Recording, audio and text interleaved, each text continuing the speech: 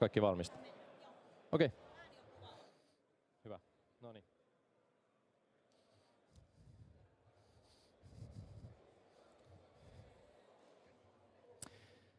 Arvoisat kansan ja kaupungin edustajat, kenraalit ja amiraalit, hyvät vieraat, te täällä salissa ja te siellä striimin päässä, oikein hyvää huomenta ja lämpimästi tervetuloa tänne aurinkoiseen Kouvolaan. Me olemme kokoontuneet tähän kauniiseen kaupungin taloon, Suomen suurimpaan varuskuntakaupunkiin, ja mikä sen parempi paikka olla koolla, koska tänään me puhumme turvallisuudesta. Mr. Mrs. Ambassadors, Generals and Admirals, dear guests, you're most welcome to spend the day here with us. I truly hope you enjoy our company. Today is a day for security. Tämä Kouvolan turvallisuuskonferenssi järjestetään nyt 4. kertaa ja meillä on luvassa erittäin mielenkiintoinen päivä. Me saamme jakaa ajatuksia yhdessä ja ajatusten jakaminen, keskustelu, se on nyt erityisen tärkeää, kun maailma ympärillämme on muuttunut hyvin hämmentäväksi, jopa pelottavaksi paikaksi. Russian aggression against Ukraine continues and the world order is changing. Mr. Putin's Russia has isolated itself and the West is more united than maybe ever. Security is not just a word, it is a vital act. And as we all know, Finland has joined the Western Alliance NATO, and the West stands united behind Ukraine, behind freedom. Moni pohtii nyt sitä, olemmeko me turvassa, ja siihen mekin haemme tänään kysymyksiä. Me saamme kuulla Naton entisen Euroopan joukkojen komentajan ajatuksia, saamme kuulla Suomen puolustusvoimien ajatuksia, kuulemme puolustusministerin tilannekatsauksen ja diplomaattien näkemyksiä. Me keskustelemme Venäjän tulevaisuudesta ja Itämeren turvallisuudesta ja kysymme, miten varautua informaatiovaikuttamiseen. Ja koska presidentinvaalit lähestyvät, me haemme myös vastauksia tulevaisuuden päätöksentekijöiltä. Haluamme kuulla, millaista Suomea presidenttiehdokkaat haluavat rakentaa. Olemme demokratian asialla tänäänkin. Emmekä tietenkään unohda heitä, joiden tulevaisuutta nyt rakennetaan. Tänään myös poliittisten nuorisojärjestöjen edustajat pääsevät ääneen. Ja kaiken tämän puheen lomassa on totta kai aikaa jaloittelulle ja ruokailulle. Ruokailut tapahtuvat tuolla salin ulkopuolella. Ja jos jotain yllättävää sattuu, poistumistiet on merkitty valoin, kokoontumispaikka, se löytyy tuolta ulkoa parkkipaikalta, ja älkää huoliko, täällä on henkilökuntaa opastamassa ihan kaikessa. And as I noticed before, we have a live stream going on at Yle Areena. The stream is open for anyone, so keep that in mind when you speak. This is an open event. Ja totta kai voitte jakaa ajatuksia myös sosiaalisessa mediassa. Aihetunnisteet näkyvät täällä screenillä. Minä olen Tomi Fränti ja pidän huolen siitä, että saatte viihtyä tänään hyvässä seurassa, hyvien keskustelujen parissa. Please enjoy the day. We have lots to come. Be active, participate. Let's make a better tomorrow. Nyt hyvä yleisö, hyvät vieraat, toivotan tervetulleeksi Kouvolan kaupunginjohtaja Marita Toikan. Marita, ole hyvä.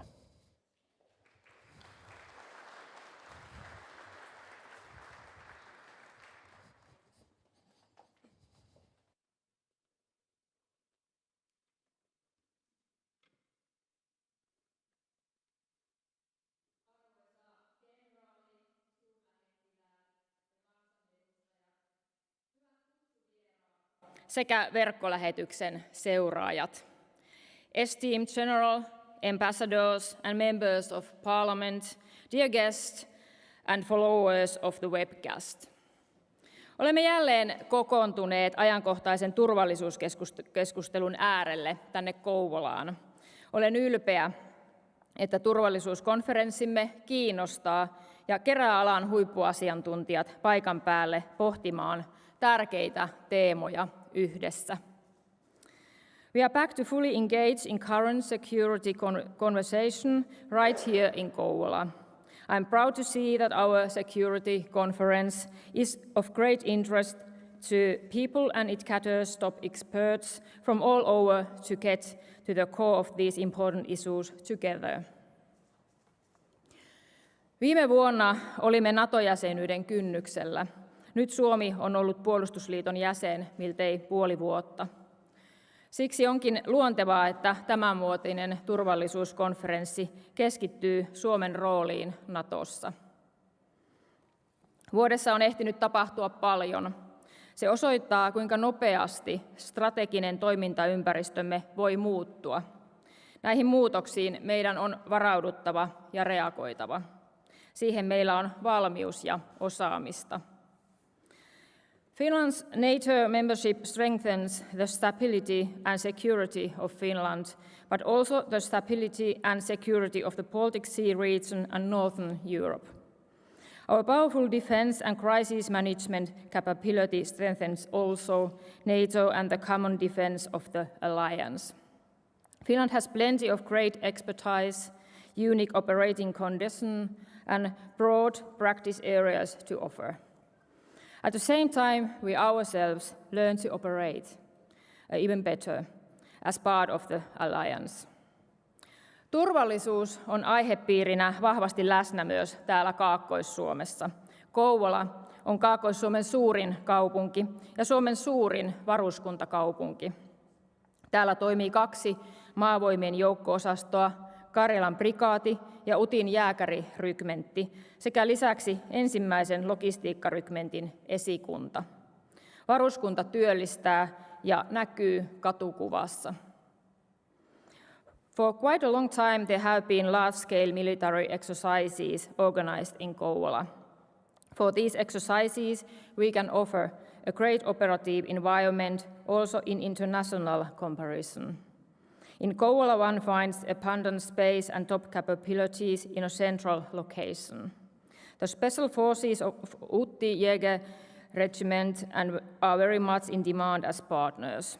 Also, the combat capabilities of the mechanized troops of Karelia Brigade are greatly evolving, thanks to frequent joint exercises with other NATO members.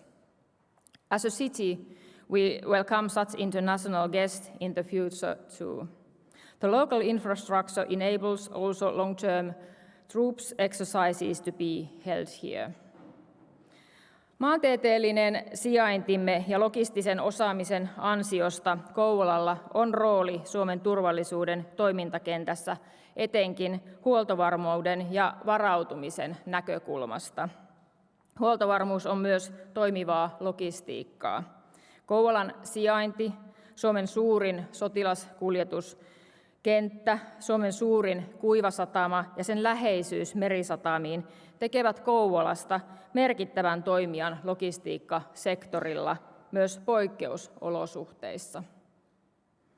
Launched in the spring of 2023, Kouvola RRT, meaning Rail and Road Terminal, is a one-of-a-kind dry port operation which yields many benefits from the perspective of the defense forces. It's a great fit for also military use, functioning as a rallying point for troops and equipment, making gear and personnel flow to designated spots around Finland. Kouvola RRT supports the needs of international forces as well.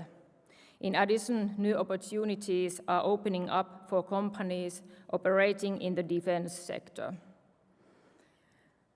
Kouvola voi toimia myös logistiikan ja kyberturvallisuuden osaamiskeskuksena ja olla tukemassa muun muassa tutkavalvontatekniikan kehittämistä. USA:n ja Suomen kahdenvälisen sopimuksen myötä Kouvola olisi loistava keskittymä huoltotoiminnalle ja tarjoaisi mahdollisuuksia amerikkalaisen kaluston valmistukseen ja kokoonpanoon. The city of Kouvola has been investing significantly in the development of rail logistics. The importance of rail traffic will increase in the future due to green transition and EU emission targets, but also due to the integration of the European rail network brought on by Rail Baltica.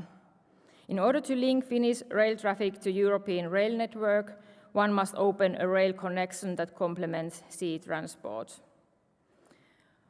Kouvola RRT on luonteva solmukohta eurooppalaiselle raideleveydellä tulevalle rautatierahdille. Olemme sopivalla etäisyydellä Vuosaaren ja Haminakotkan satamista. RRT:ltä rahti kulkee kaikkialle Suomessa, Pohjoismaissa sekä tulevaisuudessa myös Aasian suuntaan, näin uskon.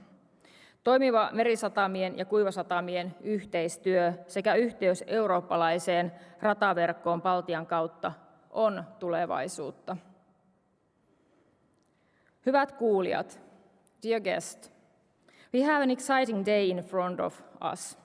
Finland joining NATO in April represented the greatest shift in our foreign and security policy since the end of the Second World War. During the current administration, we will find out what NATO expects from us and also what we can give NATO. Today, we hear perspectives about the role of European countries in NATO and about the Nordic defense collaboration. In addition, the security challenges of the Baltic Sea, Finland's defense policy, and the evolution of the national defense industries are in the spotlight. We'll hear about the lessons of Russia's attack on Ukraine and information warfare. We face information warfare operations on daily basis. It is important to recognize when somebody is trying to influence us in this way. And it's equally important not to be intimidated or provoked by it. Tämänvuotinen turvallisuuskonferenssi jalkautuu myös kaupungin kävelykadulle, kun perinteinen eri viranomaisten toimintaa esittelevä Viranomaiset Manskilla järjestetään samanaikaisesti. Mielenkiintoisen lisämausteen kokonaisuuteen tuo presidenttiehdokkaiden vaalitentti, joka järjestetään Kohoa Synergiakeskuksessa kävelykadulla. Turvallisuuskeskustelun tarve yhteiskunnassamme vain kasvaa. Kouvolan Turvallisuuskonferenssi on vakiintunut keskeisimmäksi keskustelufoorumiksi Suomen turvallisuuspoliittisessa vuosikalenterissa. Sitä haluamme myös jatkossa. Toivotan teille äärimmäisen antoisaa konferenssia. Olette lämpimästi tervetulleita Kouvolaan. The need of security dialogue in our society keeps growing. The Kouvola Security Conference has established a firm position as the key discussion forum in the field. We want to be the number one forum for all security issues in the future too. I hope everyone a truly insightful conference. You are warmly welcome in Kouvola. Thank you. Kiitos.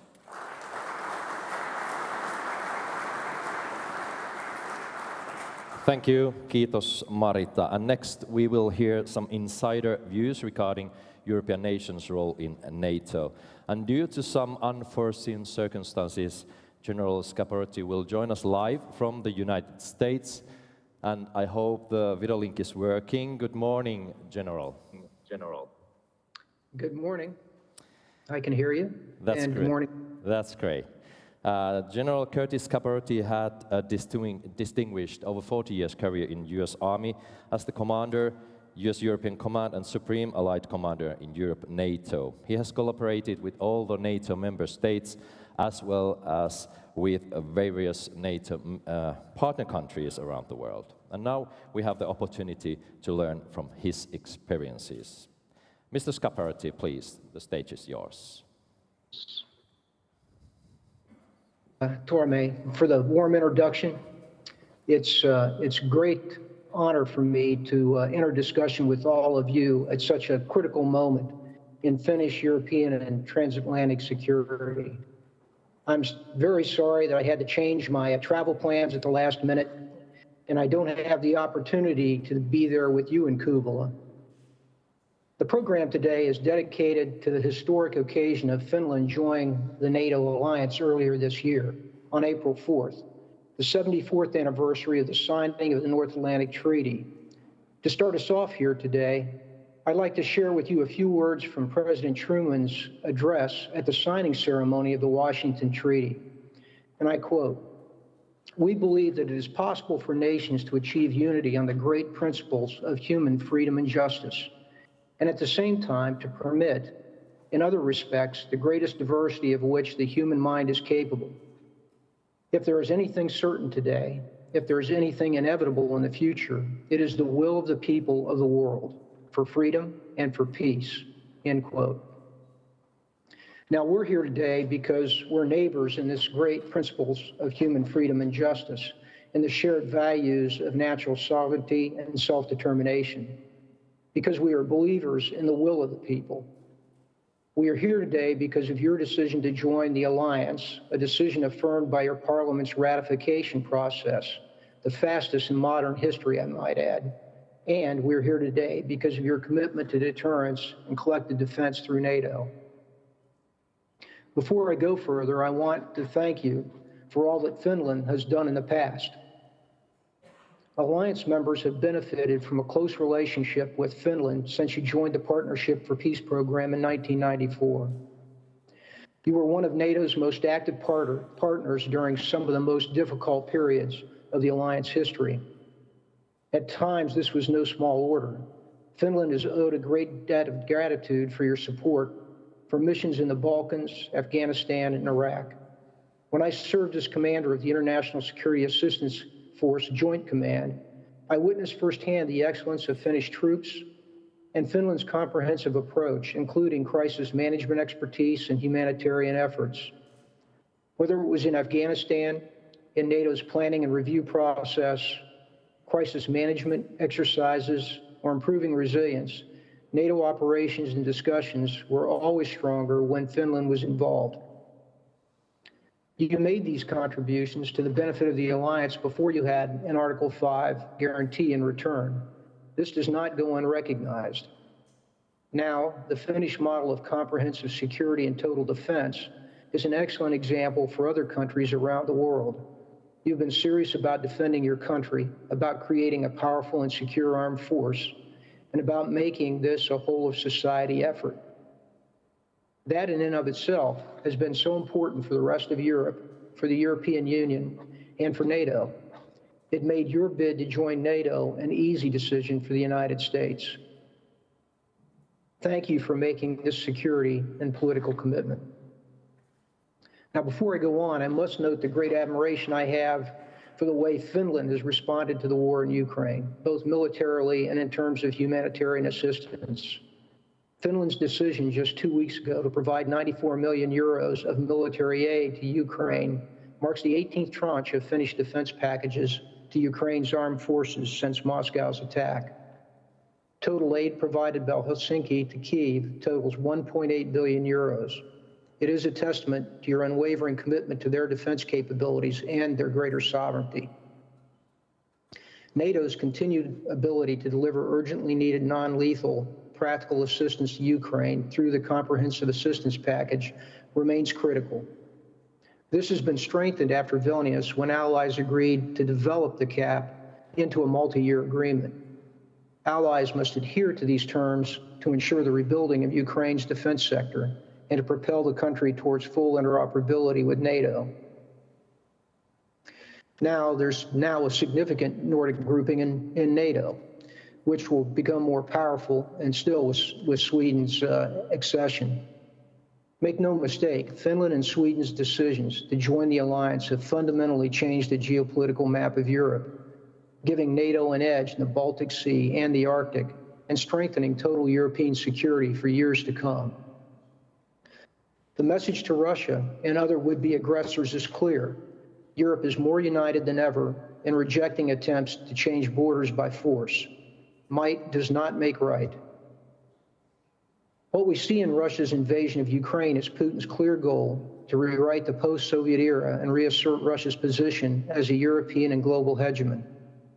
Russia's war on Ukraine has therefore rightfully been a focal point of international attention. But it is not the only threat with far-reaching implications for our global security environment. The surge of authoritarianism poses an enormous threat to our shared ideals of peace and the right of democratic self-governance. The Chinese Communist Party, for example, seeks domination through intimidation of its neighbors, pursues illicit methods to advantage their economy, obstructs multilateral organizations, and disregards critical issues of transnational importance. The Middle East and Africa remain areas of strategic interest and of deep-seated challenges. While we no longer see the fight against terrorism headlining our news channels, Terrorism in all forms and origins remains a challenge. Their aim is unchanged, to undo the progress our societies have made toward tolerance and democracy. The threat of nuclear proliferation is reaching new magnitudes. Iran has increased its level of uranium enrichment to near weapons-grade levels. North Korea has conducted record numbers of demonstrative missile launches. China is building its atomic arsenal. Taiwan, near Taiwan, it's actually, their reactor is about 135 miles from Taiwan. Russia has suspended its participation in the last major arms control treaty with the United States. This new global nuclear order demands strategic leadership and appreciable international cooperation and information sharing. A broad range of modern threats challenge our traditional notions of security. Cyber attacks and AI-driven disruptions have the potential to destabilize the critical infrastructure of multilateral institutions and of entire nations. The integration of AI into military contexts adds a layer of complexity to the character of national defense and of warfare, and it raises questions about the regulation and control of autonomous systems in a new era of rapidly advancing technology. Disinformation campaigns aim to manipulate public opinion and to exploit disagreements that exist in every democratic society are increasingly prevalent. Combating disinformation necessitates increased cyber and media literacy, and it hinges upon international cooperation to be able to identify and counteract threats proactively. Climate change challenges transcend borders, having an underappreciated effect on global security. You know well the impact that we are seeing with the extreme heat waves, destructive wildfires, and flooding in much of the world. Conflict over life-giving resources will rear its head further in the coming years, with deadly consequences. In the face of these multifaceted challenges, the importance of the alliance and of global partners today cannot be overstated. But in light of these threats, it is essential that we simultaneously look ahead and prepare for the terms that could define the global security environment. What does the year 2030 look like? And what are the strategic shifts that we need to be anticipating? A view of 2030 is challenging, but I will paint a broad picture into what we might encounter. In 2030, we see leadership in Russia under Putin or someone with similar disposition. Russia's ambitions on the world stage will persist, if not intensify. The war in Ukraine may not be resolved definitively, and Russia will seek to reconstitute and modernize its armed forces. Meanwhile, China's military capabilities and coercive behavior will further develop.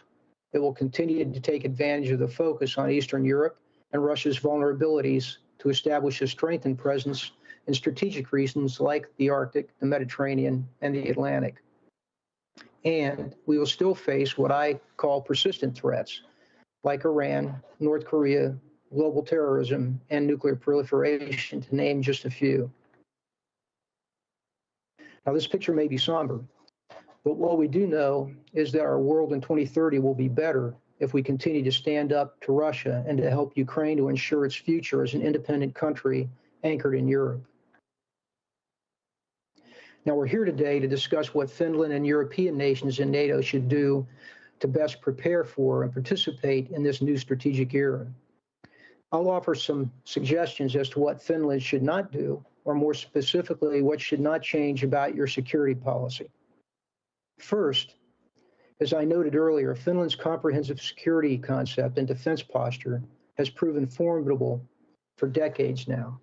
It goes beyond mere military defense. It encompasses your economy, critical infrastructure, security of supply, civil defense, and overall societal resilience and preparedness. Your accession to the alliance should not mean reevaluation of this key facet of your approach to sustained security.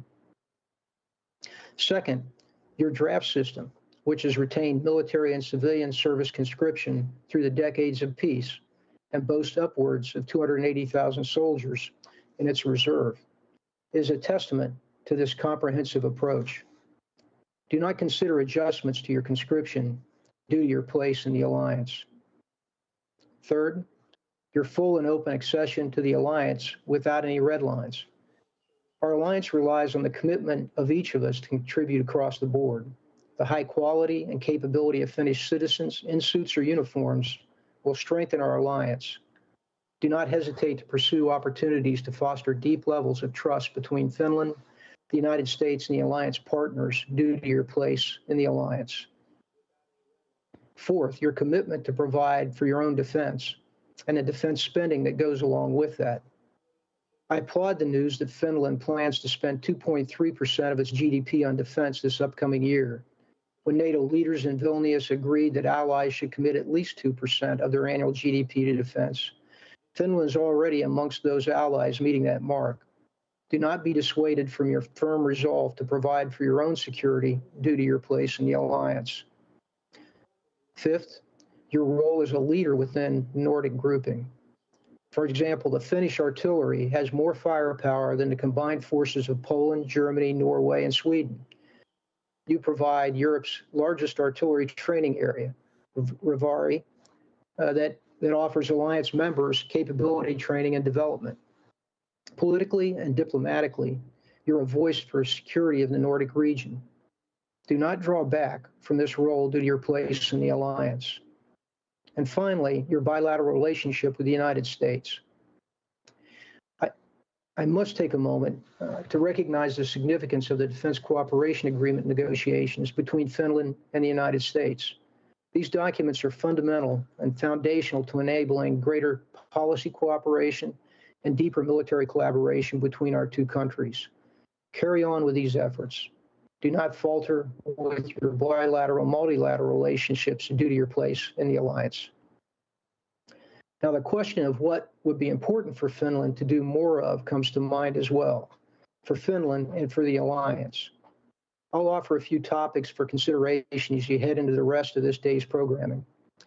Finland needs to be focused on having a robust and ready national force. While your conscription process should not be changed, a greater number of active duty personnel would balance Finland's ready posture and aid your preparation for whatever this new strategic era might bring. Finland needs to build a robust Nordic grouping and joint capability to assert dominance over the Scandinavian peninsula. Joining the alliance offers a new range of opportunities, one of which is within your immediate neighborhood. You're now able to work with your neighbors and, consistent with your emphasis on security of supply, see the opportunities for regionally based shared support and sustainment programs for commonly held platforms, such as the F-35. This will deliver an economic and technological edge in the region, bolstering your security and the strength of the alliance. More broadly, Finland needs to build on shared Nordic security and capabilities. Air and missile defense. Your decision last year to join the German European Sky Shield initiative to strengthen short, medium, and long-range air defense capabilities is commendable. Continue to invest in coordinated and joint procurement to enhance air defense coverage along NATO's northeastern flank. Naval capabilities and subwater dominance.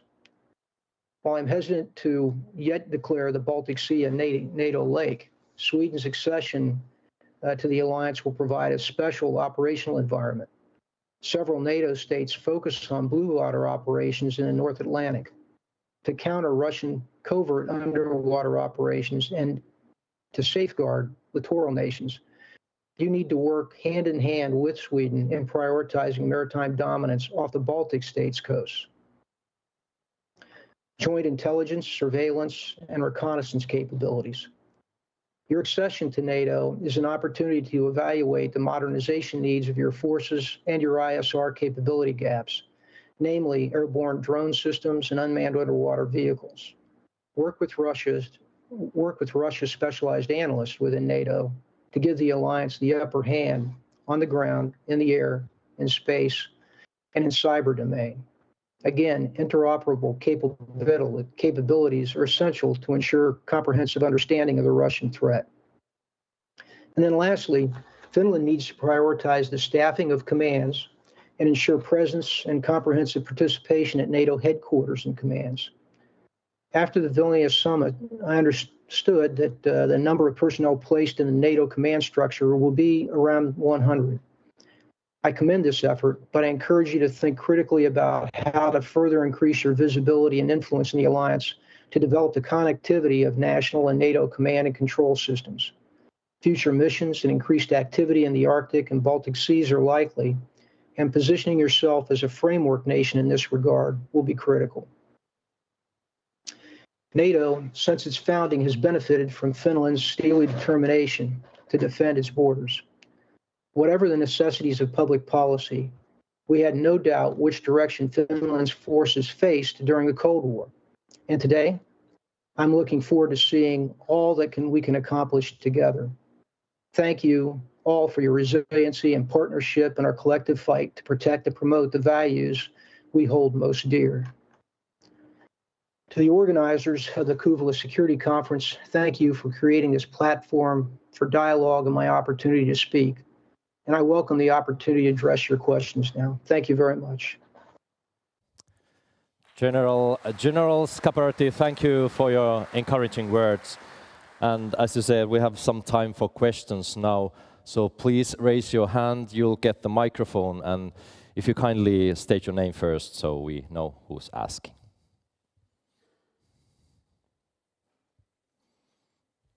Great.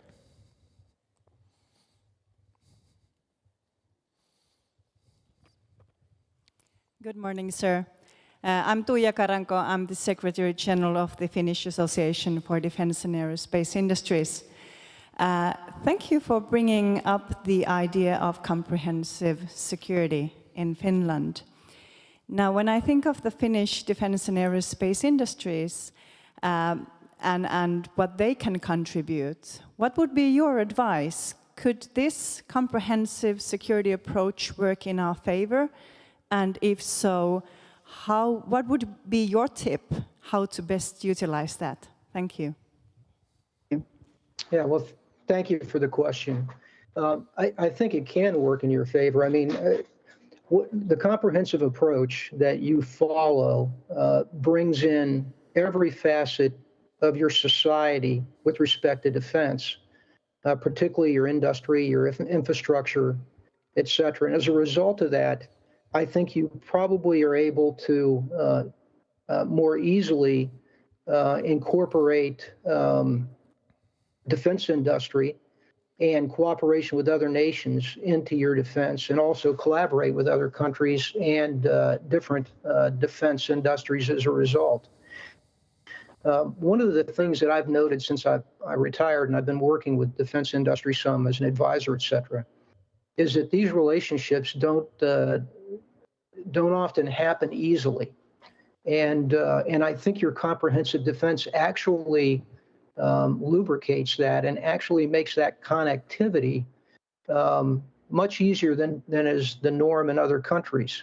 So I applaud that, as I said before. And I would also say that, as I said in my talks, that I think the Nordic collaboration that you have and the opportunity for interoperability and sharing of like systems is quite an advantage. And I would look at it in that way and leverage that, as I said in my remarks.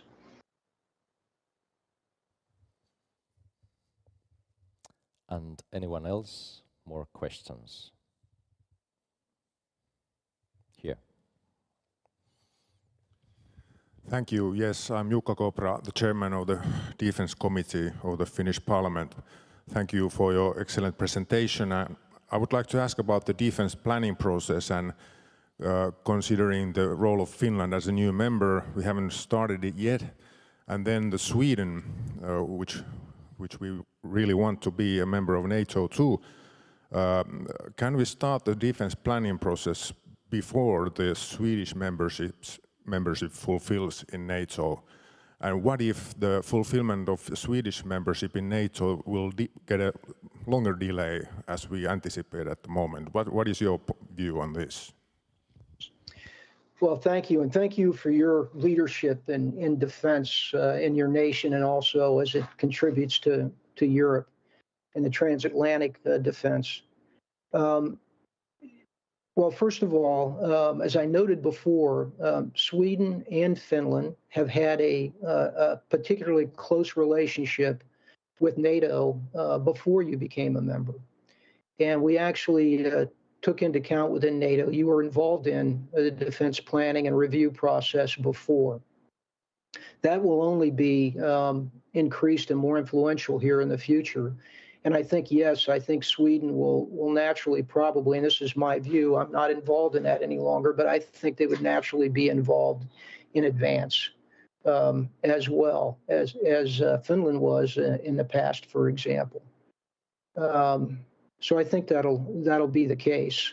I don't have any particular insight into the discussions right now and where we're at with Sweden, but I do believe that it will be sooner rather than later, and certainly that is that's what we all hope for. This is a tremendous advantage to not only Finland and Sweden, but to NATO, as I stated before. The Nordic now bloc, the fact that 7 of 8 countries around the Baltic are or soon will be members of NATO, I think is just strategically significant.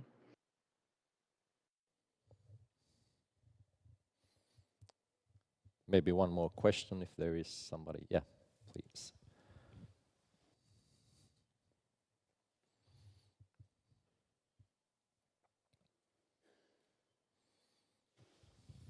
Hi, my name is Kati Pohjanpalo. I cover Finland for Bloomberg News. I wanted to ask a slightly more philosophical question. As you said yourself, Finns have taken care of Finnish security for the past decades. What kind of a shift in mindset is now required to work with allies on security? Thank you. Thank you for that question. I actually thought about including this mindset in my remarks, and I didn't. So I in one way, I'm glad you asked the question. First of all, as I stated before, Finland has had a close working relationship within NATO and the United States bilaterally as well.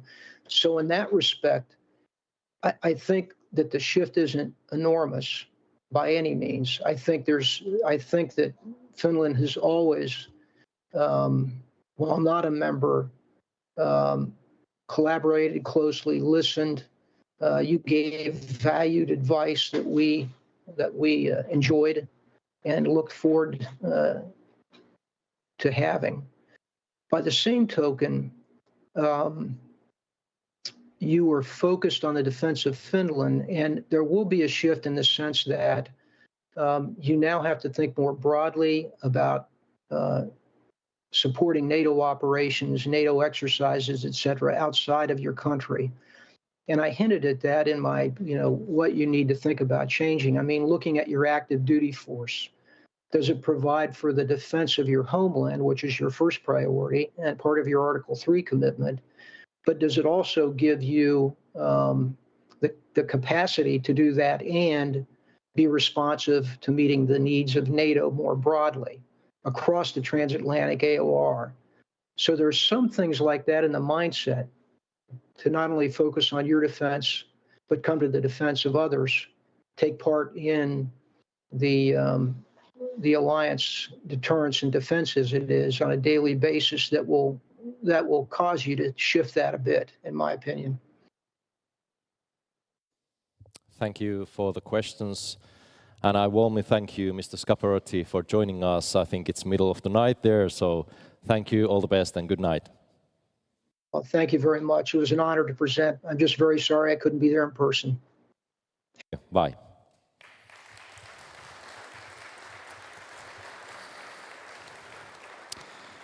Ja nyt siirrämme katseen Suomen puolustukseen. Miten Suomen puolustuspolitiikka muuttuu osana NATOa ja miten NATO muuttaa Suomen puolustusvoimia? Näihin kysymyksiin vastaavat ylijohtaja Janne Kuusela puolustusministeriöstä ja strategiapäällikkö kenraaliluutnantti Janne Jaakkola puolustusvoimista.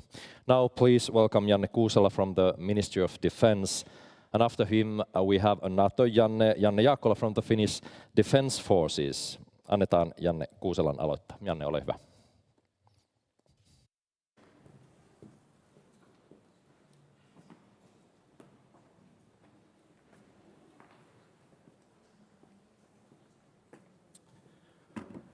So, good morning. You will have to bear now with two Jannes and take one. It's about to begin. And just to state the obvious that Finland was accepted as NATO's 31st member nation in April this year, and that made Finland a militarily allied country. And that is no doubt a major change in our defense. I would say that biggest change ever since the Second World War. Before that, Finland was a very close partner to NATO, and that enabled us to build our interoperability with NATO for almost 3 decades. And that was a very important aspect that allowed Finland to make quite speedy access towards NATO membership. But as we always knew, membership is very different kind of business compared to partnership. And I will now go through some of the main issues on our agenda from a defense policy point of view.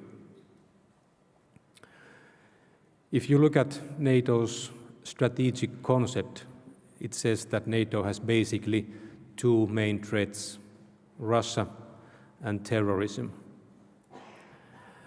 And NATO responds to these challenges through 3 core tasks, which are collective defense, crisis management, and cooperative security. And now as NATO nation, Finland participates in planning and implementing these tasks. And NATO's focus has now been for the remaining 5-10 years in collective defense, and NATO has in a way returned to its origins, where it all started from, and that's of course good news for a country like Finland. In practice, what we do now when we implement NATO's core missions and tasks, it shows, in example, in increased participation in NATO's exercises. And as we heard from the mayor, also here in Kouvola region, we have seen many of our allied countries' soldiers training with our defense forces. And one can say that for the past year, we have had continuous presence of NATO countries' forces from all different services training with us in Finland. NATO has so-called peacetime missions and operations. NATO has air policing and air shielding operations. NATO has enhanced forward defense in frontline countries on the Eastern Front. NATO has standing maritime forces which sail in NATO's territory and waters. Finland needs to decide how Finland participates and contributes for those tasks, and our political leadership will in due time give us guidelines of how to continue with that as NATO country. Crisis management operations, as General Scaparotti said, Finland has long traditions in participating in NATO's operations. We were very active in Balkans, in Bosnia, in Kosovo. We were in Afghanistan in NATO's mission throughout the 25 years of that mission, from the very beginning to the very end. Finland still is engaged in Kosovo, and this year we increased our contribution to KFOR mission, and we released some of the Ukrainian forces to go back and defend their own home country. And we also have a small presence in NATO's training mission in Iraq. NATO also takes seriously both emerging threats and emerging technologies, and that also fits well in Finnish priorities. We have already made a proposal to NATO's Defense Innovation Accelerator, the so-called Diana program. And the Finnish proposal is built around cutting-edge technologies in telecommunications and quantum technologies research. The deterrence was most likely the main motivation for Finland to join the alliance. And that's why Finland chose to participate in NATO's work without any restrictions or limitations, and according to policies defined by our country's political leadership.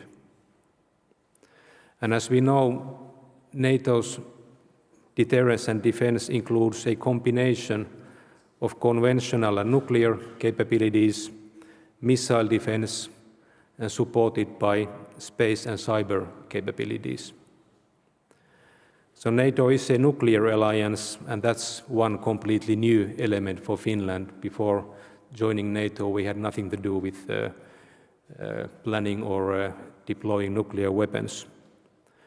But now we are learning fast, and the Ministry of Defense is working and participating in NATO's nuclear planning group, where these things are planned. If we look at this autumn's and next spring's NATO agenda and what are the Finland's defense policy priorities, we should first remind ourselves the Vilnius summit in July, and now we are following up the main conclusions of the summit towards the next summit, which will be held again in July next year. And the Vilnius focused on how to continue to strengthen NATO's defense and deterrence, how to continue in best way to support Ukraine, and how to continue to increase the finance and investment in defense in Europe after so many decades of underinvestment. If we look at Finland's priorities, the number one is easy. It's to get Sweden into NATO. As our president usually says, the Finnish membership in NATO is not complete as long as Sweden is not part of NATO, and we are doing, of course, all we can to support Sweden to become the 32nd member country. Because when we move on to the issue of further developing defense and deterrence, we need Sweden there. And Sweden and Finland together, we bring in lots of land area to NATO, almost 1 million square kilometers. We also bring lots of capabilities and assets to NATO, which were not before in this part of the Europe. And this, of course, has implications for NATO's, for example, command and control structures, force structures, regional plans, and my colleague Janne will talk further about those issues. Then there's a support to Ukraine. Finland supports NATO's open door policy, and we see Ukraine's future in the alliance. And now first, what we focus is we keep on supporting Ukraine to prevail in the ongoing war, and we continue delivering weapons, ammunition, and training for Ukraine. But we also see Ukraine as our future ally, major European country whose place in the future is in NATO and EU, and one can say that without no doubt Ukraine has Europe's most formidable defense forces. Then a few words about financial implications, because joining NATO is by no means a financial free ride. Security has its costs. And the increased focus on collective defense, it means increasing financial burden for all allies. And as a member country, Finland now participates and pays its own share to NATO's common budgets, NATO's civilian budget, military budget, NATO's security investment program. We have had to send quite a lot of additional personnel.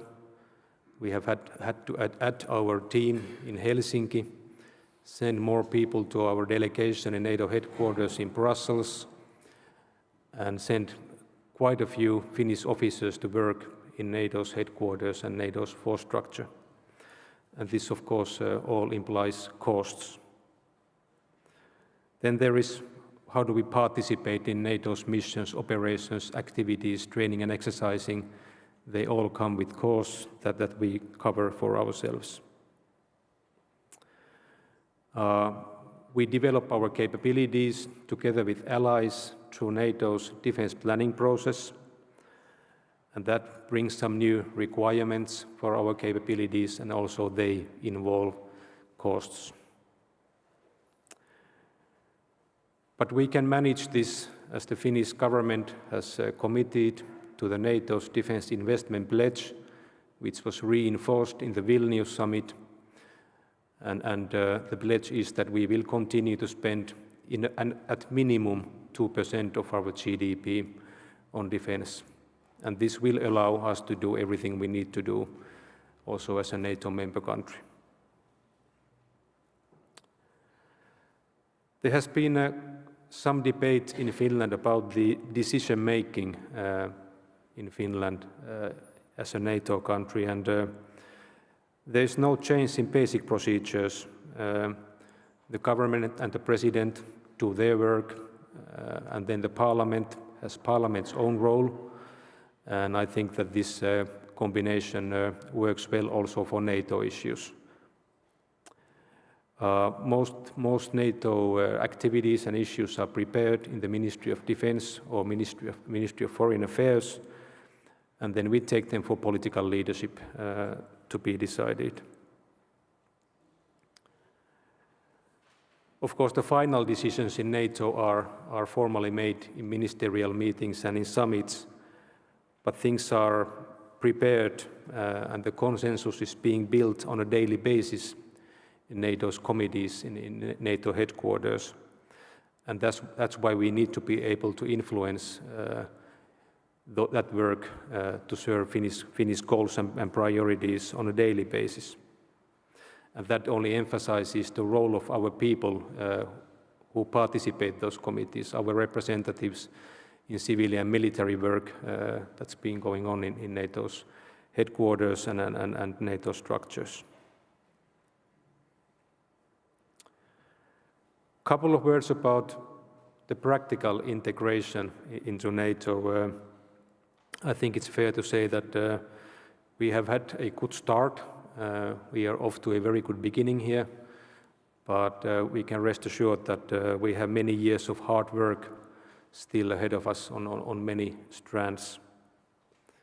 We are still high on the learning curve on learning how the NATO really works.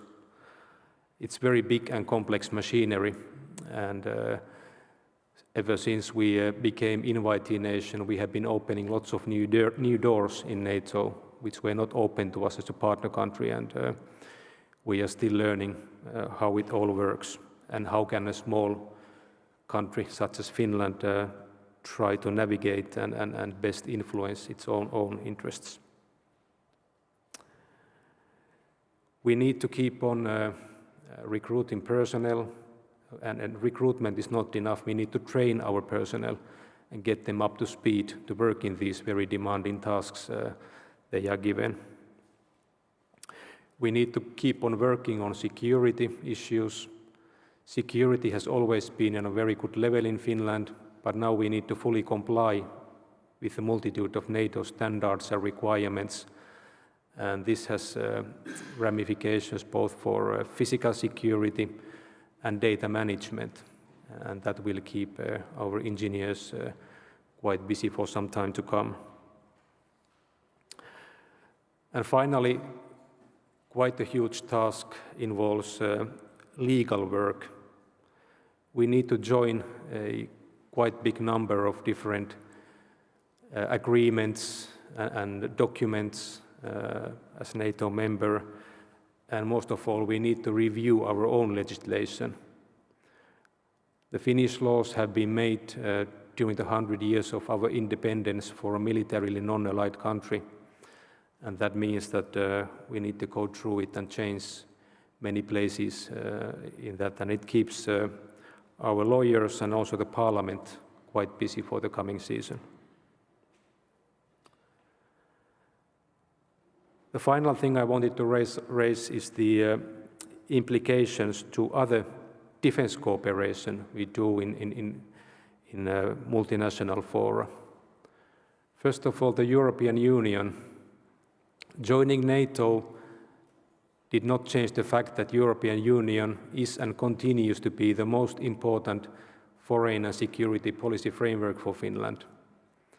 And we will carry on as a constructive and active participant in the European Union.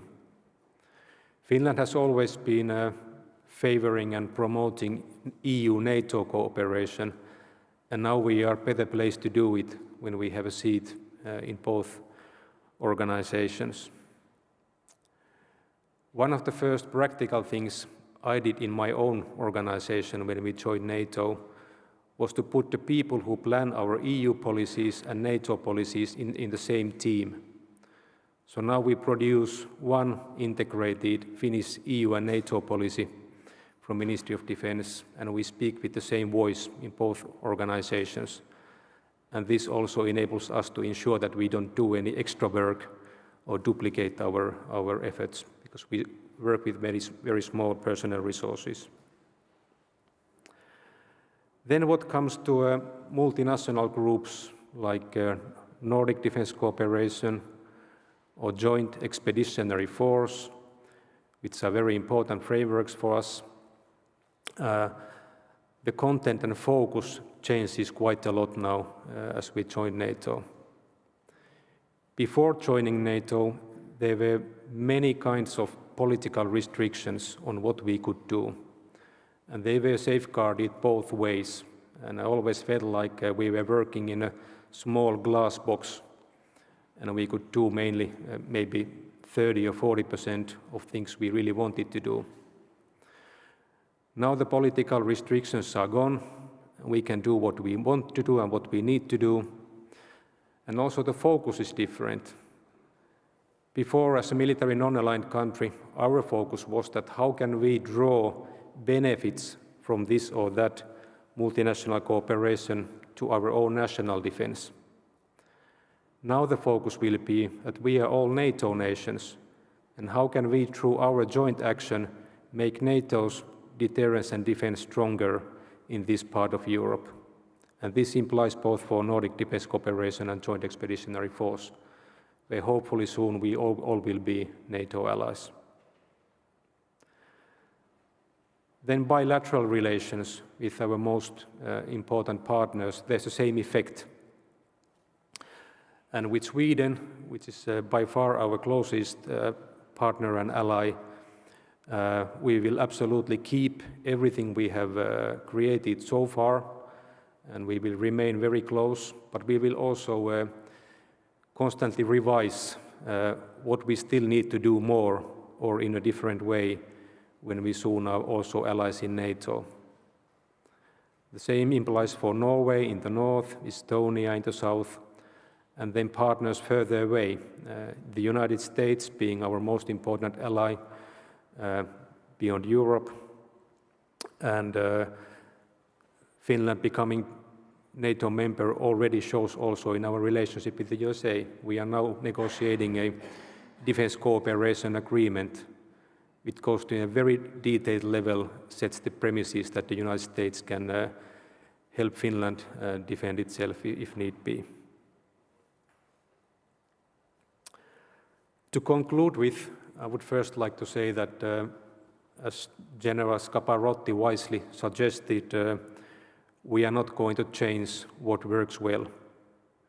So the main building blocks and the foundation of Finland's defense will remain the same also as NATO member. So we will continue to rely on Finnish people's strong will to defend this country and also participate and receive military training as conscripts and reservists. And yes, we will continue to maintain and further develop our comprehensive security system, which is one of the bedrocks in the defense and resilience of our nation. But as it was also touched upon in the end of General Scaparotti's presentation, it may be that the main challenge is between our own ears, the culture and the mindset. Defense has traditionally been very Finland-focused a very deeply national issue for us, even though we have been close partner to NATO and we have been doing lots of defense cooperation. We have had very independent view on defending this nation. And I guess now we need some time to let it sink in that we are part of an alliance and part of collective defense. Finland is now a frontline country in northeastern Europe, but we also need to pay attention 360 degrees around the NATO's wide territory. Allies share benefits, costs and risks with each other. And in NATO context, Finland is seen as an economically wealthy and militarily capable ally, and we are also expected to contribute accordingly. But NATO allies can rest assured that Finland is and will continue to be a capable and constructive and reliable ally. I will now finish my monologue here, and before you get to Janne part 2, I guess we have some minutes for some comments or questions if you have any.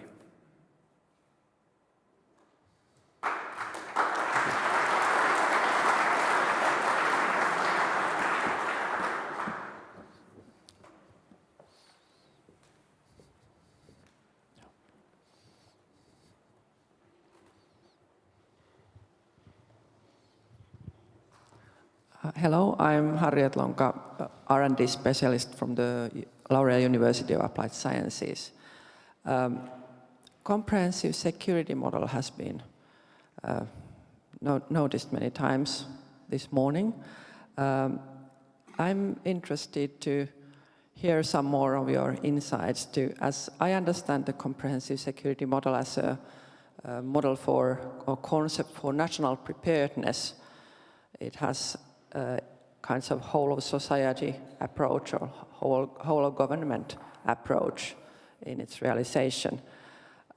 It's different from the total defense concept, which includes the idea that the civil society is supporting the defense force. And now, when I'm listening to our discussions on this, what comprehensive security model means in the NATO context, I'm a bit concerned how we are dealing with actually this according to our Finnish principles of how all the administrative branches cooperate. I mean, you cannot answer but from the defense ministry point of view, but can you give some insights how we see this civil society participation? It's part of the NATO resilience idea and also the committee work there. Can you give some insights to that? Thank you. Yes, and we also have a total defense concept. It's called kokonaismaanpuolustus in Finland. And that's actually what NATO's focus is. How do we ensure the civilian society's support for the defense in all circumstances? So in NATO's parlance, it's called the enablement of defense. And for instance, when General Scaparotti's present-time successor needs to wage a war, he needs many kinds of enablement from the societies in NATO, and that's the focus for NATO. But NATO also has tried to raise awareness about what we call comprehensive security. Some other countries call it resilience. And that's how nations safeguard the critical functions and the critical abilities to act in different kinds of crises. And unfortunately, that focus has been lost in many European nations who have not been thinking about entering in a war or a similar kind of catastrophe for a long time. And many nations have lost the thinking and procedures for comprehensive security, which we have always maintained in Finland. And now NATO is trying to raise the topic, encourage nations to work on that, on their resilience, but it's first and foremost national issue. So all the NATO countries need to work out for themselves what's the best way and model for their authorities and different actors in civilian society to work together. And NATO tries to promote best practices, The Finnish model is always mentioned as a very well-functioning example, and we have received many delegations to Finland to work, to kind of get acquainted with our system and maybe draw in some best practices from that. But NATO also has, you mentioned how our different authorities work in NATO context. NATO also has committees which involve civilian authorities, and I would say that if not all, almost all Finnish ministries have something to do with NATO, but not in a very intensive scale.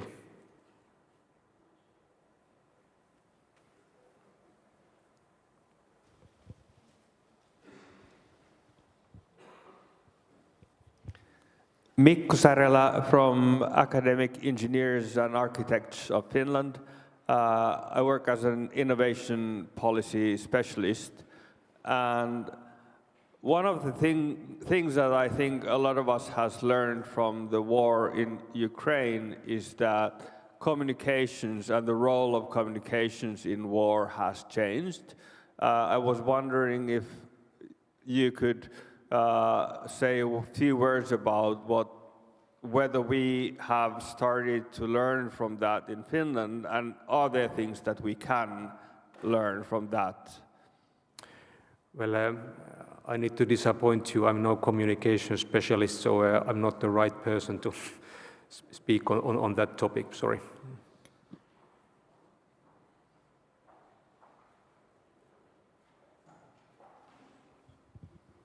Thank you very much, Mr. Kuusela. Tuija Karanko again from the Finnish defense industries.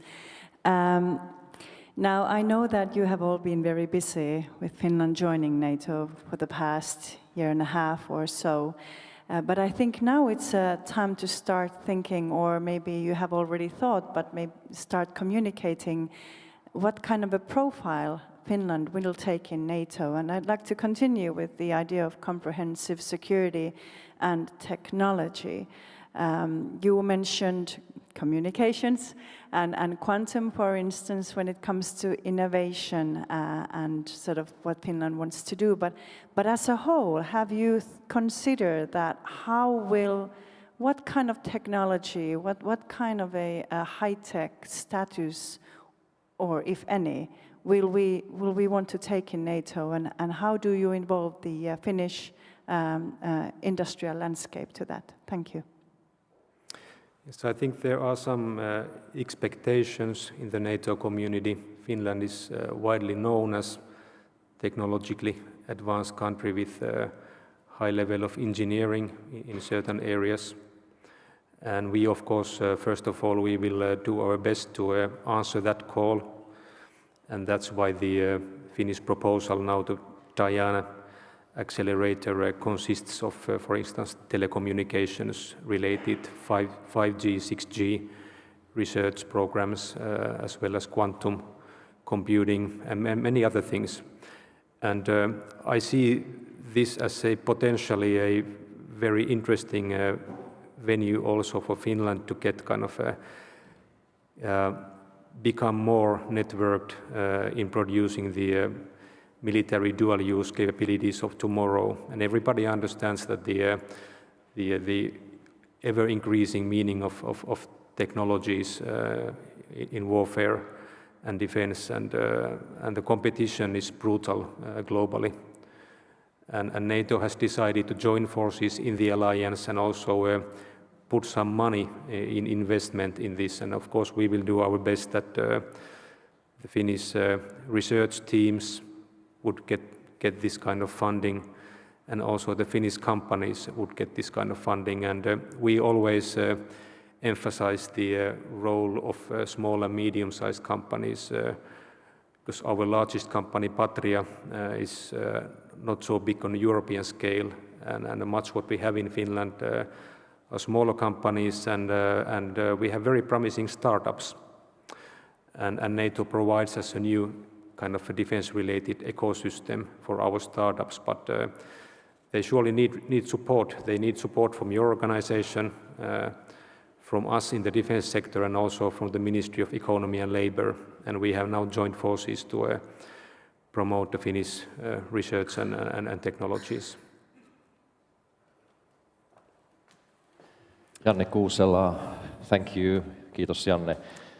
Kiitos kysymyksistä. Thanks for being active. We have lots of time to discussion later on today and we'll continue now. Nyt kuulemme Suomen puolustusvoimien puheenvuoron.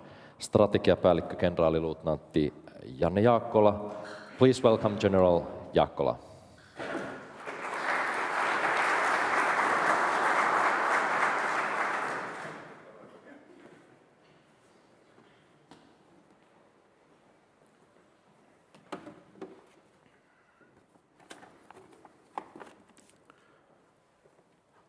Ambassadors, Mr. Chairman, Mayor of the city, distinguished visitors, dear all.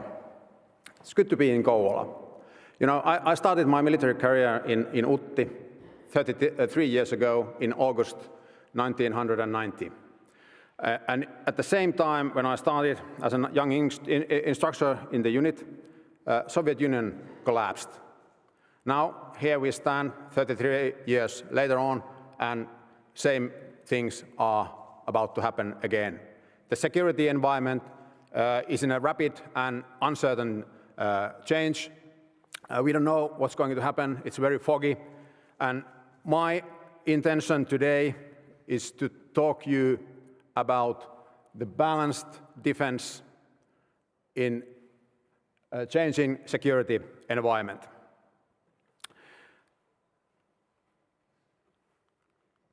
I have 4 themes for you.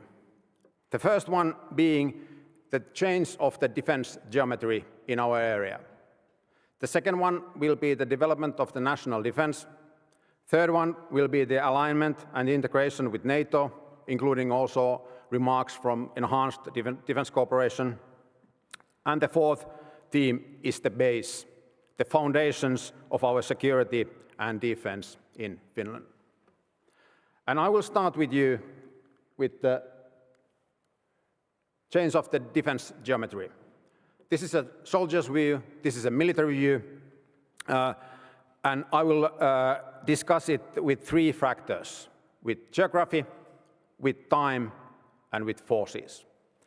We'll start with the metrics. On the slide, you can see some numbers, facts, and about the increase of the landmass, increase of the length of the eastern border for NATO, which actually when Finland joined doubled the eastern border with Russia, as we know. And you know, when Sweden will access the NATO, all but one Arctic nations and all but one nations around the Baltic Sea are members in the alliance, which is a remarkable point concerning the geometry in the area.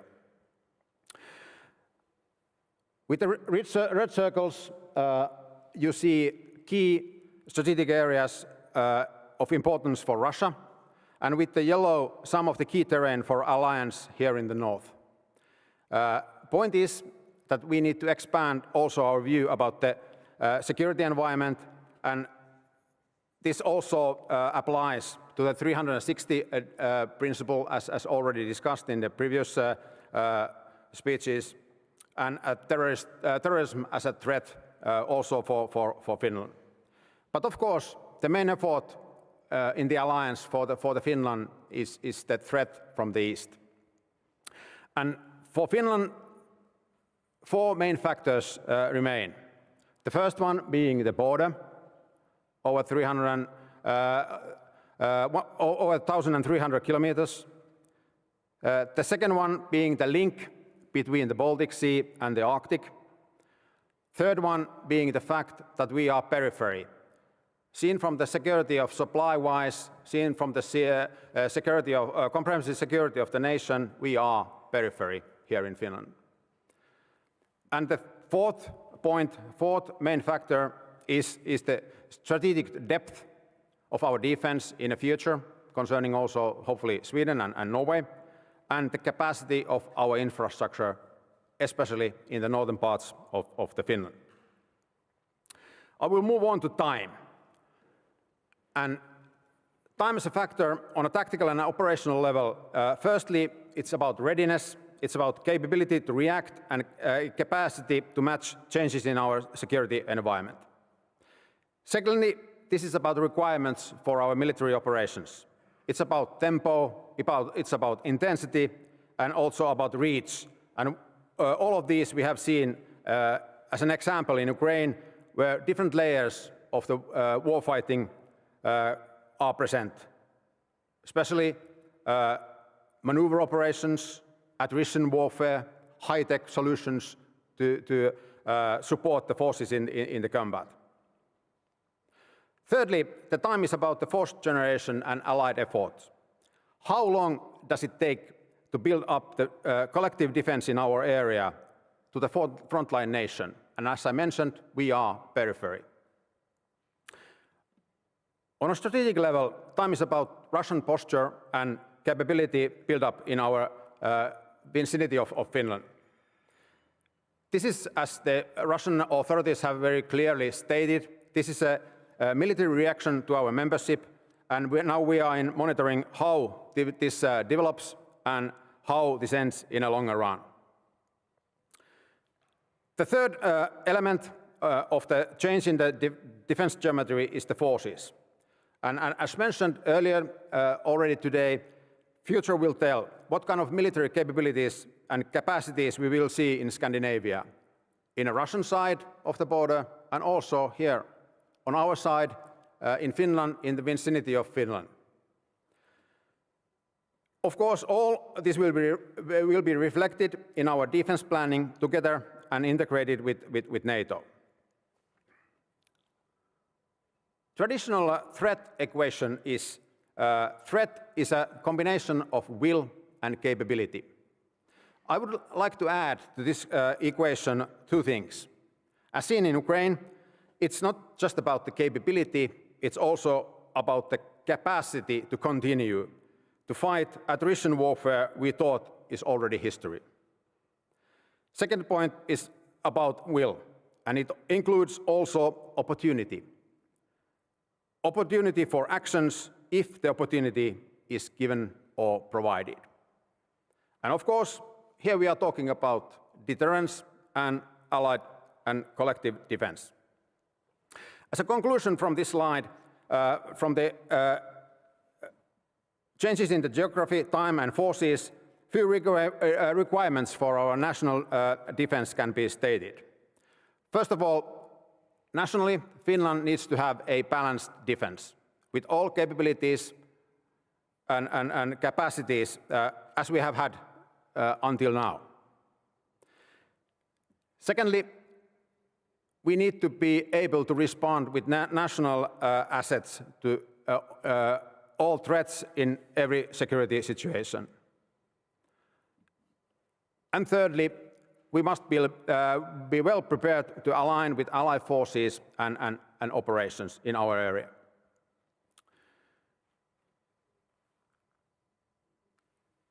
Developing the national defense. Of course, if you look at the current status of the defense of Finland, you can easily notice that the long-term development of our hard security has served well the present situation. Fundamentals of our defense has clearly been stated in the government defense policy white papers, the latest one from 2021. I would also like to mention that the white paper from 2017 took important steps to cover the challenges and new situations in European security environment. And this, of course, taking initiative from what happened in Ukraine 2014. Just before the invasion, vital decisions about our two strategic projects, the F-35 and Squadron 2020, were taken. Additionally, when the Russian invasion and current high-intensity phase of the war started, the Finnish state leadership took rapid decision to ramp up our military capabilities. In practical terms, this meant almost 3 billion euros additional funding for procurement and operational activities for the defense forces. We are buying material to raise stock levels. We have increased our reservist training and so forth. When we are framing the setting for the next white paper, number of priorities arise. First one being the strategic projects. We are continuing them according to the plan. Secondly, the national comprehensive security and resilience to cope with the broad spectrum or hybrid influencing needs to be addressed. We need to take into account the lessons learned and identified from Ukraine. This is also touched in later phases during the seminar, of course. And as always, the development of the conscription service is one of the cornerstones of our defense. In the white paper, most probably we will also discuss the development of the land forces.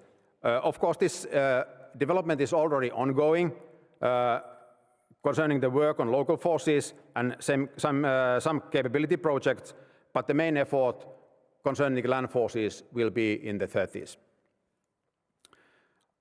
Long-lasting support to Ukraine, and also lastly, of course, the alignment and the integration of the defense with NATO will be the main themes in the white paper concerning the defense policy.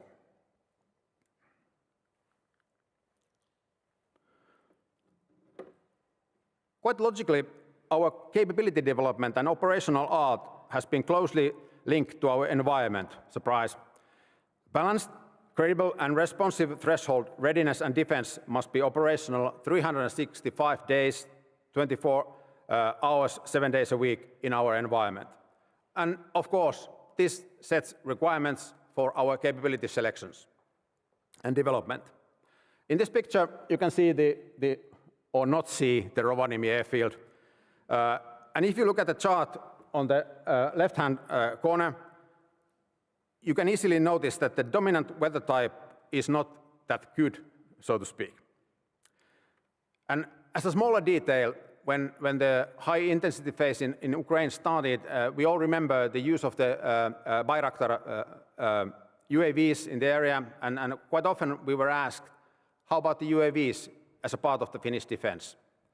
And of course, this is a capability we will definitely see in the future battle space, but we have to be very careful with the selection of the capability, because it has to be able to operate in our harsh environment. And of course, interesting part of so-called operational weather is now a UAV weather. How does the weather conditions in our area, especially in the north, affect the use of this new element in the battlefield or battle space?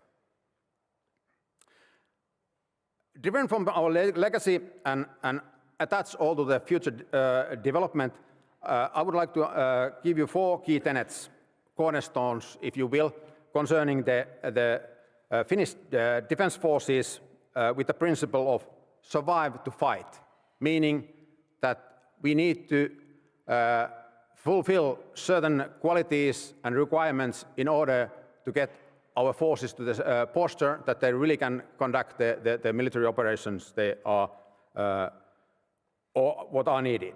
The first one being the land warfare and the land forces.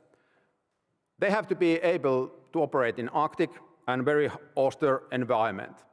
This goes from the training of the individual soldier all the way up to the mobility, firepower, protection of units of the land forces. Secondly is the air force.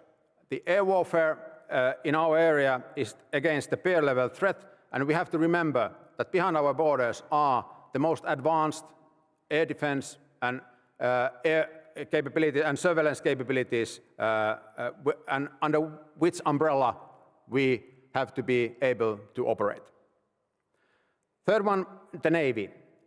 The naval warfare in littoral environment nearby the coast of Finland is a very specific capability for Finnish defense forces and for our Navy. And as we all know, it's very hard to operate, to navigate in those conditions, also during the icy times of the year. And this is the capability we need to maintain. And fourthly, the comprehensive approach in national security and total defense concept are mandatory because they are setting a foundation for our defense.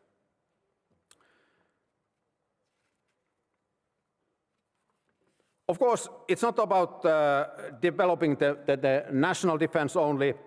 In the new situation as a member of the NATO, there are also a few new requirements. First one is the capability to deploy, integrate, operate, and sustain forces outside of the Finnish territory, as mentioned by the General Scaparotti. Second one is the capability of Allied forces to deploy, integrate, operate, and sustain in Finland. This is a very heavy point, specifically in the north, where geography, weather conditions, and limited infrastructures do not make this easy. Then the Finland and NATO, alignment and integration. On the left-hand side of the slide, you can see the Article 3, the national defense, and on the right-hand side you can see the Article 5, the collective deterrence, or the deterrence and collective defense. And of course, in a current state, in a situation where we are now, the question is about aligning and integrating our existing defense plans and capabilities with NATO.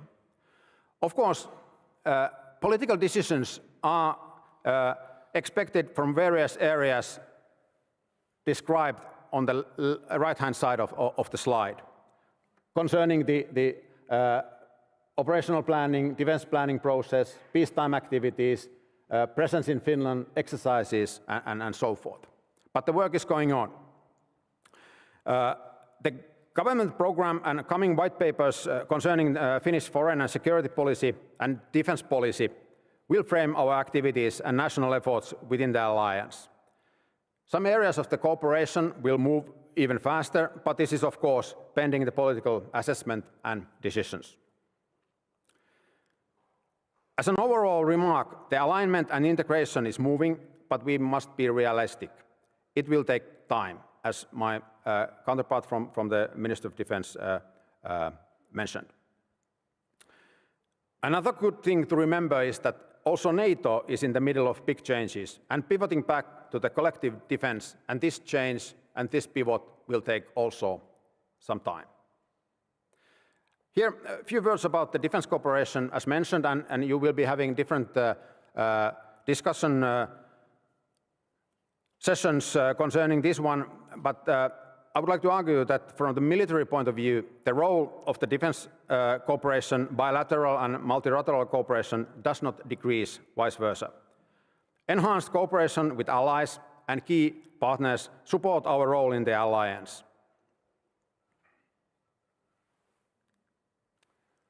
My fourth theme was the base, the foundation. With this I mean the Finnish society as a whole, comprehensive security, resilience, total defense concept, will to defend, solidarity and burden sharing as an ally, research, development, innovation, defense industry, industrial base.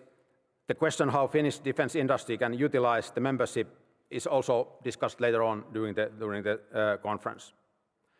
And one part, and vital part of the base is the conscription. Development of the system to live in the time is crucial, and of course the discussion is ongoing. And here you can see some facts and figures concerning the conscription.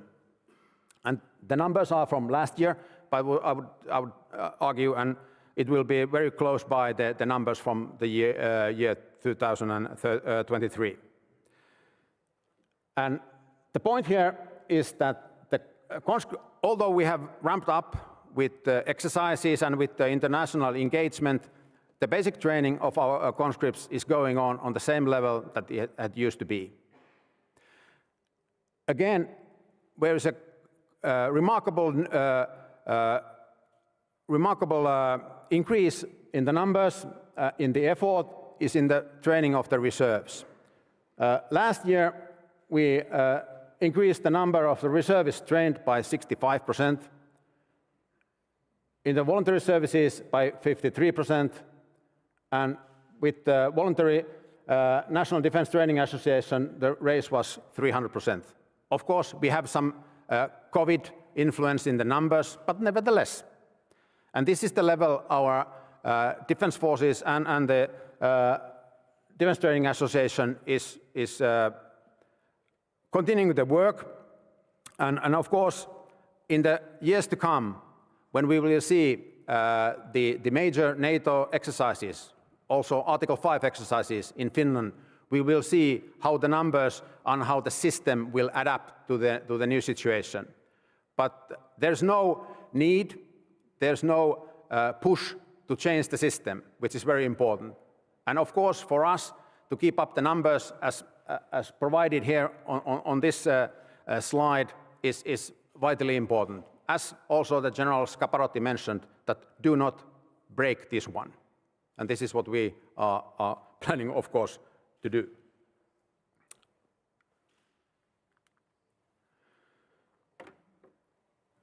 Soldiers love maps, you know. We are in the middle of major change in our Finnish strategic culture. How we position ourselves in the new reality. The change is perhaps not so radical, nor it doesn't shake our bedrock. Seen from the military perspective, in order to navigate through the pivot and possible future rough times, few anchors for the development of our defense as a part of the alliance. I would like to provide you, here are my North Star points of the star for the development of the Finnish defense force. The first one will be holding the course, meaning that we need to maintain the balanced national defense, its readiness, its capabilities, its capacity. Second one is to meet the new requirements concerning the deterrence and allied collective defense with the allies and for the allies. Third point of the star for my North Star is to seek possibilities and opportunities. This means that concerning, for example, the military capabilities, the future is already here in small parts, but nevertheless already here. And how do we maintain the capability edge concerning in military operations, speed, sensing, stealth, and so forth.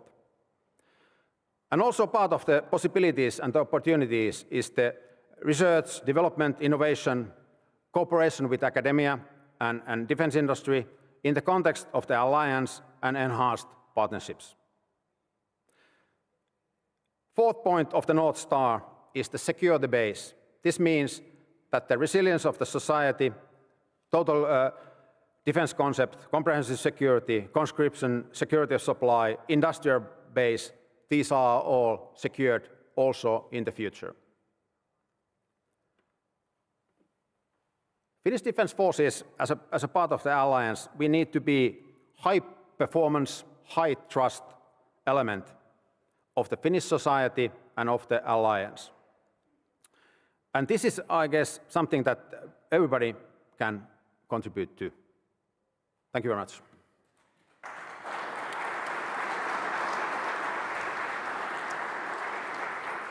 General Jaakkola, thank you. Kiitos Janne. Mä katselen aikataulua. Meillä on aikaa varmasti muutamalle kysymykselle, jos sopii. Nostakaa kättä, niin saatte mikrofonin ja kertokaa nimenne, ketä olette ja mistä tulette. I'm standing between the lunch. Sir, that makes two of us standing between the lunch and my question and your answer. You dealt very thoroughly with the three dimensions of battlefield. Thank you for that. My question concerns the fourth dimension, which is cybersecurity. Does the NATO membership bring something new to how Finnish Defence Forces need to protect their own systems, be part of the society, cyber resilience, or even new possibilities to contribute to NATO capacities in the cyber domain? Thank you. Thank you.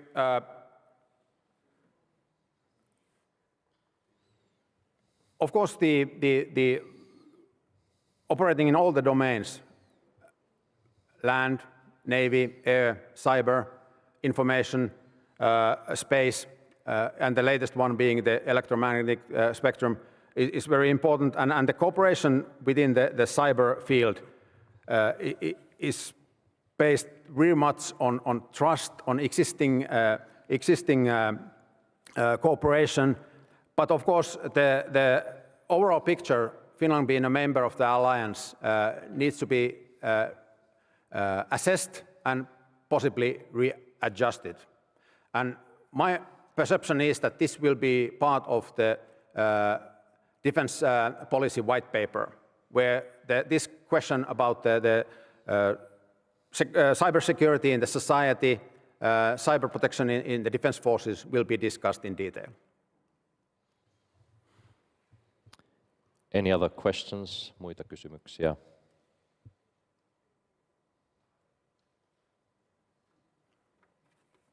Okay, so we'll thank you. Kiitokset ja kiitos mielenkiinnosta, kiitokset kysymyksistä. Nyt on aika hengähtää, nauttia ruuasta ja tiedoksi teille siellä striimin päässä. Lähetyksessä alkaa ihan pian tuossa 11:15 presidenttiehdokkaiden paneelikeskustelu. Paikalla Synergiakeskus Kohossa ovat Mika Aaltola-Pekka Haavisto, Jussi Halla-aho, Olli Rehn, Alexander Stubb, Paavo Väyrynen ja Harri Harkimo. Ja tätä lähetystä tuosta paneelikeskustelusta voi totta kai seurata myös täällä isossa salissa. Now it's time to have lunch. The food is served over there in the lounge.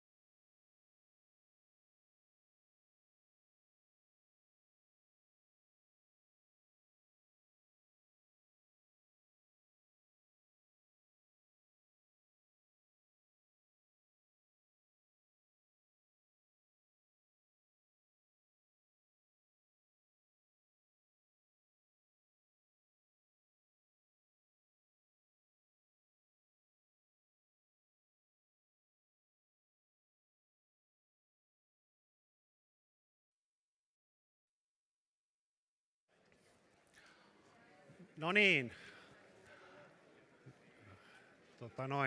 Pyydetään hiljaisuutta, että päästään aloittamaan. Tervetuloa arvoisat kouvolalaiset tänne presidenttipaneeliin ja tervetuloa myös muut ihmiset siellä striimin välityksellä ja tervetuloa ehdokkaat. Tässä on 7 ehdokasta, joista itse asiassa vain 2 taitaa olla tällä hetkellä ihan täysin virallisesti ehdokkaita, eli Jussi Halla-aho ja Harri Harkimo. Kaikilla muilla puuttuu vielä joku palanen tästä ehdokkuudesta. Mitäs Jussi, milläs mielellä lähdet vaalikamppailuun mukaan? No kiitos, ihan hyvällä mielellä. Presidentin toimivaltuuksiin kuuluu sellaisia asioita, joista vallitsee onneksemme Suomessa yli puolueen rajojen varsin laaja yhteisymmärrys. Ja tämä ehkä parantaa sen mahdollisuuksia, että meillä tullaan näkemään oikeasti hyödyllistä ja analyyttistä ja mielenkiintoista ja kaikkia osapuolia kunnioittavaa keskustelua tämän kampanjan aikana. Kyllä, Jussi Halla-aho on siis eduskunnan puhemies ja perussuomalaisten ehdokas. Seuraavana Paavo Väyrynen, tervetuloa. Hän kerää kannattajakortteja. Minkäs verran niitä on nyt kasassa? Keräys on aika lailla alkuvaiheessa, kuten oli 6 vuotta sittenkin, alkukuukausina. Mutta uskotko, että 20 000 korttia tulee kasaan? Uskon, koska minä ajattelisin, että Suomen kansa haluaa, että näissäkin vaaleissa olisi vaihtoehto. Kyllä, ja Paavo Väyrynen on siis keskustan jäsen, mutta ei ole keskustan ehdokas, ja ansioluettelo on niin pitkä, että en lähde nyt edes luettelemaan, mutta sieltä löytyy ulkoministeri ja sun muita tehtäviä. Sitten Pekka Haavisto, entinen ulkoministeri. Vihreät on jo asettanut tämän valitsijayhdistyksen taakse, mutta valitsijayhdistys ei ole vielä kasassa. Paljonko niitä kortteja teillä on nyt koossa? No niitä kortteja on semmoinen hyvä määrä, voi sanoa näin, että ollaan koko kesä kiersin juuri Varsinais-Suomea ja Lapin kierros oli takana ja muuta. Ihmiset on todella kiinnostuneita käymään ulkopoliittista keskustelua ja se hyöty tästä korttien keruusta on, että se antaa mahdollisuuden myös tavata ihmisiä, kuulla mielipiteitä ja kuulla ajatuksia. Ja Alexander Stubb, kokoomus pitää puoluekokouksen joskus lokakuussa, jolloin sinut todennäköisesti asetetaan ehdokkaaksi. Vielä et siis ole virallinen ehdokas. Milläs mielellä sinä lähdet kisaan mukaan? Ihan hyvällä mielellä, että tässä on ollut mahdollisuus ehkä tarkastella maailmanpolitiikkaa ja Suomen tilannetta vähän ulkopuolelta viimeiset 6-7 vuotta. Ja ensin vähän Euroopan investointipankissa ja nyt tuolta Firenzestä proffana. Totta kai vähän jännittää tulla takaisin Suomen vaalitantereille, mutta ehkä tässä ulko- ja turvallisuuspoliittisessa tilanteessa, niin kuten Jussi tuossa totesi, niin saadaan aivan varmasti mielenkiintoista ja analyyttistä keskustelua aikaiseksi. Ja sitten Harri Jallis Harkimo, sinä olet ollut ehdokkaana jo ties kuinka pitkään. Olet ensimmäisenä Liike Nyt nimitti sinut ehdokkaaksi. Kuinka pitkään sä olet ollut virallinen ehdokas? Viime kesästä. Milläs mielellä sä lähdet kisaan? No mulla on kyllä näkemys siitä, että minkälainen suomalainen on ja minkälaiset suomalaisia on. Ja mä lähden siitä, että mä oon ehkä erilainen ehdokas. Mä oon ollut yritysmaailmassa mukana, mä oon ollut tekemässä päätöksiä ja mä eroan ehkä näistä siinä mielessä, että mä en ole täysverinen poliitikko ollut koko elämäni. Ja Olli Rehn myöskin valitsijayhdistyksen ehdokkaana ja perjantaina kerroit, että 20 000 korttia olisi kasassa ja keskustellaan puoluekokous syyskuun lopussa, jossa Kyllä. puolue ilmoittautuu asettuvansa valitsijayhdistyksen taakse. Miltäs kampanja näyttää? Kiitoksia. Oikein hyvillä mielin olen tehnyt kampanjaa juhannuksesta lähtien itse asiassa. Olemme keränneet kannattajakortteja ja kiitoksia kaikille niille teistä, jotka olette kannattajakortin allekirjoittaneet. Se mahdollistaa nyt ehdokkuuden. Ja on ollut hienoja tapaamisia suomalaisten kanssa eri puolilla maata. Hienoja kohtaamisia ja mielenkiintoisia antoisia keskusteluja. Oletan ja olen varma siitä, että me saamme oikein hyvän asiallisen keskustelun ulko- ja turvallisuuspolitiikasta aikaiseksi kollegoiden kanssa. Ja Olli Rehn on siis Suomen Pankin pääjohtaja ja sitä ennen toiminut ministerinä ja kansanedustajana ja meppinä ja ties minä. Mika Aaltola, ulkopoliittisen instituutin johtaja. Puoluetta ei ole takana, mutta keräät myöskin valitsijayhdistyksen 20 000 korttia. Paljon niitä kortteja on nyt kasassa ja saatko ne kasaan? Se on, joku sanoi, että on vähän kysymysmerkki, että saako se Aaltola tähän historialliseen kampanjaan, kun ei ole sitä puoluekoneistoa eikä ole puoluetukea, niin hyvin niitä on tullut Suomeen. Kierrättiin viime viikon vaihdekin Turusta Satakuntaan, sieltä kotikaupunkiin Jyväskylään. Ja taas tuli aikamoinen tukku. 1000 kunta saatiin kerättyä viikon lopussa. Ihmisiä kiinnostaa. Paljon keskusteluita, paljon kädenpuristuksia, paljon selfieitä on otettu. Ihmisiä kiinnostaa se, että kun vähän uutta tapahtuu ja uudenlainen kasvo, joka on ollut pitkään siinä ulkopolitiikan ymmärryksen ja käytännön rajapinnalla, katsellut vähän ulkopuolisin silmin sisään, vähän itsenäisin silmin. Ja sitä tulkintaa eri tilanteissa on arvostettu. Ja katsotaan nyt, miten se kantaa. Luulen, että kyllä hyvin saadaan noin, kun 6 viikkoa vastaan takana, niin luulen, että pari viikkoa, niin se on kasassa. Ja sanotaan nyt vielä tarkennuksena yleisölle, että ehdokkaita tulee olemaan muitakin. Jutta Urpilainen on ilmoittanut kertovansa marraskuussa, lähteekö hän SDP:n ehdokkaaksi. Li Andersson on ilmoittanut valmiutensa vasemmistoliiton ehdokkaaksi ja Sari Essayah lähtee kristillisen ehdokkaaksi. Heistä ei kukaan, kaikki oli kutsuttu, heistä ei kukaan tänään päässyt. Että sen takia mennään vähän tällaisella äijäköörillä nyt. Eiköhän me selvitä. Aloitetaan ajankohtainen kysymys. Presidentti Sauli Niinistö eilen julkaistiin New York Timesin haastattelu, jossa hän varoitti ydinaseen uhkasta, ja itse asiassa hän puhui samaa jo viime viikolla politiikan toimittajien tilaisuudessa. Niinistö kytki tämän tavallaan ydinsodan uhan kasvun ensinnäkin vastaukseksi heille, jotka ovat kritisoineet Yhdysvaltain presidentti Joe Bidenia tai Saksan liittokansleri Olaf Scholzia, koska he olisivat liian varovaisia antamaan järeämpiä aseita Ukrainalle. Kysymys kaikille, aloitetaan vaikka sieltä Mika Aaltolasta. Miten uhkaavana näette maailmanpoliittisen tilanteen juuri nyt, ja miksi arvioitte, että presidentti Niinistö otti asian aika kovasanaisesti esille juuri nyt? No Niinistöltä on kuullut kautta hänen 12-vuotisen presidenttiuransa hyvinkin realistisia arvioita maailman tilanteesta. Hän on puhunut varjojen laaksosta heti uransa alkuvaiheessa. Ja kyllähän se niin on, että koko tämä kausi on liikuttu huonoon suuntaan, sodan uhka on kasvamaan päin. Ja Japanissa tehtiin juuri iso kansallisen turvallisuuden strategia, joita Suomessakin kannattaisi harkita. Ja siellä sanotaan niin, että tilanne on pahin sitten toisen maailmansodan. Ja kun miettii, mitä Japanin ympäristössä on tapahtunut, niin kyllä näiden hälytyskellojen kannattaa soida ja eri maiden niin kun hakea sitä omaa lähestymistapaa. Natossa on siirrytty uhkakeskeiseen puolustukseen, ja ne 2 uhkaa on Venäjä ja terrorismi, ja osittain ne vähän liittyy myös toisiinsa, erityisesti kun Venäjä laittaa Afrikkaa sekaisin. Eli tilanne on hälyttävä. Tuo ydinsodan uhka, mistä puhuttiin, niin sitä voi arvioida jokainen, että miten paljon se on koholla, mutta kun ydinasevallat ottaa ainakin epäsuoraa yhteen, ja myös suorien konfliktien mahdollisuus on kasvamaan päin, Taiwanissa esimerkiksi, niin totta kai tilanne on hälyttävä. Kyllä, otetaan vähän lyhyempiä vastauksia, niin ehditään. Tosiaan Niinistö sanoi, että se riski, että atomiaseet alkavat puhua, on aivan valtava. Mitä sanoo Olli Rehn? Ymmärrän Sauli Niinistön huolta. Me olemme kaikki huolissaan siitä, että tämä sota saattaisi laajentua, eskaloitua.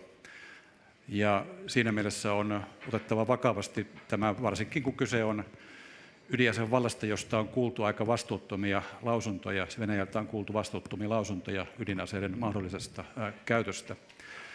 En kuitenkaan kytkisi tätä läntisten johtajien toimintaan, vaan pikemminkin näkisin, että kyse on siitä, että Venäjä on itse käynnistänyt tämän laittoman ja brutaalin hyökkäyssodan, ja siinä mielessä Venäjä voisi toimia tilanteen rauhoittamiseksi.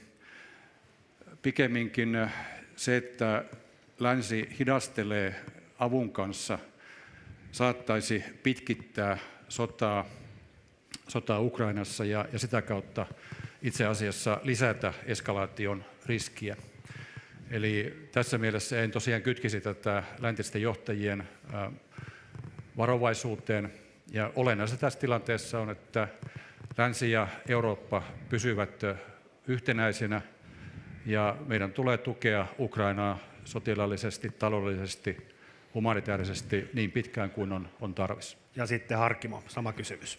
Niin, presidentti puhuu viisaasti. Hän ehkä tarkoittaa sitä, että meidän pitää varautua tämmöisiin kaikkiin konflikteihin ja meidän pitäisi pitää huoli, että meidän väestönsuojat on kunnossa. Meidän pitäisi katsoa, että millä tavalla kutsunnat tehdään ja pitääkö jokaisella suomalaisella joku rooli olla Suomen puolustuksessa silleen, että jokainen tuntee itsensä turvalliseksi, kun ne tietää, mitä heidän pitää tehdä. Niin mä uskon, että presidentti haluaa niin kuin herätellä myös suomalaisia tässä ja herätellä meitä, että meidän pitää tietää, mitä me tehdään, jos tämmöinen tapahtuu. Ja yksi asia, joka tietysti on tärkeä, on se, että Nato ei ole mikään sote, että nämä vanhat puolueet ei voi tätä sotkea.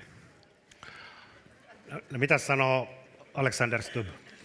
No, tietysti siinä New York Timesin haastattelussa niin tasavallan presidentti puhuu suursodasta, maailmansodasta ja ydinsodasta. Ja aina kun tasavallan presidentti näin puhuu, niin se pitää tarkastella analyyttisesti ja vakavasti. Kaikkiin vaihtoehtoihin ja skenaarioihin pitää aina valmistautua, mutta sitten pitää tarkkaan pohtia, että mikä sen skenaarion todennäköisyys on. Jos hopeareunusta katsotaan, niin maailmanhistoriassa yleensä mitä enemmän ydinsodasta puhutaan, sen vähemmän on todennäköistä, että näin tapahtuu. Minun mielestä juuri nyt kaikista tärkeintä tällä maantieteellisellä alueella on Ukrainan tukeminen konventionaalisin asein, ja se käytännössä tulee olemaan se, joka estää sen ydinsodan mahdollisuuden. Eli pidetään todennäköisyyttä erittäin pienenä, mutta olen vahvasti sitä mieltä, että aina eri skenaarioita pitää läpikäydä. Ja Pekka Haavisto. Tätä voi katsoa myös siitä näkökulmasta, että mitä Venäjä on oppinut tästä sodasta. Se on oppinut sen, että Ukraina puolustautuu. Se on oppinut sen, että Ukraina saa länneltä ja muualta apua. Se on oppinut sen, että me ei olla riippuvaisia Venäjän kaasusta ja öljystä. Mitä keinoja Venäjällä on enää jäljellä? Sillä on sodan pitkittäminen, viedä tämmöisen pitkään asemasotavaiheeseen tai sitten alkaa eskaloida sitä, tuoda uusia aseita rintamalle, taktisia ydinaseita, ydinaseuhkaa. Ja tähän tietysti sisältyy tämä vaara tällä hetkellä. Ja on erittäin tärkeää myöskin nähdä Venäjän sisäisen koheesion kehitys. Me kaikki varmaan seurattiin Prigozhinin marssia Moskovaan ja mietittiin, että jos tällä kaverilla on huomenna ydinasenappi, mitä se meille tarkoittaa? Ja Paavo Väyrynen. Niin. Matkan varrella vanhemmat ja viisaammat ovat jo varhaisessa vaiheessa varoittaneet suursodan ja ydinsodan vaarasta. Nyt pitäisi saada äkkiä tämä sota loppumaan. Tulitauko, aselepo ja neuvottelut näiden sodan taustalla olevien ongelmien ratkaisemiseksi. Muuten siinä New York Timesin haastattelussa oli vielä mielenkiintoisempia asioita, Helsingin Sanomatkaan ei uutisoinut. Siinähän kerrottiin, millä tavalla lokakuussa 2021 presidentti Biden ja presidentti Niinistö neuvottelivat Suomen Nato-jäsenyydestä. Ja ilmeisesti jo sitä aikaisemmin tänä syksynä. Mutta ei mennä nyt siihen, puhutaan tästä ydinsodasta. No joo, ehkä myöhemmin. Ja mitä sanoo Jussi Halla-aho? Yleisen elämänkokemuksen ja maalaisjärkisen pohdinnan perusteella ydinsodan uhka on hyvin pieni. Nythän on kyse siitä, että olisiko Venäjä valmis käyttämään ydinaseita.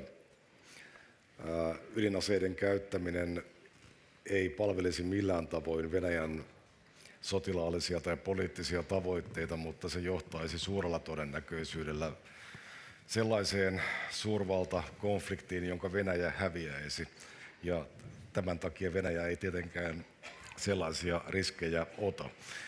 On Venäjän intresseissä, että länsimaissa panikoidaan Venäjän mahdollisella ydinaseen käytöllä ja että tämä pelko ja panikointi saa meidät epäröimään Ukrainaan lähetettävän tuen kanssa. Ja tämä on kohtuullisen hyvin toiminutkin tähän asti. En näe mitään muuta ulospääsyä tästä konfliktista kuin se, että Venäjä kokee Ukrainassa sotilaallisen tappion, ei Venäjä sieltä neuvottelemalla lähde.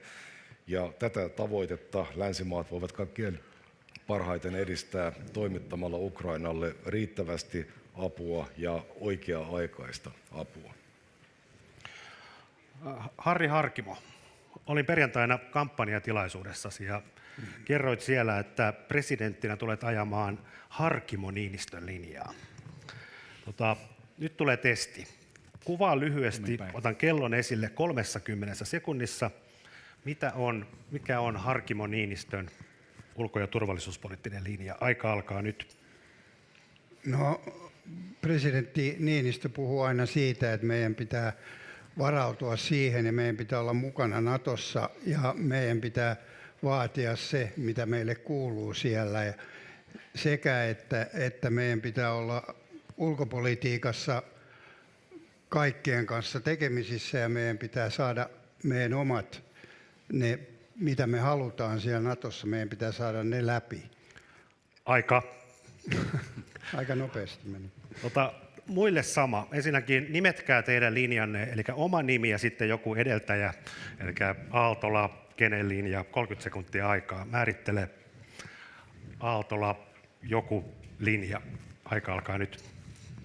En lähtisi tuollaista presidenttien vertailua tekemään. Millä linjalla olen on se, että Suomi aina ottaa sen läntisimmän mahdollisen position, mikä sille on saavutettavissa. Se on ollut meille historian saatossa se järkevin. Itä tuottaa meille uhkia ja tällä hetkellä maailmanlaajuisesti ollaan puolivalittuja ja myös Venäjän suhteen meidän pitää olla aina valppaana, ei ainoastaan varautua, vaan myös varustautua Venäjän uhkaan. Kiinan suhteen pitää myös olla silmät auki. Aika.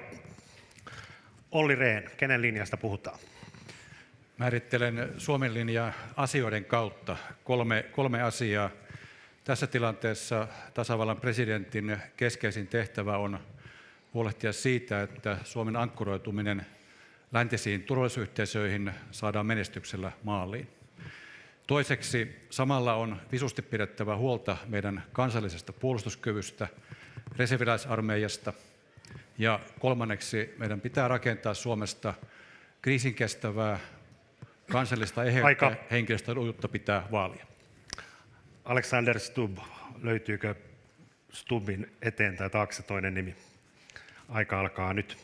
Asioiden kautta, eli seuraava tasavallan presidentti astuu tehtävään uudella läntisellä linjalla, on uuden aikakauden aikaa. Minun mielestä Suomen ulko- ja turvallisuuspolitiikka perustuu 3 yksinkertaiseen lukkoon, josta ensimmäinen on uskottava itsenäinen puolustus, toinen on NATO- ja EU-jäsenyys ja kolmas on DCA-yhteistyökumppanuus Yhdysvaltojen kanssa. Idealistisen aikakauden aika on ohi. No niin, se meni 3 sekuntia alle ihanneajan. Pekka Haavisto, aika alkaa nyt. Koiviston kirjassa Venäjän idea määriteltiin Venäjä Suomenkin eksistentiaaliseksi uhaksi. Suomen tehtävä on puolustautua tällaisia uhkia vastaan. Se, mitä me teemme sen pitämällä huolta kansallisesta koheesiosta, olemalla länsiorientoitunut EU, NATO ja Yhdysvallat yhteistyö. Sehän meni 12 sekuntia alle, kiitos. Ja sitten Paavo Väyrynen, tuleeko Kekkosen nimi esille? Aika alkaa nyt. Paasikivestä alkaen Niinistön kauden alkupuolelle saakka Suomella oli laaja-alainen ja moniulotteinen ulkopolitiikan linja. Niinistön kaudella se on typistynyt vain sotilaalliseen turvallisuuteen ja siihenkin hyvin yksipuolisesti. Minun mielestäni Niinistön kauden jälkeen täytyy palata tähän laaja-alaiseen ja moniulotteiseen ulkopolitiikkaan. No niin, sekin meni alle. Ja Jussi Halla-aho, 30 sekuntia. Halla-ahon ulkopoliittinen linja, aika alkaa nyt. Tasavallan presidentillä pitää olla realistinen ymmärrys siitä ympäristöstä, jossa me elämme. Ensinnäkään Venäjä ei tule katoamaan meidän naapuristamme. Toiseksi Venäjällä ei tule tapahtumaan myönteistä sisäistä kehitystä. Suomen pitää löytää pitkällä tähtäyksellä tapa elää rinnakkain Venäjän kanssa, mutta kuitenkaan olla rakentamatta sellaisia riippuvuuksia, jotka ajaisivat meidät ongelmiin kriisin tullen. Ja huolehtia sekä kansallisesti että monenvälisesti meidän sotilaallisesta turvallisuudesta. Kiitos. Kiitos, erinomaisesti tiivistetty kaikilta. NATO Nato edellyttää, että jäsenmaat käyttävät noin 2% BKT:stä puolustukseen. Suomen osalta tämän vuoden talousarvioesityksessä tuo luku on 2,2, eli ollaan sen Naton rajan yli, ja itse asiassa Naton laskutavalla taitaa olla jopa vähän enemmän, 2,4% BKT:stä. Ainakin Mika Aaltola on jossain heittänyt, että sen luvun pitäisi alkaa 3. Onko joku samaa mieltä, että pitäisi nyt merkittävästi nostaa tästä 2,4 tai 2,2 puolustusbudjettia? No, Pekka Haavisto. Ehkä sellainen asia, joka on hyvä nostaa esiin, että puolustusmateriaalin kustannukset on valtavasti noussut inflaation myötä, ja kun puhutaan vain näistä prosenteista, ei puhuta niistä tarpeista, mitä puolustusvoimilla tällä hetkellä on. Ja lähtisin siitä, että lähdetään nämä tarpeet edellä, ja voitaisiin se 2% panna vaikka lainsäädäntöön minimiksi, Suomen lainsäädäntö, joka on Naton edellytys. Meidän pitää katsoa tulevaisuuteen siinä, mitä tarpeita puolustusvoimilla on, ja käydä siitä vakava keskustelu. Ja Olli Rehn. Pitkälti samaa mieltä Pekan kanssa tästä asiasta, eli vähentää tuon 2% on tärkeä. Pidetään kiinni yleisestä asevelvollisuudesta, vahvistetaan eri puolustushaaroja, ja se mikä on tärkeää on, että me kyetään myös sitä osoittajan alla olevaa nimittäjää, eli sitä mihin verrataan, vahvistamaan, eli terve talous on osa turvallisuutta, ja sen takia meidän talouden pitää olla riittävän kasvukykyinen ja vahva, jotta me pärjäämme myöskin puolustuksen ylläpidossa. Sitten Halla-aho, Stubb, Aaltola ja Väyrynen. No, ja Harkimo sitten. Minun mielestäni olisi ikävää, jos tässä lähdettäisiin jonkinlaiseen nokitteluun ja kilpalaulantaan prosenteista. Asia juuri niin kuin Haavisto tässä edellä sanoi, että meidän pitää katsoa ne tarpeet, mitä tarvitaan Suomen kaltaisen maan puolustamiseen, niitä potentiaalisia uhkia vastaan, joita voidaan havaita. Ja se sitten ikävä kyllä maksaa juuri sen, minkä se maksaa. Sitten Stubb. No tietysti se kannattaa myös katsoa positiivisen kautta siinä mielessä, että nyt me olemme osa sotilasliittoa, joka tarkoittaa sitä, että me suunnittelemme puolustustamme yhdessä liittolaistemme kanssa, joka tulee pitkässä juoksussa antamaan myös synergioita puolustusmateriaalihankinnoissa. Kaikista tärkeintä on nyt se, että Euroopassa ylläpidetään kaiken kaikkiaan puolustusmateriaaliteollisuutta ja sen nostoa. 2 viimeistä huomiota ilman muuta minimi 2%, ja toinen on se, että suuri osa meidän menoistahan tulee myös liittymään nyt näihin F-35-hankintoihin, että se antaa meille niin sanotusti vähän suklaata tässä prosenttiluvussa. Sitten oliko se Aaltola, Väyrynen ja Harkimo? Joo, se 3%, jos katsoo näitä verrokkimaita, Virossa tavoitellaan 3 ja Puolassa ollaan 4.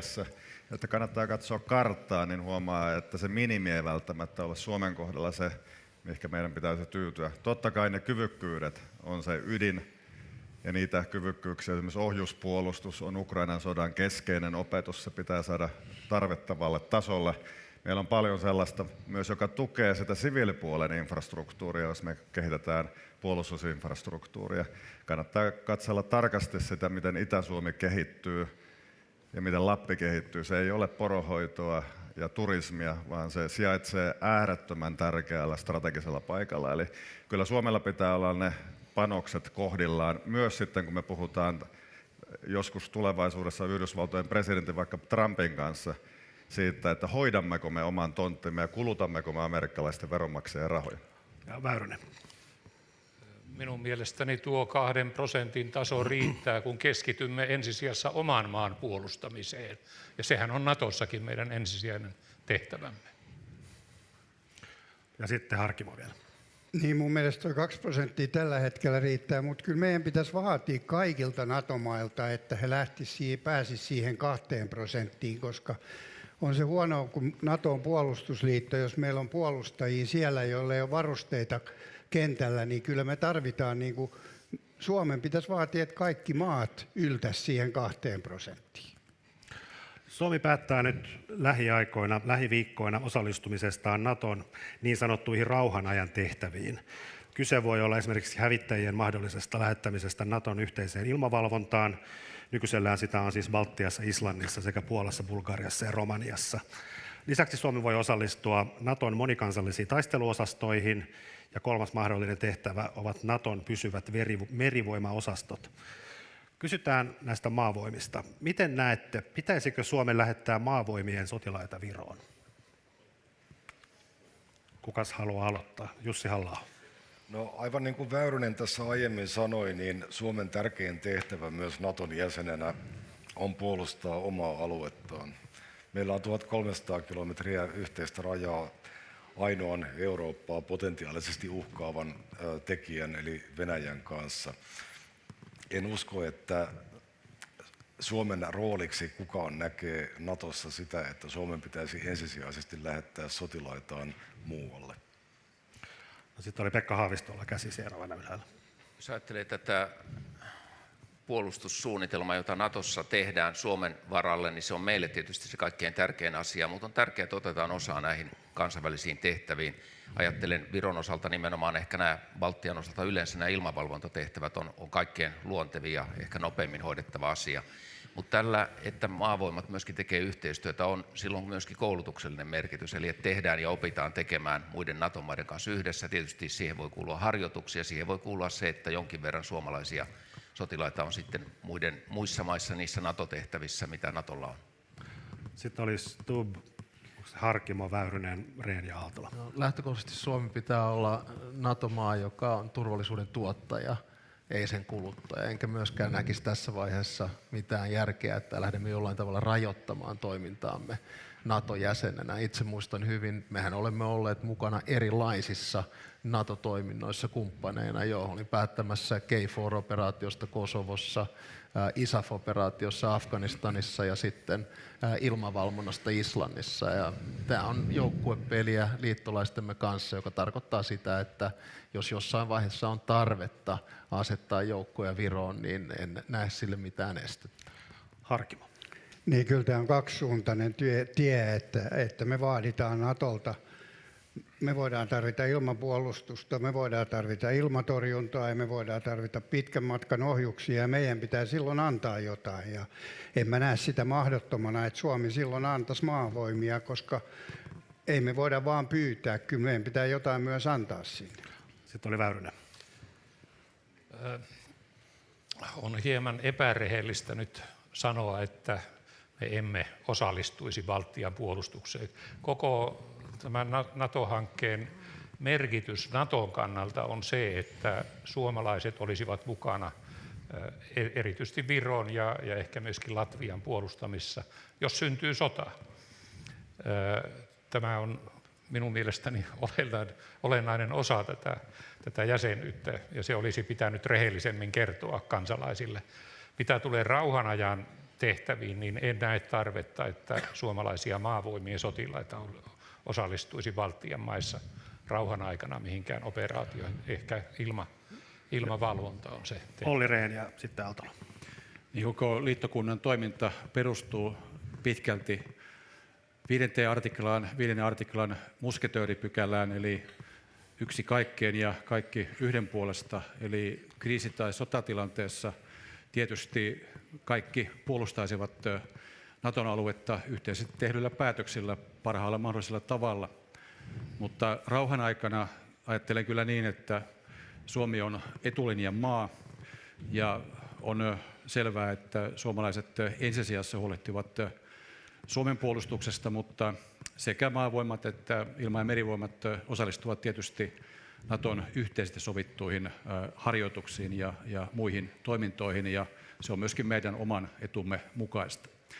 Lisään vielä sen, että on hyvin tärkeää, että etulinjan maiden raja-alueista, rajamaakunnista pidetään erityistä huolta, ja Itä-Suomella on todella suuri ja Kaakkois-Suomella todella suuri turvallisuuspoliittinen merkitys koko Suomen kannalta, ja Itä- ja Kaakkois-Suomen elinvoimasta pitää huolehtia, ja siihen tarvitaan paitsi kansallisia päätöksiä liikenteestä, logistiikasta, koulutuksesta, yritystoiminnasta, myös Euroopan unionin tukea, ja pitäisin tärkeänä, että hallitus pyrkisi rakennerahastoja uudistettaessa varmistamaan sen, että Olli hyvä, puhutaan kohta Itä-Suomesta erikseen. Nyt meni kyllä niin ohi kysymyksestä kuin voi olla. Liittyy kysymykseen. Sitten Mika Aaltola. Joo, siis kyllähän tietenkin rationaalisesti pitää puolustusta suunnitella, ei niin kuin identiteetit kärkenä. Tuo Baltia on meille keskeinen dimensio. Jos ajatellaan Suomenlahtea, niin se on kyllä todella tärkeä. Pohjoisen Euroopan yksi tärkeimpiä kapeikkoja. ja sen turvaaminen niin, että se missä tahansa tilanteessa pysyy meille auki Natossa, niin on tavattoman tärkeää. Jos siihen tarvitaan sitten niin kuin suomalaisia joukkoja vaikkapa tuonne Viron pohjoisosiin Naissaareen, niin mikäpä siinä, onhan sitä historiassa aikaisemminkin tehty. Eli ei tässä kannata mitään semmoisia omituisia painolasteja kantaa Baltiasta. Se on nyt samaa puolustusaluetta meidän kanssamme ja yksi kaikkien puolesta, kaikki yhden puolesta. Jos Naton pelote toimii, niin myös sitten Suomen rajalla pelote toimii. Näin se pitää ajatella. Nykyisen perustuslain mukaan tasavallan presidentti osallistuu Naton huippukokouksiin ja tavallaan tämä tiedon antaminen tapahtuu sitten UTVassa eli hallituksen ja presidentin yhteisessä ulko- ja turvallisuuspoliittisessa valiokunnassa ja sitten hallitus informoi eduskuntaa, jolle on myös tilivelvollinen. Pitäisikö mielestänne presidentille asettaa jonkinlainen tiedoksiantovelvollisuus eduskunnan valiokunnille? Eli pitäisikö presidentin Nato-Suomessa olla jollain tavalla määräysten kautta suoremmin tilivelvollinen eduskunnalle? Mitä sanoo eduskunnan puhemies? No, tästä asiasta on käyty viimeisen 1,5 vuoden aikana runsaasti keskustelua eduskunnassa ja eduskunnan ja hallituksen välisissä keskusteluissa. Tilannehan on hiukan erikoinen. Meillä tasavallan presidentti johtaa ulkopolitiikkaa, mutta hänellä ei ole velvollisuutta nauttia eduskunnan luottamusta, eikä eduskunta voi varsinaisesti ohjailla häntä. Yhteistyö perustuu tällä hetkellä vapaamuotoiseen, epäviralliseen keskusteluyhteyteen, joka on ainakin oman kokemukseni nojalla toiminut erittäin hyvin, mutta on olemassa myös sellainen ihan perusteltu näkemys, että sääntöjen ja mekanismien pitäisi olla sellaisia, että ne kestävät myös huonoja henkilökemioita. En nyt toisaalta näe kyllä kovin suuria syitä ennakoida sitä, että meillä välit jotenkin tulehtuisivat tasavallan presidentin ja eduskunnan tai tasavallan presidentin, valtioneuvoston ja eduskunnan välillä. Ja en pidä nykyistä menettelyä ja järjestystä erityisen ongelmallisena tai sellaisena, että se edellyttäisi esimerkiksi perustuslain tasolla tapahtuvia muutoksia. Mutta ymmärrän kyllä ne argumentit, joita on järjestelmän kehittämisen puolesta esitetty. Onko joku teistä sitä mieltä, että tämä presidentin tiedonantovelvollisuus eduskunnalle pitäisi virallistaa? Mitähän toi Pekka Haavisto tarkoitti? Ehkä on hyvä vähän avata tätä asiaa ensinnäkin siltä kannalta, että näihin Naton huippukokouksiin, joihin presidentti osallistuu, niin se valmisteluhan tapahtuu osittain niin, että on puolustusministerikokoukset, Naton puolustusministerikokoukset ja Naton ulkoministerikokoukset. Siellä tulee se valtioneuvoston rooli ja valtioneuvoston jäsenet vastaavat eduskunnalle tästä, että eduskunta ei ole niin kuin ulkona siitä prosessista kokonaan. Nykyinen tasavallan presidentti on ottanut käytännökseen, että hän tapaa systemaattisesti puolustusvaliokuntaa, ulkoasianvaliokuntaa, käy tätä informaatiota läpi. Ja nyt sitten jos puhutaan perustuslain muuttamisesta, niin se ei koske ketään täällä olevaa, kuka ikinä tulee valituksi tasavallan presidentiksi, koska se muuttamisprosessi vie 2 eduskunnan ajan ja ensimmäisen kerran voisi tulla voimaan sen 2030 valittavan presidentin osalta. Et minusta olisi hyvä, että nyt valittava tasavallan presidentti jatkaisi tiiviisti sitä käytäntöä, jonka presidentti Niinistö on tässä ottanut. No sitten Stubb. Joo, lyhyen kaavan mukaan itsellä oli mahdollisuus sekä kansanedustajana, mutta sitten 8 vuotta ministerinä ulko- ja turvallisuuspoliittisessa valiokunnassa työskennellä 2 eri presidentin kanssa ja aina oli sellainen tunto, että informaatio kulkee hyvin. NATO-aikakausi on tietysti uusi aikakausi, mutta ne toimintatavat, jotka on kehitetty, johon tässä Pekka ja Jussi viittasi, niin näyttää minun mielestä toimivan aika hyvin. Eli en lähtisi tässä vaiheessa perustuslakia uudestaan rustaamaan tai sitä systeemiä muodollistamaan. Eli onko teillä nyt täysin yksimielisyys siitä, että perustuslakia ei pidä rukata tämän asian takia? No, Harkimo. Ei mun mielestä pidä. Presidentti Niinistö tekee parhaillaan sitä koko ajan, että hän tapaa puoluejohtajia määrätyn väliajoin. Hän käy jokaisessa valiokunnassa, hän järjestää jokaiselle valiokunnalle tapaamisen, missä hän keskustelee päivittäisistä asioista. Mun mielestä tämä systeemi toimii tällä hetkellä ihan loistavasti ja ei se auta, että siihen tehdään joku laki, että pitää puhua enemmän. No, lyhyesti vielä Rehn, Aaltola ja sitten oli Väyrynen. Oma kokemukseni kansanedustajana ja ministerinä viittaa samaan suuntaan, eli tämä nykyinen käytäntö on hyvä. Käytännössä tiedonsaanti on eduskunnassa varmistettu. Kuitenkin lisäisin sen, että meillä on enemmän haasteita ja ongelmia kokonaisturvallisuuden kentällä, sisäisen ja ulkoisen turvallisuuden harmaalla vyöhykkeellä, ja siellä tarvittaisiin pelisääntöjen selkeyttämistä tasavallan presidentin ja valtioneuvoston välillä, jotta me tiedämme, kuka johtaa, tai jos tulee nopea äkillinen kyberhyökkäys tai tulee uusi pakolaiskriisi eteen. Ja sitten Aaltola. Kyllä tuo yleinen yhteistoimintavelvoite, sehän on hyve, joka presidenteillä tulee olla, eli mahdollisimman paljon olla kanssakäymisessä, ettei synny niitä kohtia, jolloin sitten henkilökemiat, kuten Jussi sanoi, ei toimi. Niiden pitää toimia ja pitää olla, kuten Niinistö on tehnyt, hyvin yhteistyöhaluinen ja avoin näissä asioissa. Viime kädessä eduskunta on se valtiomahti, joka näistä asioista päättää. Ja sitten Väyrynen. Niin, yhdyn puhemiehen kantaan tässä asiassa. Olli Rehn äsken viittasi tähän kokonaisturvallisuuteen ja itse asiassa puhuit samasta asiasta perjantaina tuolla kampanjatilaisuudessasi ja sanoit siis, että pitäisi käydä läpi johtamisprosesseja ja toimivaltasuhteita esimerkiksi kyberhyökkäystilanteessa tai sitten tämmöinen tilanne, mikä oli silloin korona-aikana Helsinki-Vantaan lentokentällä, että siellä kaikki viranomaiset päät vaan kolisi yhteen ja kukaan ei oikein ottaa vastuuta. Esimerkki. Itärajalle tulee nyt 50 000 pakolaista, jotka ovat tulossa sieltä kovaa vauhtia rajan yli. Miten toimitaan, tai ennen kaikkea, mikä teidän mielestänne olisi tasavallan presidentin rooli tämmöisessä äkillisessä kriisitilanteessa? Stubb. Siis meillähän oli samantyyppinen tilanne, kun oltiin Ollin kanssa hallituksessa ja vuonna 2015, jolloin käytännössä Venäjä rupesi käyttämään ihmiskilpiä aseina lähettämällä pakolaisia. Ja silloin me muistaakseni koottiin UTVA heti yhteen, käytiin läpi linjat, saatiin briefaukset sekä puolustusvoimilta että rajavartiostolta ja sovittiin se yhteinen linja, miten toimitaan. Että en nähnyt siinä myöskään minkäännäköistä ongelmaa, että se oli ihan minuuteista kiinni, kun päästiin jo yhteistoimintaan. Pitäisikö perustaa, ilmeisesti Olli Rehn kaipaa tämmöistä jonkinlaista nyrkkiä vai mitä kaipaatkaan? Itse asiassa tämä, mitä Alex kuvaa, pätee kyllä.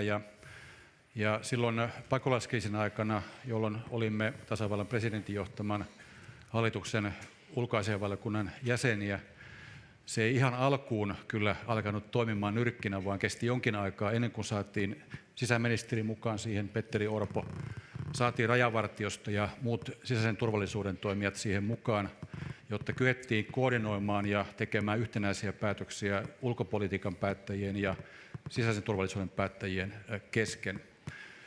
Tämä TP-UTVA lyhenteenä voi toimia nyrkkinä ja siinä presidentillä on johtava rooli ja pitää olla johtava rooli, mutta lisäisin sen, että tältä osin meidän kannattaisi vahvistaa valtioneuvoston kanslian kykyä toimia, koska siellä on pitkälti kyse siitä, että miten eri ministeriöt toimivat keskenään hyvässä yhteistyössä.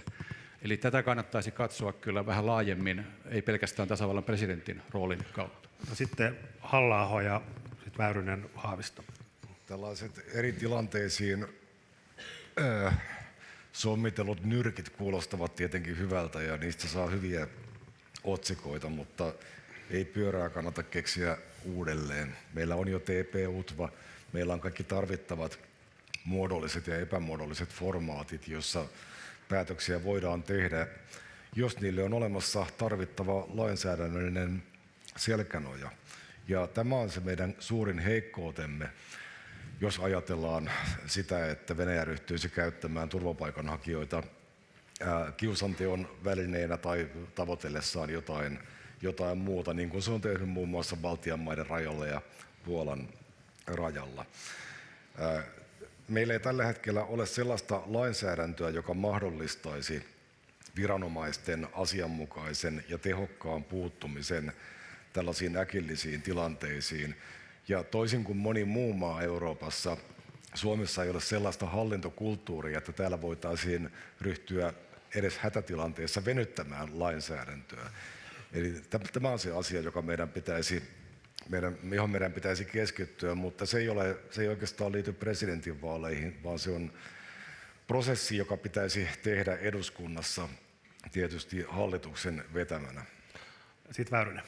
Niin, tässäkin yhdyn puhemiehen kantaa, mutta lisään sen, että tärkeintä tietysti olisi saada jälleen normaali yhteydenpito Venäjän kanssa aikaa. Kun Sauli Niinistö soitti Putinille ja kertoi, että liitymme NATOon, niin hän sanoi siinä, että rajanaapuruuteen liittyvät asiat hoidetaan edelleen asianmukaisesti. Mutta ei ole hoidettu. Ei ole edes yhteyksiä ollut näiden asioiden hoitamiseksi. Meidän pitää päästä normaaliin yhteydenpitoon kahdenvälisissä asioissa Venäjän kanssa. Oliko sitten Pekka Haavisto? Ensin jos puhutaan 50 000 pakolaista Suomen rajalla, itärajalla, niin on hyvä kysyä, miksi he ovat lähteneet. Jos he ovat lähteneet pakoon räjähtänyttä Sosnovyj-Borin ydinvoimalaa, autamme heitä. Jos he ovat tulossa vihamielisiin tarkoituksiin, niin kuin nähtiin Valko-Venäjän toiminta Puolan ja Baltian rajalla, pysäytämme. Ja kyllä Suomessa on keinoja. Korona-aikaan pystyttiin Uusimaakin sulkemaan, ettei nämä keinot ole loppu. Mutta ottaisin vielä yhden nyrkin esiin, josta on puhuttu liian vähän, nimittäin valtiovarainministeri Annika Saarikko siitä oppineena, että lentoasemalla ei saatu asioita aikaan, niin perusti tämmöisen varautumisen ministerityöryhmän. Siellä istui 10 ministeriä. Keskusteltiin siitä, mitä tapahtuu, jos kaapelit katkeavat Itämerellä, mitä tapahtuu, jos pankkiautomaatit eivät toimi, pankkiyhteydet katkeavat. Ja siellä oli kaikki ministeriöt, joita asia koski, niin näitä valmiussuunnitelmistaan kertomassa, jakamassa sen tiedon. Ja välillä piti oikein pakottaa ministeriöitä toimimaan yhteen. Ja tällaista toimintaa tarvitaan hallinnossa. Sitten vielä Harkimo ja Aaltola. Niin kyllä mä näen sen sillä lailla, että ei me voida mitään toista roolia tässä ottaa jotain toista elintä tähän, että kyllä TP-UTVA on semmoinen, missä johdetaan ulkopolitiikkaa ja tämän tyyppisiä asioita ja kyllä presidentti ja TP-UTVA voi kutsua sinne, kenet ne haluaa ja varautua näihin ja kyllä me pystytään varautumaan, jos sieltä tulee 50 000 pakolaista, niin kyllä me pystytään sulkemaan rajamme ja silloinhan meillä on sääntö, että yksi raja-asema pitää olla auki ja se voi olla vaikka lentoaseman raja-asema, joka on auki. Että kyllähän meillä on niin kuin keinot tähän ja mä en usko, että uutta organisaatiota tähän tarvitaan. Aaltola. Joo, siis kyllähän tuo välineellistetty maahanmuutto on oma lukunsa ja Venäjä osaa sitä käyttää niin kuin silloin 15-16 talvella 2 eri operaatiossa Venäjä teki ja vähän niin kuin yllätti Suomen.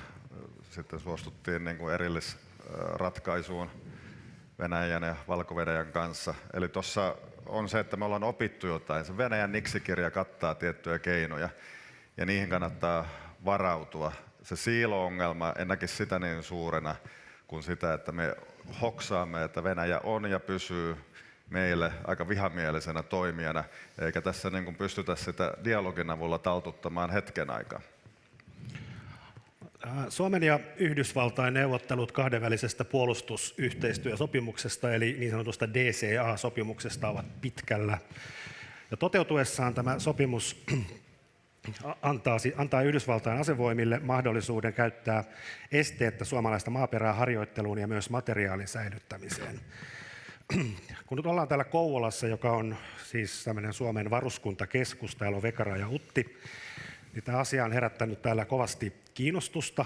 Ja täällä toivotaan varmaankin ensisijaisesti amerikkalaisten tukikohtaa, mutta jos semmoista ei tule, niin ainakin varastoja, jossa amerikkalaiset säilyttäisivät sekä materiaalia että muuta kamaa sitten ne väliajat, kun eivät ole täällä paikalla. Onko tämä varaston saaminen Kouvolan seudulle realistinen toive?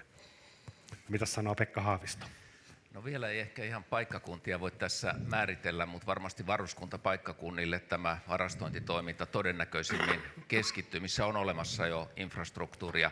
Ja on tärkeää muistaa, että se, että tuodaan materiaalia harjoituksia varten, niin tarkoittaa sitä, että se materiaali on olemassa myöskin kriisiaikoja varten, jolloin sitten voidaan tuoda vain miehet ja naiset ilman varusteita Suomeen, kun varusteet ovat täällä. Ne voivat olla ajoneuvoja, ne voivat olla aseita, ne voivat olla ammuksia ja muuta. Ja se lisää myöskin Suomen kykyä nopeissa kriisitilanteissa reagoida. Ja siinä mielessä tämä nyt neuvoteltava puolustusyhteistyösopimus Yhdysvaltojen kanssa on ikään kuin lisä ja aika tärkeä lisä siihen, mitä NATO-jäsenyys jo sinänsä tuo tullessaan. No, ei ota kaikilta tähän, ota Aaltola ja sitten mennään eteenpäin. Kyllä toi ennakkovarastoiminen on todella järkevästä. Tehdään siis pahimman mahdollisen skenaarion varalta ja se on ennaltaehkäisevää toimintaa, se on rauhantyötä, että Venäjällä ymmärretään se, että täällä on olemassa tarpeeksi varaa ja kyvykkyyksiä kestämään myös vähän pitempiaikaista konfliktia. Se opittiin Ukrainasta, että kysyntä on kovaa hädän hetkellä ja kun ne on täällä olemassa, niin silloin homma toimii. Se, mihinkä niitä sijoitetaan, niin siinä kyllä kannattaa käyttää sitten niin kuin pelisilmää. En lähtisi sitä niin kuin aluepoliittisesti sanomaan, että onko Kouvolan seutu sellainen, johon ne niin kuin erityisesti sopii. Se ei ole se asia, mitä kannattaa miettiä ensin, vaan niin kuin geostrategisesti, missä ne kannattaa säilyttää pahimman varalta. Jatketaan vielä tästä DCA-sopimuksesta. Mitä jos tänne Kouvolan seudulle sitten tulee paljon, tai niitähän on täällä ollut jo paljon näitä jenkkisotilaita harjoittelemassa, mutta jos siitä tulee jatkossa nyt säännöllisesti ja joku amerikkalainen sotilas sitten humalapäissään töpeksii tuolla Kouvolan mäkkärissä ja rikkoo paikat, niin onko oikein, että hänet tuomitaan Yhdysvaltain lain mukaan eikä Suomen lain mukaan? Mitä sanoo Jallis? No ensinnäkin mä näytän tästä varastoinnista, että mehän voidaan keskustella tästä varastoinnista, että mihin se varastot tulee, mutta tuskin kukaan koskaan tulee tietämään, missä ne varastot on. Sehän nyt olisi tyhmintä nyt alkaa miettimään, että Kouvolassa on sitä ja Kouvolassa on tätä. Vastaa tähän jälkimmäiseen. Mä vastasin sulle jo viime viikolla tähän ja sä tiedät, mikä mun vastaus on, että ne pitää tuomita Suomen lain mukaan. Mitä sä kysyt uudelleen? Mitäs muut sanoo? No, Pekka Haavisto. Tärkeintä on, että henkilö tuomitaan. Tässä käydään nyt sitä keskustelua, missä tämmöisen vakavan rikoksen raja menee. Mutta erittäin tärkeä näkökulma on se uhrin asema, että ei saa syntyä tilannetta, jossa siellä mäkkärillä, jos suomalainen mottaa, sä saat eri korvaukset kuin jos amerikkalainen mottaa sua. Että se uhrin asema täytyy tässä neuvottelussa selkeyttää ja siitä käydään keskustelua. No, Väyrynen. Suomen lain mukaan. Sinänsä tästä sopimuksesta sanoisin, että hieman huolestuttaa se, että nyt hyvin kovalla kiireellä sitä viedään eteenpäin. Pitäisi olla kunnollinen valmistelu, kunnollinen keskustelu asiasta. NATO-asiassahan meillä tehtiin niin, että kovasti kiirehdittiin ja kunnollista keskustelua ei kyetty käymään. Tästä asiasta pitäisi käydä. No vielä Stubb ja sitten mennään eteenpäin. Tämä DCA-sopimus on olemassa muun muassa Norjalla ja Tanskalla, muutamalla muulla maalla. Ruotsi neuvottelee sitä. Näkisin, että se on äärettömän tärkeä, kuten aikaisemmin tuossa totesin, 3. lukko meidän ulko- ja turvallisuus- ja puolustuspolitiikassa tällä hetkellä. Tietysti siinä ollaan niin lähellä kansallisvaltion suvereniteetin ydintä, koska sijoitetaan puolustusmateriaalia toisen valtion toimesta, sijoitetaan joukkoja toisen valtion toimesta ja määritellään ne lainsäädäntöpuitteet ja periaatteet, joilla toisen valtion sotilaat toimii. Oletan, että jossain vaiheessa nämä neuvottelut saadaan päätökseen hyvin todennäköisesti kevään mittaan ensi vuonna, ja eiköhän sieltä sitten ne ratkaisut löydy. Mutta osoittaa vaan sen, minkä takia tällaisten yksityiskohtaisten sopimusten solmiminen on niin vaikeaa. Viimeinen huomio, minä kyllä tässä maailmanpoliittisessa tilanteessa hirveän mielellään kiirehtelisin sitä sopimusta, en hidastaisi. Meillä on aikaa niin niukasti, mennään eteenpäin. Edelleen Itä-Suomi-teemasta. Itä-Suomessa, kuten hyvin tiedetään, ei juuri tuulivoimaloita ole, ja syynä on se, että niiden pelätään häiritsevän itärajaa valvovia tutkajärjestelmiä. Nyt tässä kumminkin on saatu uutisista lukea, että tuolla taivaalla pörrää erilaisia Naton ja jäsenmaiden miehittämättömiä tai miehitettyjä tiedustelukoneita, jotka tavallaan hoitavat tätä valvontaa. Onko mahdollista, että Nato Suomessa ja tämän uudenlaisen tehostetun valvonnan aikana myös Itä-Suomeen päästäisiin rakentamaan tuulimyllyjä? No, mitäs Halla-aho? No, teknologia tietysti kehittyy ja sitten johtopäätösten pitää kehittyä teknologian kehittymisen myötä. Sille on varmasti ollut perusteet, että tuulivoiman rakentamista Itä-Suomeen on rajoitettu, mutta jos tuulivoimalat jossakin vaiheessa lakkaavat olemasta ongelma esimerkiksi maanpuolustuksen tai tiedustelun kannalta, niin silloin käytäntöjen ja lainsäädännön tulkintojen pitää pystyä kehittymään ilman tarpeettomia viiveitä sen mukana. No, Väyrynen. Niin, minun mielestäni meidän ilmasto- ja ympäristöpolitiikka kaiken kaikkiaan olisi harkittava monessa suhteessa uudelleen. Minusta meillä rakennetaan nyt aivan liikaa tuulivoimaa, jos ajatellaan koko energiasektorin. Mutta ymmärtääkseni aika moni kunta Itä-Suomessa kyllä mielellään ottaisi niitä. Anteeksi? Aika moni kunta täällä itäisessä Suomessa No mielellään sepä se ottaisi onkin, niitä. että se on kunnille ja maanomistajille niin edullista. Sen takia rakennetaan enemmän kuin olisi kansallisesti järkevää. Tämä on minun käytäni. Ja Jussi näköjään nyökkäillä. No, Pekka Haavisto. Tässä olen kyllä Paavo Väyrysen kanssa täysin eri mieltä. Mehän ollaan menossa kohti vetytaloutta, kohta tehdään vihreää terästä näillä uusiutuvilla energialähteillä. Tämähän on juuri irtoamista Venäjän fossiilisista kaasu- ja öljyvaroista, ja sitä tarvitsemme. Ja minusta on erittäin tärkeää, että Itä-Suomen osalta katsotaan nämä tuulivoimalan mahdollisuudet. Kävin Pieksämäellä, Pieksämäen yrittäjissä oli myönteinen tunnelma, ja tunnelma johtui siitä, että Pieksämäelle tulee 30 tuulivoimalaa, ja se tuo yrittäjyyttä, se tuo osaamista, se tuo uusia työntekijöitä ja näin poispäin. Ja tuulivoimayrittäjäthän itse sanovat, että heitä voisi vaikka verottaa, ja sillä verolla voisi ne tutkat uusia ja rakentaa uudenlaisia tutkia, jotta saataisiin Itä-Suomen myös näitä investointeja. Pitäisin tätä hyvän ajatuksena. Sitten lyhyet kommentit Harkimo, Rehn. Niin, tuulivoiman rakentaminen tulee olemaan meille tärkeää, koska me saadaan teollisuutta tänne ja meidän pitää saada halpaa sähköä ja meidän pitää saada taattua niille yrityksille, jotka investoi tänne, että meillä on sähköä saatavilla, enkä mä näe mitään estettä, miksi tuulivoimaloita ei rakennettaisi joka paikkaan, mihin vaan on mahdollista. Ja varmaan tämä teknologia tulee kehittymään niin paljon, että tännekin pystytään niitä rakentamaan. Ja sitten Rehn ja Aaltola.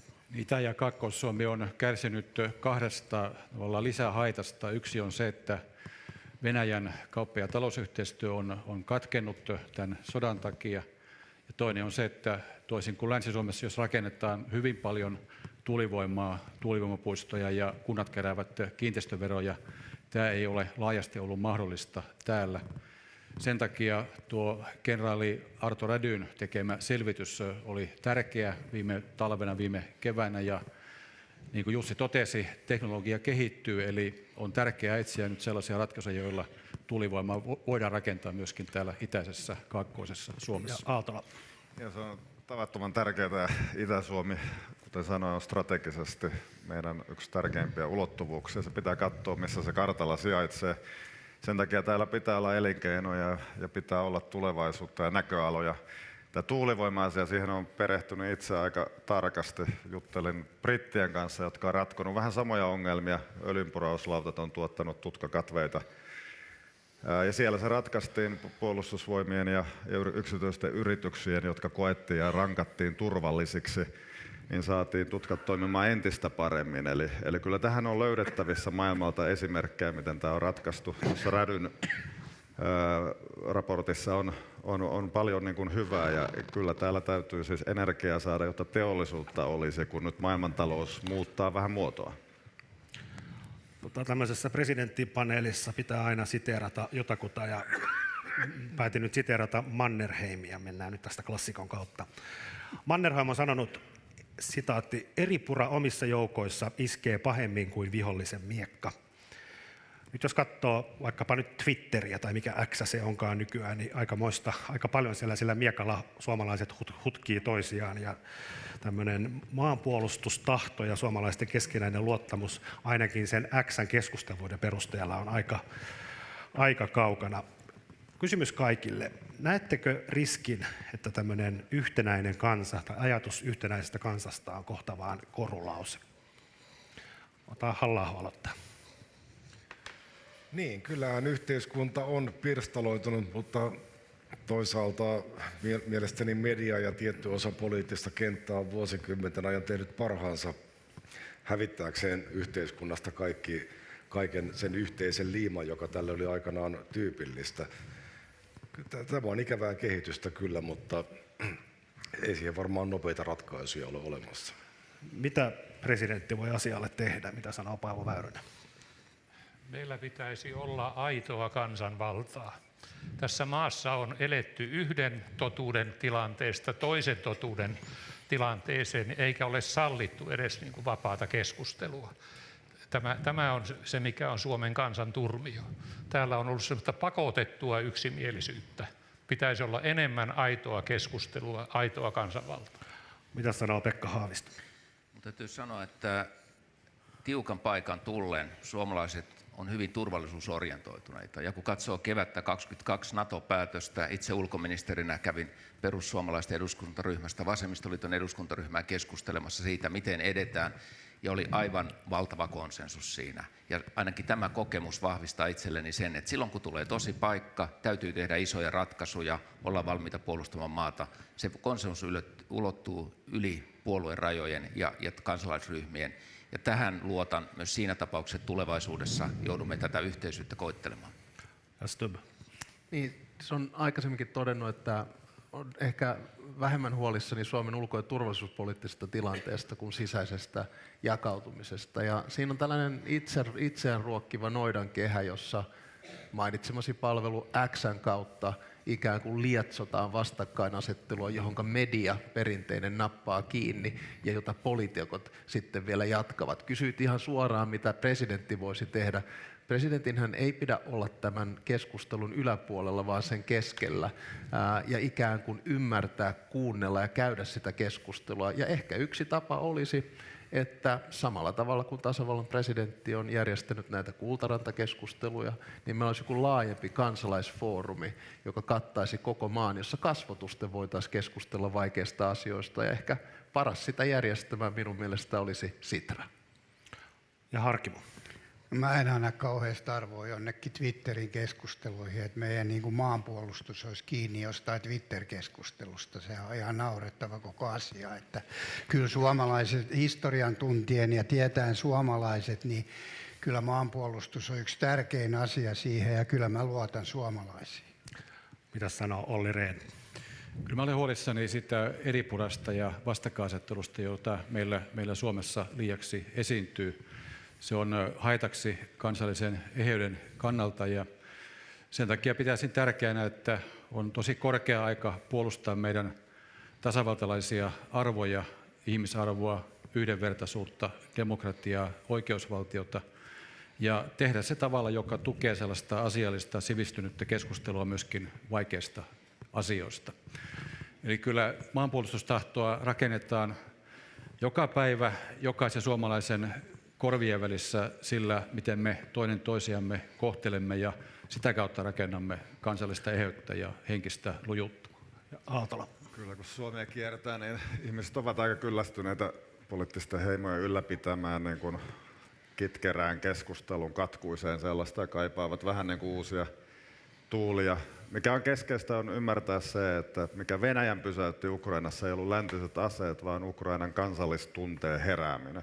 Silloin taisteltiin jokaisessa kylässä ja kaupungissa.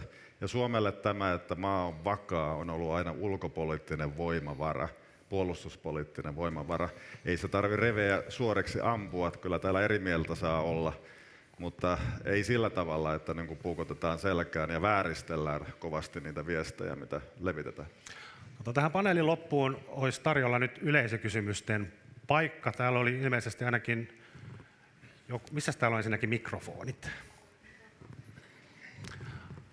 Joku oli sovittu jo etukäteenkin.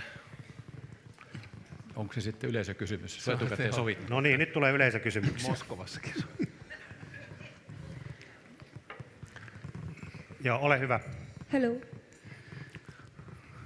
Hello everyone, my name is Avneet and I wanted to ask that there are around 20,000, more than 20,000 international students who are currently studying in Finland. And most of them are doing cleaning and warehouse jobs. So I wanted to know that what the future president would do so that this talent of the students cannot get wasted and can be invested in something good. No niin, saiko kaikki selvää kysymyksestä? Aloitetaan, kuka haluaa aloittaa? No Pekka Haavisto, ole hyvä. First of all, I think it's very important message that we appreciate people who come to study or work in Finland, and you make a very, very important contribution to our country. And I think the biggest issue is that the general atmosphere should support you and accept you, and we should have zero tolerance to racism and all discrimination against those people who come to work or study to this country. No sitten Stubb, ole hyvä. I've got bad news and good news for you. The bad news is that the president of Finland doesn't have any prerogative power over this particular question. It's something that the government does. The good news is that at least this presidential candidate believes that we should have a system whereby students who stay here, who study, get an opportunity to stay for a longer time with a visa incentive regime. But that is something that the government is most probably dealing with at the moment.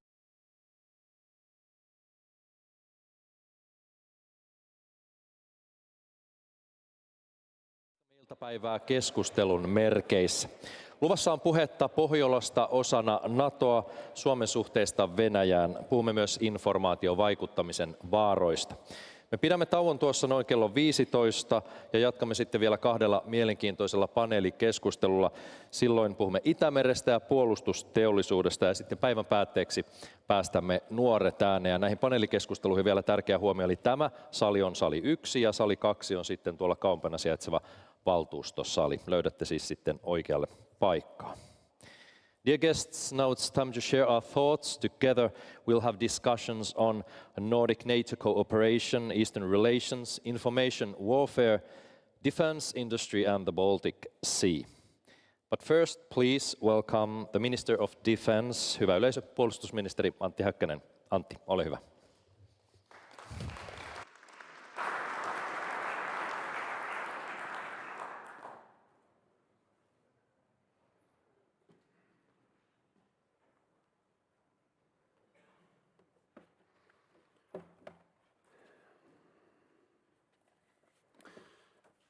Ladies and gentlemen, dear audience, it's a truly pleasure and a privilege to address the 4th Kouvola Security Conference with some remarks from my side. The conference, in spite of being organized only 3 times before, has already established its position as a recognized security policy event, bringing together a wide range of experts from government, industry, academia and military. This is highly important also as a national level to Finland. Especially I appreciate the fact that the conference takes place in my own constituency. I anticipate interesting discussions on various security-related topics now. At these times, serving as the Defense Minister of Finland is, for the lack of better words, interesting. Our relatively fresh membership in NATO, implementation of the new government program, our nation's challenging economic state, and lastly, Russia's unpredictably and aggressive foreign policy. All these fill my schedule and keep the ministry busy. One of my predecessors once stated that Finland has only 3 security challenges: Russia, Russia, and Russia. Although in real terms, there are plenty of other additional challenges to our defense. Still, very few of them constitute such an existential threat as Russia. In February 2022, Russia's unprovoked and unjustified invasion of Ukraine resulted in dramatic changes in Finnish defense policy. The brutal discovery that cordial, albeit not necessarily friendly, neighboring relations with Russia combined with credible national defense no longer provide sufficient guarantees of non-aggression. This led to fundamental changes in Finnish security thinking. Almost overnight, the public opinion in this country shifted to support membership in the NATO. This morning I addressed the National Defense Course in Helsinki. I chose to talk about the government plans and goals concerning defense. These are stated in the government's platform and agreed upon by all parties in the coalition. I will shortly walk you through these plans and goals before moving on to Finland's future in the international defense architecture. In spite of the challenging economic situation, Finland will maintain and further develop its defense capabilities in future years. The reason for this is self-evident. Russia's unpredictably and illegal war in Ukraine leaves us no other option. As a NATO member, we will continue to maintain and build our own credible national defense. Only from now on, we do it as a part of alliance. We understand clearly that in order to receive Allied help in the case of war, we need to invest to defense as much as possible. We will finalize our major naval and air force update programs and next concentrate our efforts in land forces development. Finland will participate in all alliances, deterrence and defense activities. Thus, the government will facilitate our reservists' extended participation in NATO service and develop our legislation to accommodate all needed requirements. Finland also emphasizes our continuous support to Ukraine. I will come to that a bit later. The negotiations of a defense cooperation agreement with the US are proceeding well, and their finalization is a government's priority. We will also develop our bi- and multilateral defense cooperation between the allied nations, as well as with non-NATO nations. All in all, the government platform's objectives for defense demonstrates our steadfast commitment to both investment in national defense as well as participation in NATO activities without caveats. Ladies and gentlemen, now let me give you an update concerning our priorities and goals in the field of defense cooperation. Even though NATO has been in the center of our focus for the past 1.5 years, we still see EU's role in defense equally important. Where NATO represents traditionally military security, European Union is seen as a platform of comprehensive security. Union's substantial budget and legislative powers complement NATO's mission, for example, in the field of sanctions and regulation. We are committed to EU's further development of its defense capabilities according to the strategic compass of 2022. It is in Finland's interest that the EU is able to defend its values and contribute to Europe's security. The defense cooperation between Nordic nations has a long history. In peacekeeping and later crisis management, the Nordics have had concrete cooperation.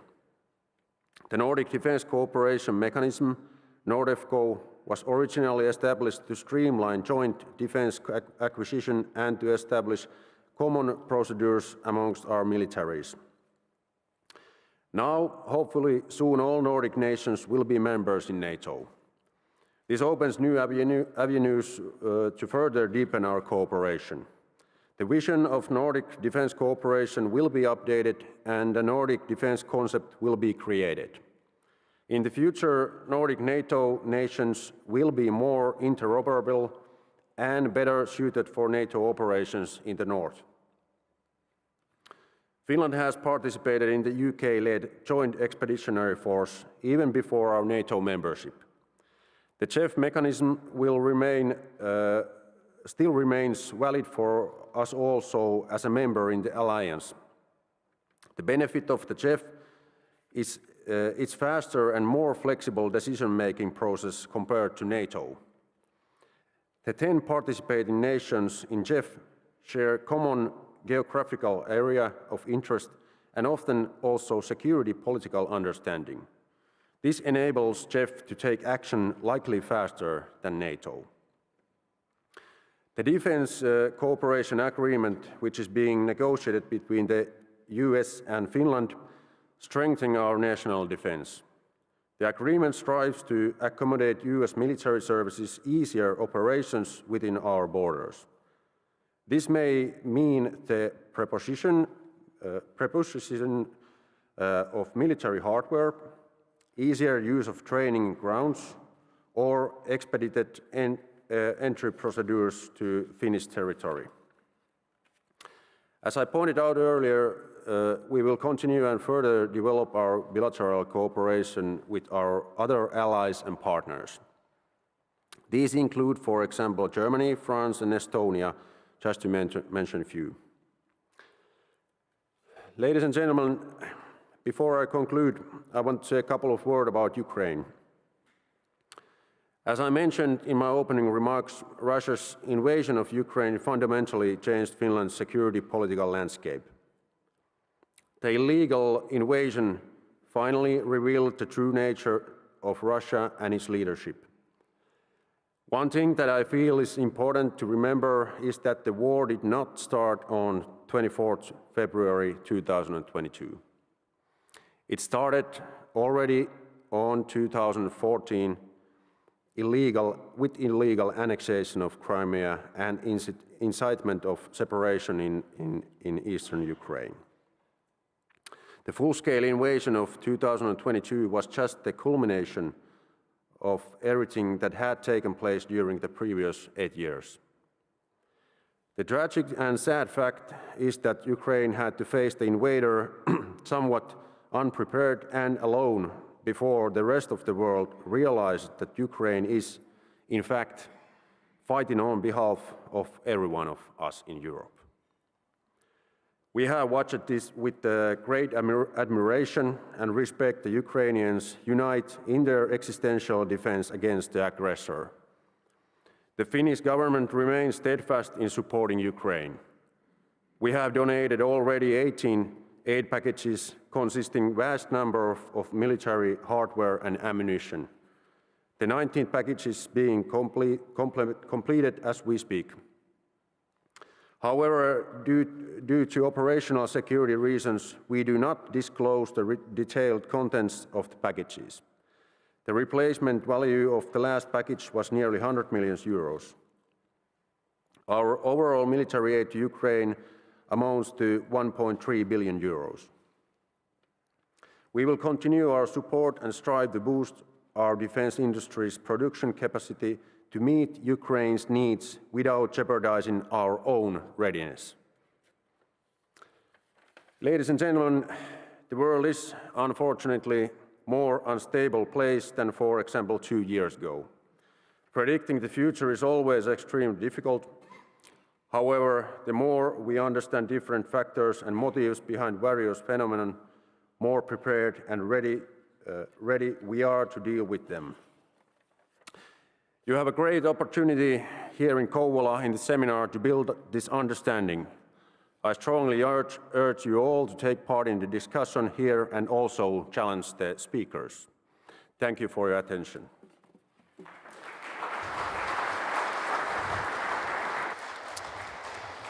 Thank you, Minister. Kiitos Antti. Pyydän, että jäät vielä tänne lavalle.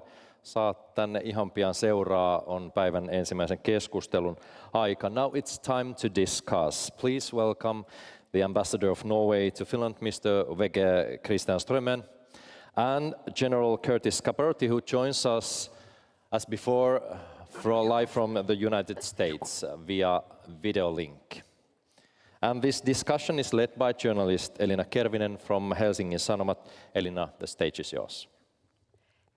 Now it's time. Ensimmäiseen ja toiseen ja sitten.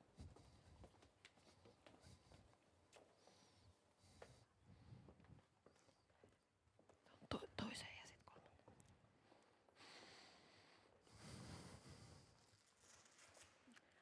Ladies and gentlemen, honorable panelists, Minister, Ambassador, General, good afternoon and thank you for being here today. As said here before, our topic in this discussion will be NATO and the Nordic Defence Cooperation. As we all know, NATO is currently going through a major change in its own deterrence and defence. At the same time, NATO has gotten a long new border with Russia and new northern dimension with Finland and eventually Sweden joining. We are going to start this discussion with this big picture. So the changes that Finland's and Sweden's membership will bring. and take the opportunity also to go back to some interesting statements that we have already heard here before. Secondly, we'll talk about the Nordic cooperation in NATO a bit more in detail. And then finally, in the end, we'll talk a bit about Sweden's membership and speculate on when it will eventually happen. But let's dive right in. We will not have any longer opening statements from the participants this time, but I would still like to start with a very basic question to start with. As all the Nordic countries will soon be NATO members, we are hearing the terms like the new Nordic bastion or NATO northern flank to be used. So I would like to hear from all of you. What does this new northern dimension, in your opinion, mean for the security of Northern Europe and for NATO? And please, you could maybe start, Minister Häkkänen. Well, first of all, I think there is not any blocks in NATO, but there is a realistic planning ongoing that all the areas in the NATO are being secured and defended equally. That's why when there's coming 2 Nordic countries in Northern Europe inside the NATO, it will be meaning a new kind of, how should I say it, principles that we have to take care. And I'm quite sure that inside the NATO countries, in the military field and the political field, everyone understands this, that the Finnish NATO membership and Swedish future membership will bring kind of a new kind of dimension in the Baltic Sea, of course the Finnish 1,300 kilometer borderline and the Arctic region field. And that's why I think everyone knows this. And now we are doing much more integrated and deepened cooperation between the Nordic countries, how to plan after the Sweden is coming to NATO membership. And I'm quite sure that everyone knows it, and it's not something that we should be in a different kind of approach than the other eastern flank countries or Baltic countries. We have different kind of geographical situation, and we are taking that account. Ambassador. Well, thank you very much, and thank you very much for inviting me to come here to participate. I've just been in Finland for 3 weeks or so. I'm a recent arrival, but it was a good start. But this is the place to start, isn't it? Yeah, isn't it? This is the place to start. Could I say a practical thing first? I was born with very strange eyes. It's my left eye that works and not my right eye. So if I look very confusing, give me an extra chance and look at the left eye. But if the left eye goes away the same way as the right eye, you can carry me out of here. That's well, could I start by saying that, you know, for someone like, if you allow me one personal note at the beginning, you know, I'm an old guy. I started out in 1984. My first job in 1984 was desk officer for the Barents Sea and the maritime disputes with the Soviet Union for Norway, and I was the desk officer for that. And if someone had said that I fast forward to 2023 would be standing here with the Finnish Minister of Defense and discuss these issues from the situation we have at the moment, I would never ever have believed it. We have woken up to a total new situation. I mean, and I think it's sometimes important to step back a little and see that we have a new situation in Northern Europe, which really calls for, you know, us to take action. I could subscribe. I think the Norwegian government would agree with everything you said. I agree. Let me start a little bit with, you know, the blocks in NATO doesn't make sense. It's a concept in a way that doesn't make sense. So I'll just skip that. But we are where we are. We are where we are. This is Northern Europe. We came a long way. I was very happy to hear the Minister of Defense emphasize so much the Joint Expeditionary Force, which was a kind of instrument that developed but became extremely useful, mostly because of its flexibility and its ability to meet at different levels, and found and found its sort of role as complementary to the NATO structure very well. I came here, I was ambassador in London, and I participated in many of these meetings. Now for Norway, Jeff was almost too good to be true, because it was a way of engaging with Finland and with Sweden. You know, the Danes we have in NATO, that was not the issue, and Iceland is there. But it was so it started out as an instrument that we were, of course, politically / military interested in, and then it proved to, as the terrible war in Ukraine and the aggression that changed so many things, it turned out to be a great instrument. So cooperation here goes without saying. We could talk more in details about it. Some of it is really just military integration. Everybody here that takes an interest will know that Norway holds its military capacity in the north. We do. Finland and Sweden have it mostly in the south. We will have to take a hard look at that. And it's being done at the moment. And it's a great and exciting new phase in our relationship. Thank you. General Scaparotti, you might maybe continue from here, but I'll add, Ambassador here mentioned that the surprise of Finland and Sweden now becoming members. You served as a commander from 2016 to 2019 in the NATO European Commander. What was your thought at that time? Could you ever imagine that this day would come that Finland and Sweden will join? Well, actually, I could imagine it. Here mentioned I remember my first year in command, I had visited either Sweden or Finland. I can't remember both countries, but one of the big great officers I was having lunch with said to me that if Russia's aggression continues, if they continue on the track they appear to be on, I think there will be increasing interest in Sweden and Finland to enter NATO in some years ahead. So I remember that conversation well, and of course with the accession, I'm very pleased about that. To Finland, I applaud the country for coming on board, and I hope that Sweden comes quickly. Aggression continues. If I could, I would simply reinforce what both the minister and the ambassador said just a minute ago. Of course, we relied on the complementary nature of Nordic collaboration to work through Norway and Denmark, etc., into NATO and the planning, and then their coordination as partners.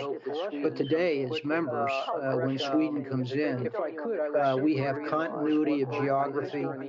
We have 7 of the 8 littoral countries to the Baltic within NATO now. That is strategically significant and really does change our ability to provide deterrence and defense in the north. The second thing I'll say, the defense minister noted that, and as did the ambassador, to take caution at looking at blocks in NATO. I applaud that as well, because NATO is a transatlantic defense. It has to look 360. And in today's world, we've seen in Ukraine, there's really not a localized conflict of any kind. Most of our threats have reach that's well beyond the immediate area.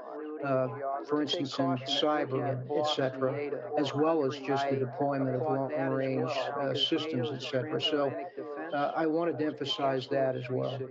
And in today's world, we've seen. Thank you, General. We are having some sort of difficulties here hearing you, but most of your message, I think, came through. We could maybe, well, I don't know if that's being fixed. We might go further to talking about the Nordic cooperation more in detail. You have already mentioned here previously our cooperation also through JEF and through Nordefco. We have done that before. Might I ask you, like, really concretely, what will change with NATO? What can we do together that we didn't already do previously? And could you please be as concrete as possible? Well, first of all, there's no limits for the planning now. We can plan in all the details according to what happens in the crisis. And of course, inside the NATO, there's if Sweden is coming also in the member, there will be no restrictions in the changing information, creating common kind of informational preparedness. And what our militaries are doing, they are still doing now a kind of deep cooperation. But if you're looking about the CHEF, I think the NATO membership will help, even though to deepen the CHEF. That's why the CHEF is highly important, like the ambassador told, and of course that NATO membership is one part of our security architecture, and that is cooperation in defense cooperation kind of parts. CHEF, NORDEFCO, they are kind of supporting it in other fields. There's a lot ongoing. There's a Nordic defense concept coming and vision where we can go even deeper. We know what are the kind of the defense strategies in the north. We know what kind of roles are at Finland as a frontline country, as a Sweden not so frontline country, and also as a Norway. And that's why the planning is ongoing. And like I told in my speech, this JEF is highly important, NORDEFCO is important, but you have to remember that the DCA agreement is being built up now in Finland and Sweden, and Norway has it already. And that's why the United States cooperation is highly important, highly important. Well, this is the general perspective. Yes, please, Ambassador. Well, I think if you allow me to say that, you know, sometimes formalities matters. Sometimes really, you know, formal structures, full membership, it matters. It's easy to say that we're almost there, we collaborate, we're so close.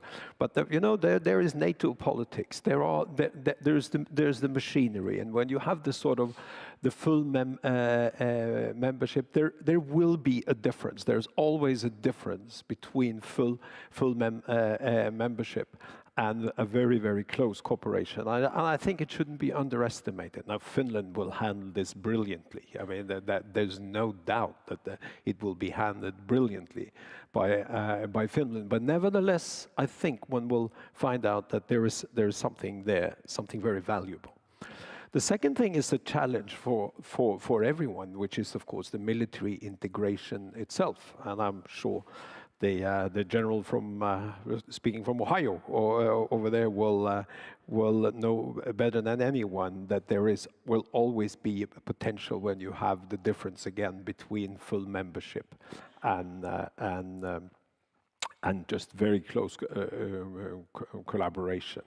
The JEF, why I stressed it so much is that, you know, I think the role, maybe I'm influenced by having spent many years in the UK now and before that in the US, but the UK is the sort of the major military power, at least in Northern Europe, maybe in Europe as such, and it's very important. And for us, it comes very natural. That's why the JEF was such a good thing for us. But I think that this sort of the situation in Northern Europe as such also calls for a very close collaboration with the British, both from the Atlantic angle and from the Baltic Sea. Yeah, exactly. Just very shortly, you both stressed that there would be no Nordic bloc within NATO, and we have heard the statements already before. We might still need, or what is your opinion? We might still need political coordination, more of our opinions and stances in NATO. How would this be done, and do you see it having any formal forms of doing it? I don't know. I think you have a longer experience in the NATO politics, but I have only a couple of months experience what happens in the NATO tables. I have seen that there's no blocks, but still there's kind of cooperation between our countries in certain matters, like it's normal. And that's why I think in these matters, what comes to the kind of the Northern Europe security, I think there will be a close cooperation also in the political dialogue. Of course, I think the Baltic countries and other eastern flank countries or Russian neighboring countries have similar thoughts about Russia in the long term. And I think this is the kind of the big picture of the European security policy, that what kind of a Russia do we see in a long term, in decades long. And there's different kind of thoughts in different countries with this matter. And this will affect also in the long term kind of the readiness to support Ukraine maybe. But even though I think now everyone are at the same page, what is the Russia's true face, I still know that the history is different in different countries. The Russian politics, there's long histories with the France and Germany and other. That's why I think we have to have kind of similar thought about Russia after this Ukraine war. There will be no normal situation. The Russia has been kind of similar at the time of Tsar, at the time of Soviet Union, and at the time of Putin. And we don't have kind of we don't have afford to kind of have some kind of illusion that country is shifting to democracy or free civil society after Putin. And that's why we have to do now the decisions with the kind of realistic vision of the Russia's near future, near couple of decades future. And this is kind of the perspective that there has to be a strong perspective along the NATO nations. And I'm hopeful that the Nordic countries have the similar point of view. Now that you mentioned Russia, I might try to take General Scaparotti in again if we hear a little bit better.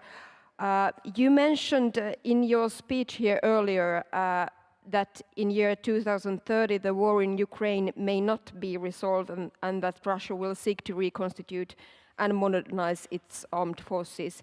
If you look at year 2030, how does the new NATO border in Finland, the 1,300 kilometers of it, look like in your opinion, and how does Russian presence look like here at that time? Well, thank you, Helena. Can you hear me better now? Ukraine may not be resolved, and that Does Russia will seek to the reconstitute sound good? and modernize its armed forces. If you look at 2 minutes, they'll say, we'll take one question here and we'll come back to you. I'm sorry, there's some kind of technical issue here. Well, could you maybe wanted to comment on the previous, on the like NATO blocks? Did you have any comment on that before we go back to the? Well, you know, our view would be that you know both the formal sort of structure of NATO and the informal political diplomatic culture, and if I could use such a loose word, is actually adequate and would cater quite well both for Sweden and Finland. Look at how well Finland, and speaking about something we in Norway don't know all that much about, how quickly Finland integrated into EU culture and the EU machinery. Once you got going, it was actually very impressive to watch from the outside. And I'm absolutely sure that you'll see the same thing happening with NATO, that Finland will find its way in a sort of very pragmatic, realistic, focusing on what you can achieve and to be a constructive player. You'll find your way within this, and the structure in a way is there. And I'm sure the same will be for Sweden. Again, EU membership was probably an important step, a very important step. And I shouldn't be describing the history of Finland, but there must be a huge chapter there. And now there is another chapter, which is NATO. And I think it's going to be pretty much in the same, handled with the same kind of both skills and attitude, and that would serve you very well. Yes, thank you. Let's try again with General Scaparotti. Hope this works this time. You maybe remember the question about how it's going to look in the Finnish border. Yes, Alina, can you hear me better now? I think we made some adjustments. Yes, this is perfect. Yeah, very good. Yeah, very good. Okay, thank you. Well, you know, I think as you look at that, as I mentioned, regardless of the outcome of Ukraine, Russia is going to be present, and they will attempt to rebuild their military afterwards in 2030. They've already announced that they're adding a core apparatus or, you know, additional forces to address the addition of Finland to NATO. So they've announced that. We should expect that to continue as their objective. And then just to realize that, you know, the Northern Fleet and the forces in the high north that Russia have are relatively untouched by this war at this point, at least the naval and the air components of that. So that's a real threat that still exists and is one that Finland knows well. And Sweden and Finland together as a part of the NATO, as I said earlier, makes a strategically significant difference. The addition of Finland and Sweden to NATO in this regard is a big strategic problem for Russia. And that's to our advantage. Thank you. Did you want to comment on this? We have recently again heard some comments, harsher comments from Russia regarding Finland and Sweden's membership. So how do you see the situation evolving going forward? Well, like we have seen in several decades, that Russia is speaking several times that they are kind of doing much more military build-ups near the Finnish borders if something happens in Finnish foreign security policy. And now we have seen the similar kind of speaks from the Russia side, from the Shoigu and others. We haven't seen anything special now happening near our borders. But of course, if Russia is doing in the long term something, that's not in our hands. In our hands is that we are joining to NATO, doing this defense cooperation and building our own army stronger. And that's at the Russian side. What will happen after the Ukrainian war in 5 years or 10 years? That's why I told earlier that we have to be prepared in the kind of the Russia's military modernization and the build-up. I don't know, will it happen, what happens in Russia, but we have to be prepared for the kind of the difficult scenario. Ambassador.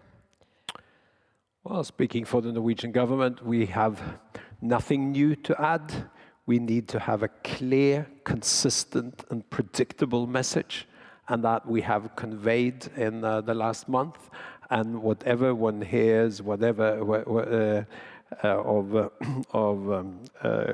comes out is not gonna change it. I think it's for the benefit of the whole situation that we just stay the line. We have said what is needed, and we will, if necessary, repeat it again. Yeah, let's go back a little bit more in detail into the cooperation between the Nordic countries. The way we cooperate among each other also is, of course, affected by the NATO structures. And there is currently in NATO, there is this big change, and also looking at the command structures as a part of it. I would like to hear all of your thoughts on this. Is it important, or how important it is for all the Nordic countries to be under the same joint operational command, as now it is not the case in the beginning of Finland's and soon Sweden's journey in NATO? Please, Minister. Well, it's important for Nordic countries to be at the same command structure. There's been now plans how to build up the Norfolk command center, and that's why the decisions will be made at the NATO side in future years. But it will be important to be in the same command structure.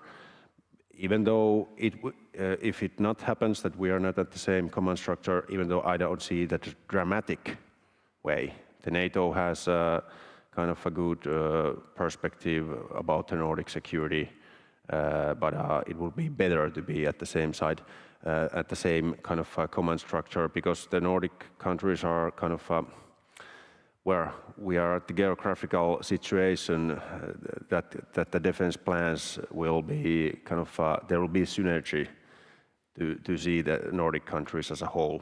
What kind of synergy? Could you be more precise? Well, a lot.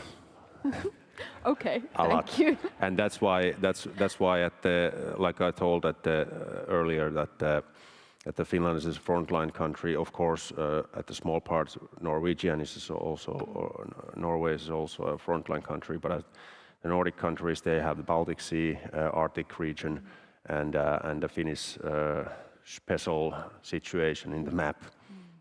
Ambassador, please. Yeah, I've nothing to add to that. I think that was a very good exposé of what we are. And then as we move along and see what the capacity and the military advice is, this is for also important. But we would subscribe to the same kind of thinking. General, you of course know really well the NATO planning side. Did you see the benefits of all the Nordic countries to being under the same command, or what are pluses and what could you say about this? I would just say, Alina, there are benefits obviously to having them under the same joint operations command, and it's obvious from the Nordic countries' perspective. I would just share with you that from the perspective of NATO and the Supreme Allied Commander Europe, depending on the situation, there are reasons for it to be looked at a little differently with respect to Brunsum, etc. So, there is agility within NATO in this respect, and I think the situation would also drive how you might decide to do this. I haven't looked into this just recently since Finland has come into the alliance, so I can't speak with authority from the different discussions within NATO command. But just personally, I would just share with the audience that even in the time that I was in command, I was thinking about this issue because the Baltic also might drive you in a different direction. So it's an important question. And one that's been thought about a great deal, I think. Thank you. Minister Häkkänen, Norwegian commander has been vocal in media about Norway's desire to get a new European command or part of it to structures to Bodø in Norway as a European filial of the JFC Norfolk, if I have understood this correctly. Is Finland also eager to get this kind of structures to Finland? What could you say about that? We are not eager to speak this publicly. Because we have in Finland this tradition in our security and foreign policy that we are doing much more than we are saying. Yeah. That's why we're going to have this close cooperation inside the NATO allies. And of course, what will be the command structure below the Norfolk or Brunsum, that will be a NATO allied decision, and where will be some kind of command center. It will be highly important, of course, for the whole Nordic countries. Like we know that Finland has a long land border with Russia. That's why especially our land forces are strong. But we have also at the Nordic side, Norway and Sweden has different kind of military capabilities, and those have to be kind of put at combined. Then we can have a strong Nordic defense in the North Europe, and that command structure must be taken that account. How to kind of lead this kind of a defense system. I don't say anything else about this. Ambassador, did you want to comment on the Norwegian goals? No, about Bodø, and I won't comment on that. Yeah, people will have read what the Norwegian government and the armed forces view is on that. We've been in NATO since the beginning, so so for us these things. It comes natural to argue for capacity on Norwegian soil. I'd like to pick up a little bit on the the different capacities. Now, anyone here who's been to Norway will know that our geography is slightly different. There are mountains and fjords absolutely everywhere. So there's a very long coastline, and then we have 196 kilometers of border to the Russian Federation. So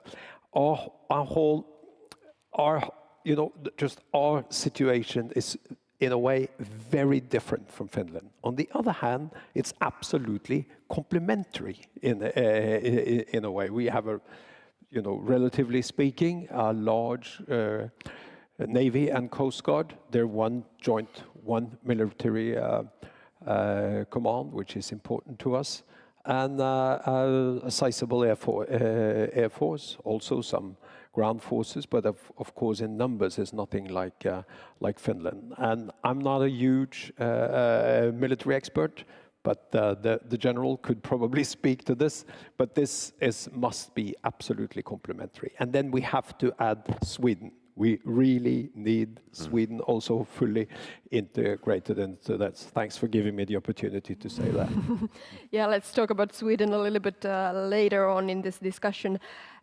General Scaparotti, I wanted to ask you still about your speech. You said that you are hesitant in declaring the Baltic a NATO lake already, and obviously there is Kaliningrad and St. Petersburg still. And you urged Finland and Sweden to work together in the area in order to assure dominance over Russia. Could you please elaborate a little bit about your thoughts on this? What more do we concretely need to do in the Baltics, in your opinion? Well, I think from my perspective, and the dominance within the Baltic Sea is that Sweden obviously has some very good capabilities, particularly submarine or subsurface capabilities, and Finland has modernized its naval components as well. So in the Nordics writ large, Norway is excellent in subsurface operations, etc. That's what I was driving at, is the ability to work in what is actually a pretty unique environment in this way. And the ability to do that in collaboration, I think, is very important. These are unique capabilities. They're expensive capabilities. And really, they work best when we work together in terms of defense. And the other caution was just simply, there's sometimes some comfort in calling it perhaps a NATO lake, and we shouldn't underestimate Russian capability, the presence of the Baltic Fleet, etc. Exactly, thank you. One field also where the Nordic countries together are very capable are their air forces, especially after Finland is receiving the new F-35s in the years to come. The air forces already have announced a deeper cooperation in the Nordic area so that they could seamlessly operate over the borders. What is the importance of this cooperation in your opinion, and what kind of advantages could it bring to NATO eventually? Well, like I said, it's a combination of different military capabilities from different Nordic countries, and that's why this is highly important. Norway and Sweden has strong air forces, and of course, after the F-35s are coming to Finland, we have this interoperability even stronger than this day. And of course, like the general said, that also the naval combination from different countries, naval forces will also strengthen up when we are doing this as a team. We are doing at this time also quite deep practicing rehearsals inside the Nordic countries and the CEF countries and the NATO membership. When the Sweden is coming there, it will bring it even closer. We are now at this time also thinking about participating to the NATO peacetime operations, which is a part of this NATO family, and that's why, of course, we know that the this air policing participation with the air force is the kind of the easiest way, and also the naval forces. Well, we know that there will be a quite strong fleet of the air force in the Nordic countries in a couple of years. Yeah, exactly. Please, Ambassador. Yeah, in addition to what the General and the Minister was saying, just the F-35 is an obvious thing when they're on both sides of our borders in the north. There's also some experience here to draw upon that look at our Air Force collaboration on something called P8, which is a maritime, very important to know, a maritime surveillance capacity, which is goes without saying, is absolutely crucial for the defense of Norway, where we have an almost seamless arrangements with the UK, both on the planes itself, but also on operational things. It's a good example of what is to come on other things with Finland and Sweden. Exactly. General, did you want to comment on this, the Air Force cooperation in the area? What is the importance for NATO, would you say? Well, I think, first of all, I just emphasize that it is a unique environment they're operating in, and their expertise in that area is important to NATO and to our other allies. The collaboration is key. The ambassador mentioned the F-35. There'll be, probably 600 F-35s in Europe in future years. They bring a connectivity that's quite unique as well. And that enhances what the ambassador had mentioned with the P8 air systems, as well as naval systems that need to link. They can enhance that. And then finally, I would mention that Finland in particular has one of its technologies, or its strengths is in IT, 5G, etc. So all of those things come together, I think, in the Nordic to form, through collaboration, a very strong network, air, naval, and land as well. You here in the previous remarks, many of you, maybe all of you, mentioned the new defense agreements that are being negotiated with the US in Finland, Sweden, and in Denmark. Norway obviously already has one.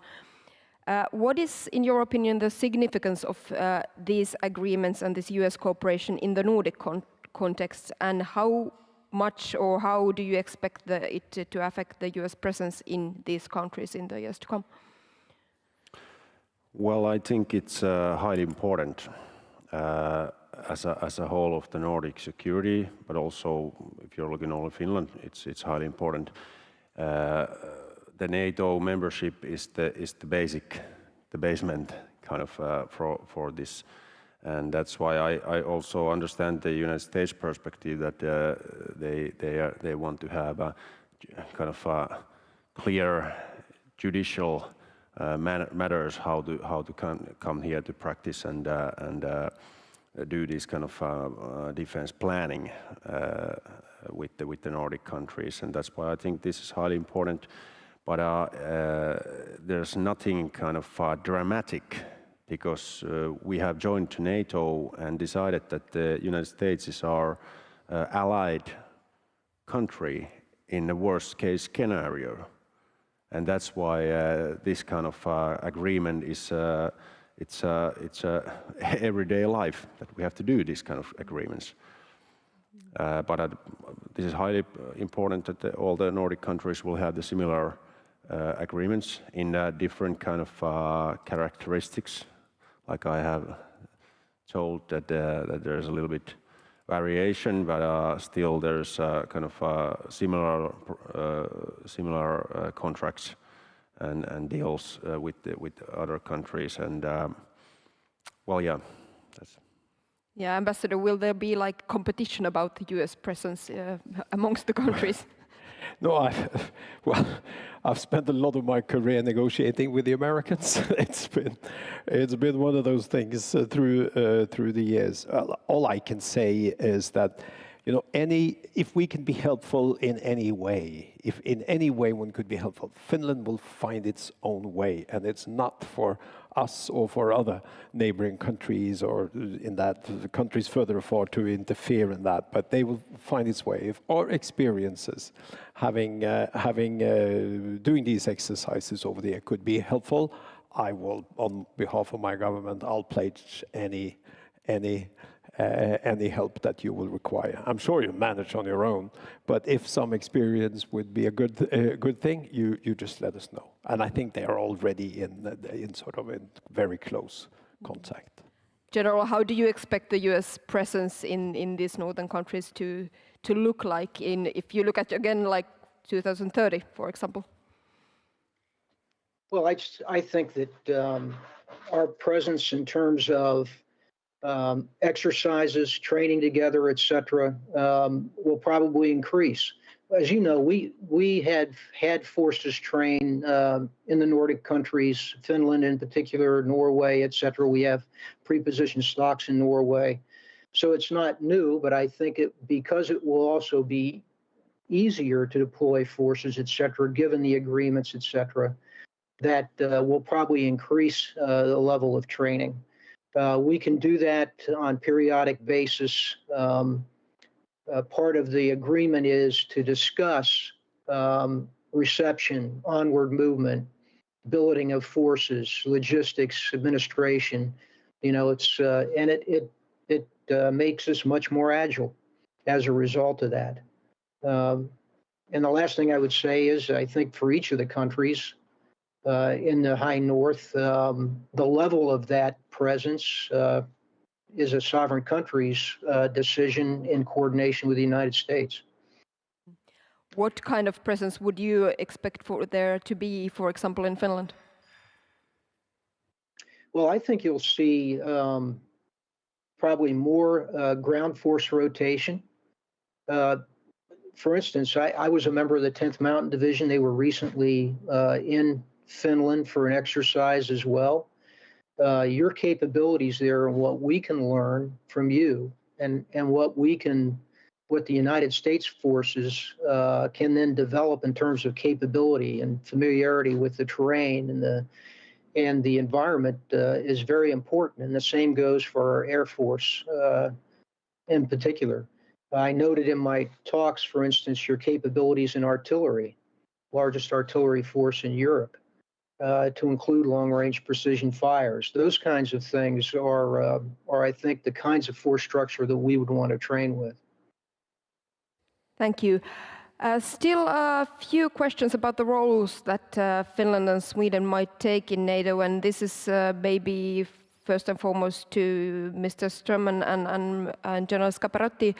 What kind of expectations would you say that the older NATO allies have when it comes to Finland's and Swedish concrete contributions in the alliance? Could you start, Ambassador? Finland and Sweden coming into NATO has changed sort of the outlook, the strategic outlook for our part of the world, probably for the whole of Europe. What it means militarily, I'd like to leave to the general, but also from sort of a political and an allied perspective, this is a huge positive contribution. As I said, I would have found it hard to believe in 1984. I might agree. I think you could foresee it after 2014. I also, like I think the minister mentioned, and the general also alluded to this, that what happened in Crimea, the annexation of Crimea in 2014, was in a way the first act in this. So at that point, things had really started to change. But Finland and Sweden's role in NATO, from our perspective, will be hugely positive, I think, for the whole alliance. Not only, it goes without saying, for Norway, we're so close in all aspects, but I think for the whole alliance. Remember that NATO has expanded, but it has not expanded with anything like, Finland and Sweden is a total new dimension. We're talking about two very different countries with huge military capacities, industrial complexes, rule of law, democracy. These are major positive contributions to the alliance.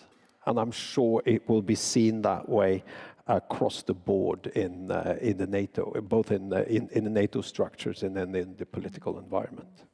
Yeah, I don't know if you want to comment on this, but soon we will be deciding, for example, on the NATO peacetime missions, what we will be taking part in.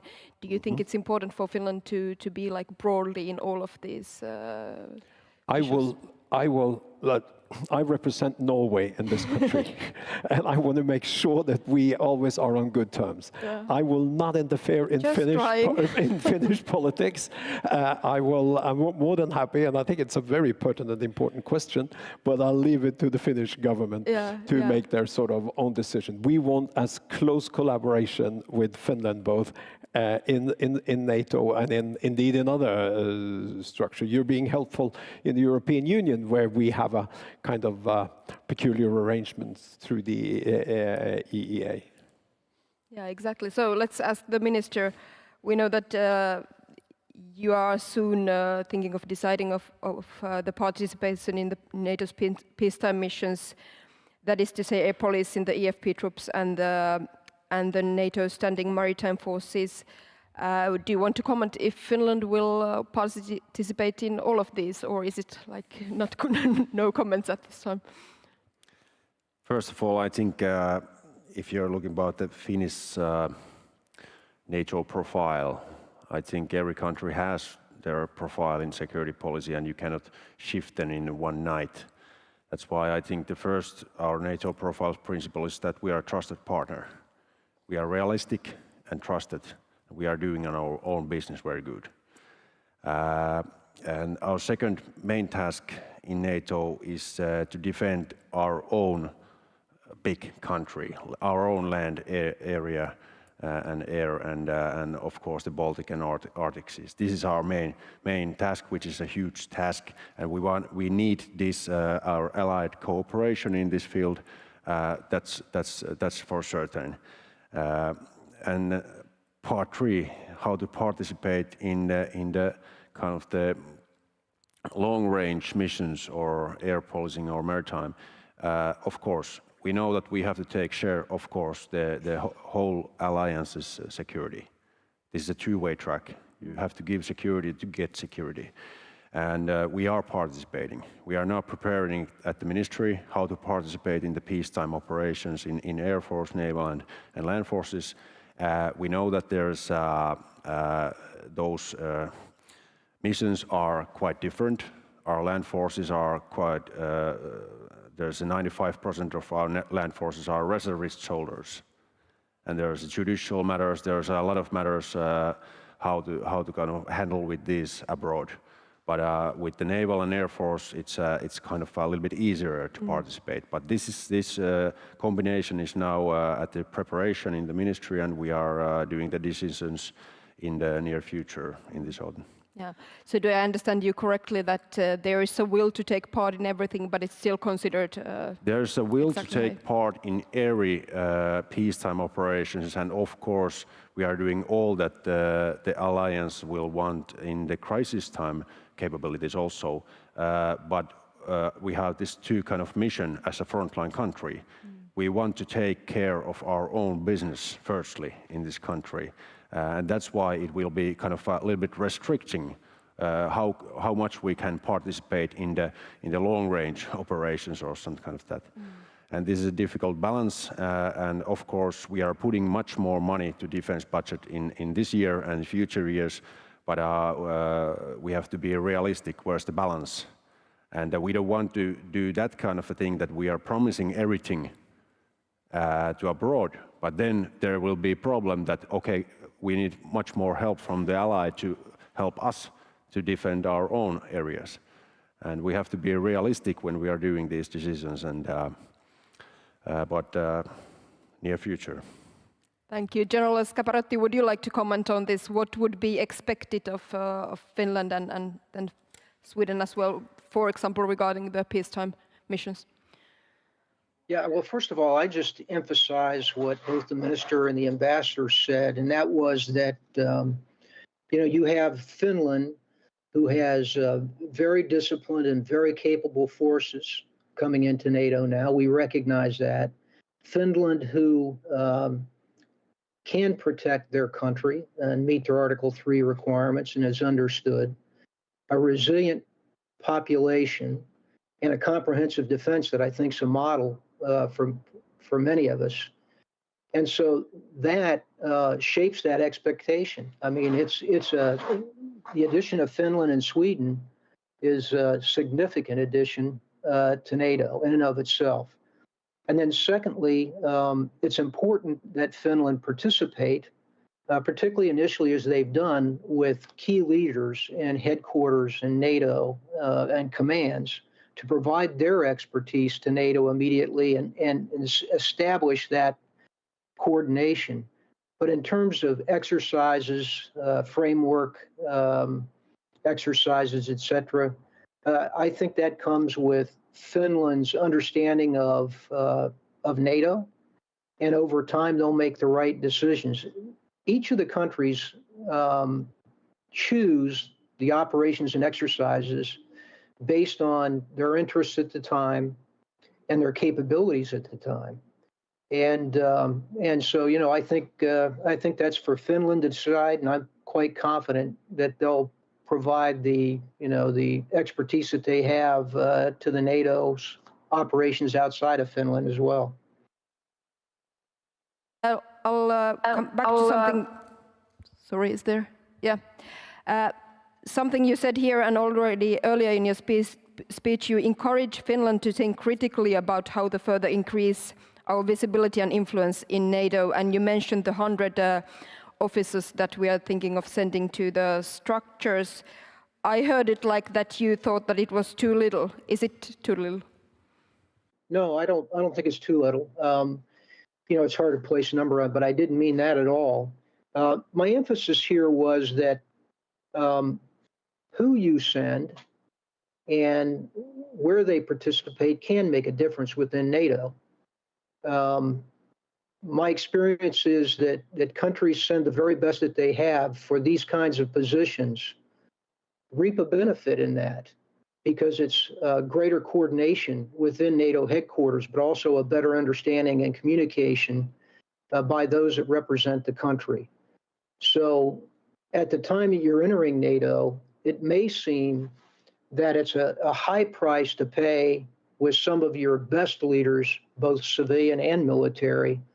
But my view is that actually that pays off much more in the longer run in terms of how others view the country within NATO and their ability to participate effectively, both for the good of NATO, but also for the good of Finland's defense.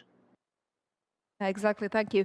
So we have a few minutes left, so I wanted to talk a little bit about Sweden, as we are all eagerly waiting for them to get in as well. We are still waiting.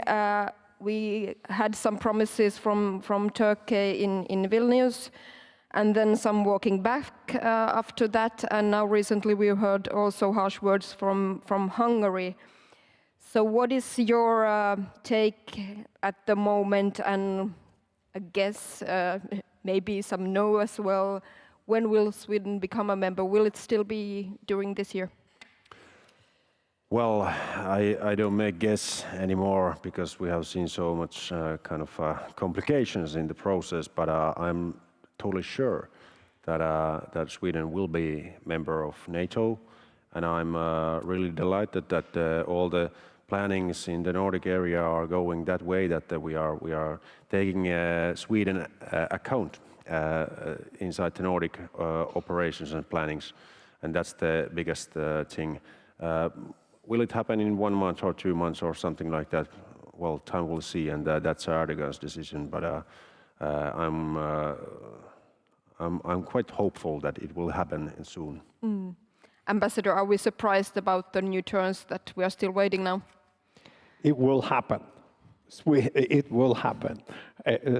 And we really need Sweden also to join. Everything the three of us have said, and that the questions you have asked this afternoon, indicates it ends up on the same platform. All of what we're talking about makes, in a way, only makes sense if we only get sort of Sweden fully integrated and at a proper time. We are confident it's going to happen, and we're confident that it's going to happen soon. Exactly when, I'm not a prophet, so that's a bit hard, but it will happen, and that will be for the huge benefit of both Norway and, if you allow me, also Finland. Yeah, General, your opinion or guess? I underscore what's been said.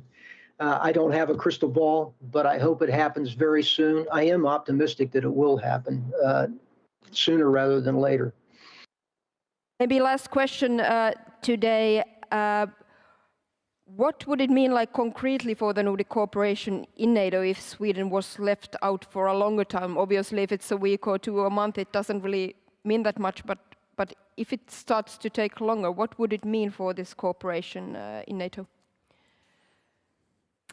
I don't want to speculate that, but it's totally sure that Sweden is our nearest friend. They are our neighbor. I think there will be no kind of question that we are defending the Nordic countries together. Nordic areas together. I'm quite sure that Sweden is coming there, and that's what our plans are, going in that direction now. How long time would be a problem, Ambassador? Sweden has applied. We're almost there. I don't think it's helpful to do hypothetical thinking and scenarios like that. Of course, they can be fascinating, but we must focus on getting this done as quickly as possible and in as proper a manner as possible, and it is going to happen soon. General, did you want to still comment on this? How long time would be a problem, like thinking of the NATO planning? That's very difficult for me to say at this point. I'm not deeply involved in it. I would just say, from a military perspective, as a commander, you always want to move out and you want to conclude these kinds of things as quickly as you can, because you're talking about security and defense. So it's important from that vein, but I won't go beyond that in terms of speculating about the impact. The sooner the better, as I said earlier. Thank you.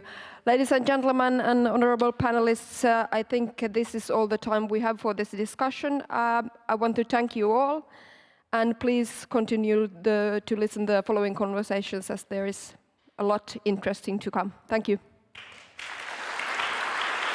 Thank you.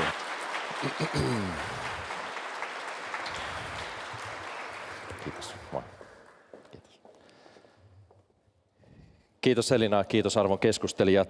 Medialle tiedoksi tässä vaiheessa ministeri Häkkäsen lehdistötilaisuus alkaa tuolla ala-aulassa median nurkkauksessa ihan hetken kuluttua. Ja nyt kun me olemme päässeet vauhtiin, jatketaan tosiaan keskustelua vähän pienemmissä porukoissa eri teemoilla. Me olemme järjestäneet 4 paneelikeskustelua, eli ennen taukoa luvassa 2 paneelikeskustelua, tauon jälkeen sitten 2 lisää. Meillä on puhetta Ukrainan sodan opetuksista, Suomen Venäjän suhteista, medialukutaidosta ja informaation vaikutuksesta. Nämä siis yhtä aikaa, eli tämä on sali 1. Tässä salissa, jos haluatte seurata paneelia täällä, jääkää tänne. Te, jotka haluatte mennä seuraamaan keskustelua salin 2, niin siirtykää sinne salin 2 puolelle. Se löytyy tuolta ulkopuolelta. Ja te siellä striimin päässä voitte valita ihan kumman tahansa, kumpaa tai molempia haluatte keskustella, niin voitte vaihdella näiden paneelikeskustelujen välillä. Kello 15 pidämme tauon ja 2:15 jatkamme 2 keskustelulla. Ja sitten kello 16:15 kannattaa olla paikalla, silloin lavan valtaavat nuoret. Nyt olkaa hyvä, jatketaan keskusteluilla.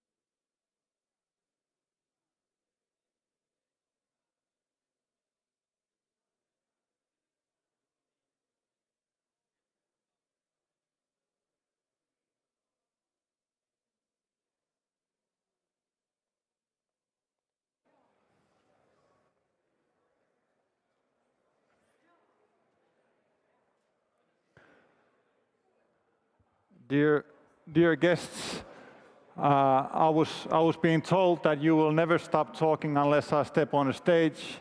So now I'm stepping on the stage and making you sit down, please. On my behalf, I want to wish you welcome to city of Kouvola. Looking from my perspective, I would call this the capital, Finnish capital of armed forces. And in that sense, we are right now at the heart of Finland's security. There's a saying, if the grass is not growing, it's dying. And if we think about that saying and think about Finland, there are, right at this moment, cities in the east of Finland and southeast of Finland, cities like Kouvola, that are not growing. And in that sense, I guess the situation and the question is, does this situation help us to build a stronger and more secure Finland in the future? And should we consider this as a problem that we have to fight against and solve? In the title of this panel that we are just about to start kind of goes to that area. The title is long and it's pretty wide, but it has the title considers what are the lessons that the war in Ukraine brings us, and what is the future of Finland and Russia relationship. So maybe my question and idea was a little bit limited, and we won't get answers today, but I'm hoping that we consider this as a threat to Finland. If we lose the power and the strength of our cities in the east and southeast of Finland, is that something we can afford? But let's go to the question, the panel. I will introduce all the panelists to the stage, and then they will all have 5 to 7 minutes, so 5 to 10 minute introduction speeches. I will start with Finnish diplomat and former Finnish ambassador to Russia, Hannu Himanen. Welcome. We can give a round of applause. Thank you. Then we'll have Councillor Maxim Kravchuk from the Embassy of Ukraine in Finland.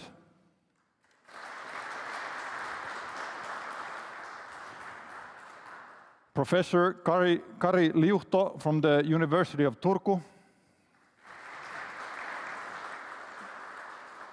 And Lieutenant Colonel Simo Pesu from the Finnish Armed Forces. So, we will go with the opening remarks, and Hannu, your stage is yours. Thank you very much, and thank you for the invitation to participate in this panel. And I have to say that it is a particular pleasure for me to be in Kouvola, because Kouvola is actually my birthplace in the early 50s. I will begin with a historical backdrop. Yesterday, the 17th of September, it was 84 years exactly ago that Russia, then the Soviet Union, led by Stalin, invaded eastern Poland. Of course, there was a history before that, much longer than August 39, but on the 23rd of August, the Soviet Union and Nazi Germany concluded what is generally known as the Molotov-Ribbentrop Pact. It had a secret protocol dividing Eastern Europe into two spheres of interest, and Finland, together with the Baltic states and Eastern Poland, was in that division, given to the sphere of interest of the Soviet Union. Germany invaded Poland from the west on the first day of September, and as I said, the 17th of September, the Soviet Union invaded eastern Poland. But what is interesting is that immediately upon the aggression to Poland, the attack to Poland, the Soviet government gave out a public statement saying that it invaded Poland to protect the life and property of the population of Western Ukraine and Western White Russia. That sounds familiar. To me, it indicates that President Putin has taken his lessons from another dictator, that is Joseph Stalin. But let me go to the bilateral relations between Finland and Russia today and how I see them in perspective into the future. Our bilateral relations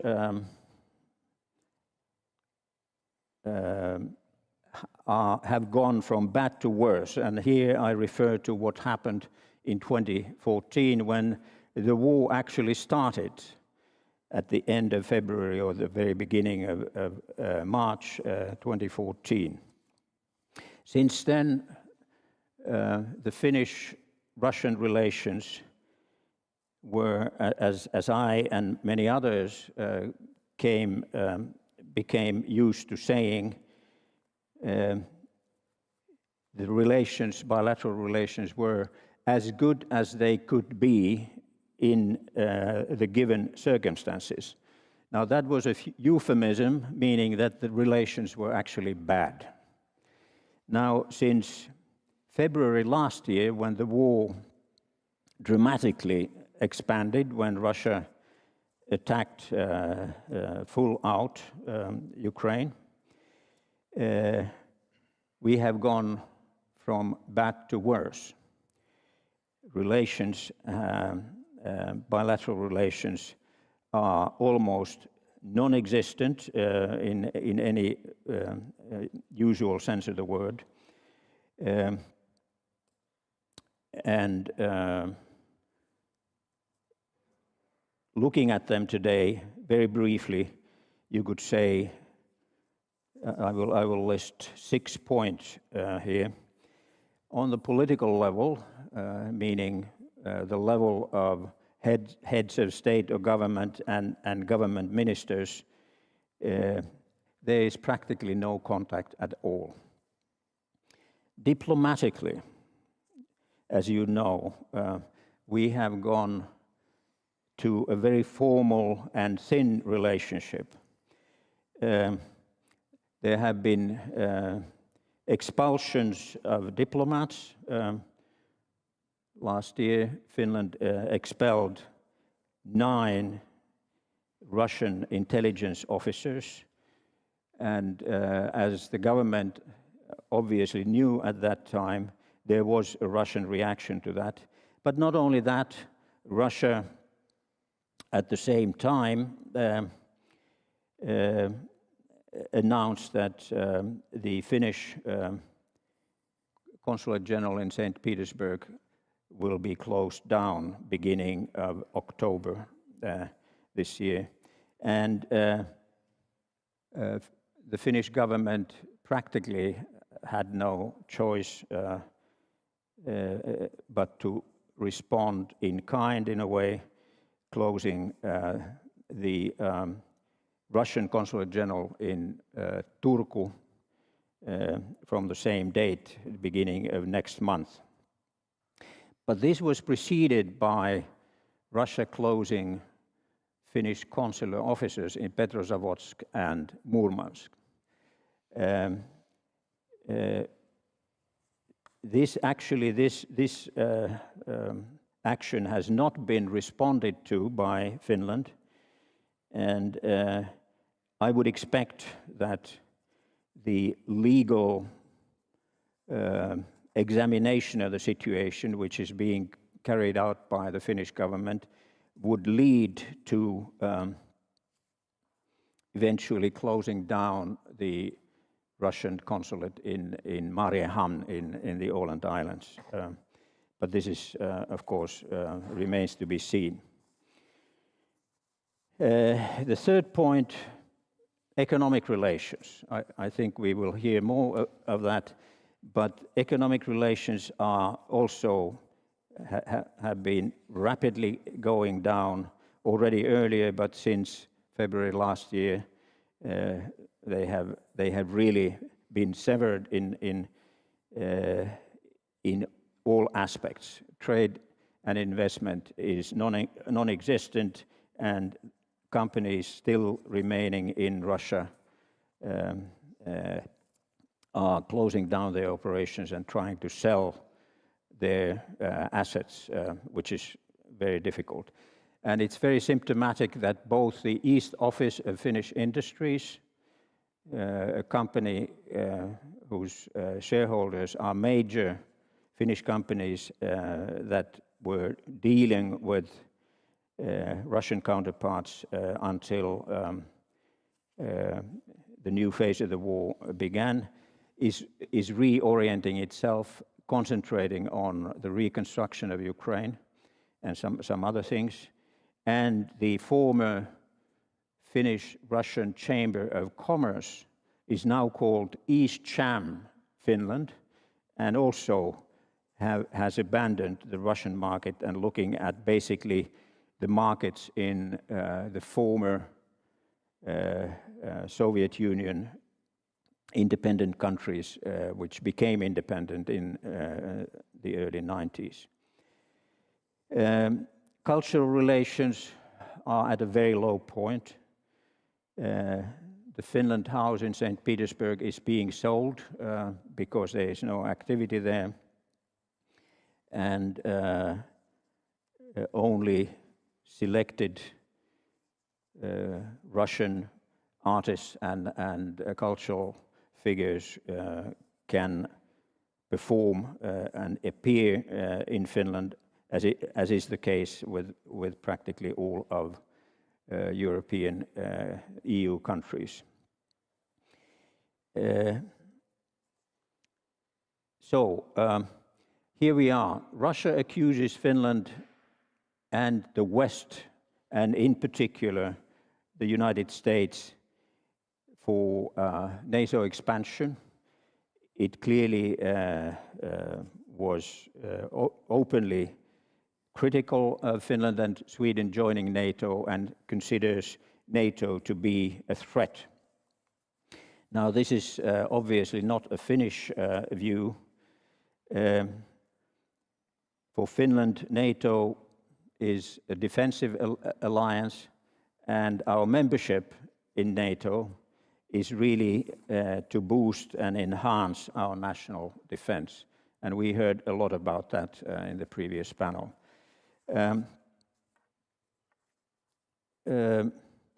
But why would Russia insist on NATO being a threat, even if it is a defensive alliance and has no designs on Russia? It is because of Mr. Putin's and his inner circle's view of the future and Russia's place in the world. Just 2 months before it invaded Ukraine on a wide front in the north and in the east, and 17th of December 21, Russia presented a proposal for a treaty on security guarantees. Many of you certainly remember that. It spelled out conditions for a continued cooperation between Russia and the West in very clear and unequivocal terms. It spelled out a non-expansion of NATO, and we in Finland immediately understood that this meant Finland and Sweden as well. And for instance, President Niinistö has been talking about this at a number of points. For Mr. Putin,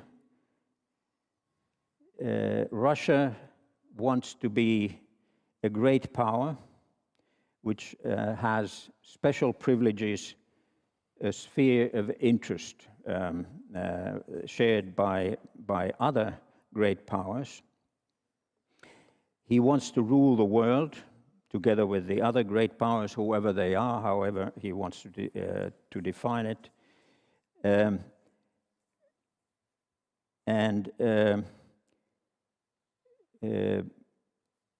This would happen over the heads of the smaller and medium powers. This is a vision that Putin has expressed several times, and he quite often makes reference to the 19th century, and particularly the Congress of Vienna, which was followed by a concert of great powers, a period of relative peace in Europe until the First World War.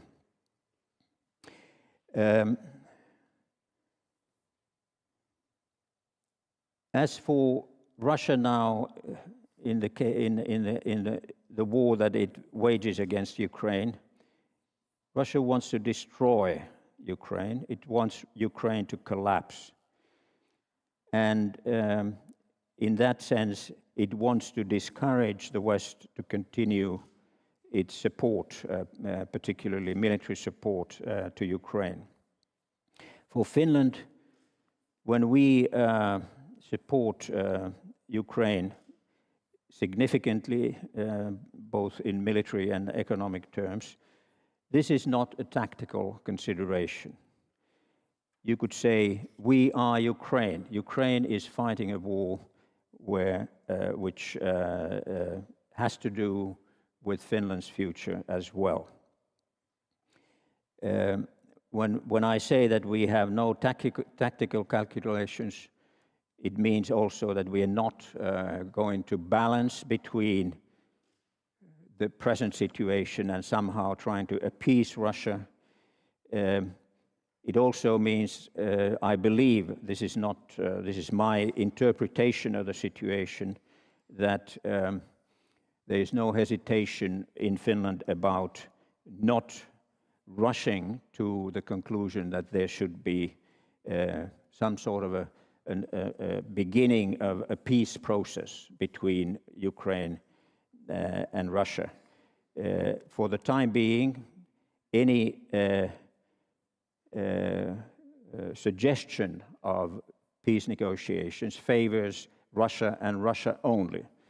Now it is up to Ukraine to decide when the time has come to negotiate. All this leads me to conclude that the future of Finnish-Russian relations is very grim.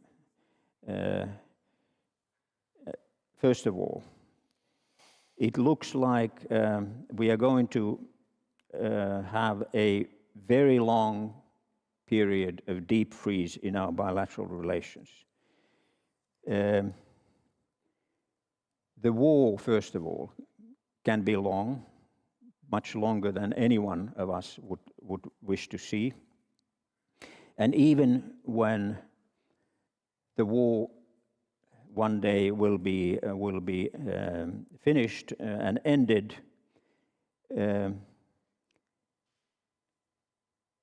let's say, particularly in a way that Ukraine will be able to recover the occupied territories, that would not end the war.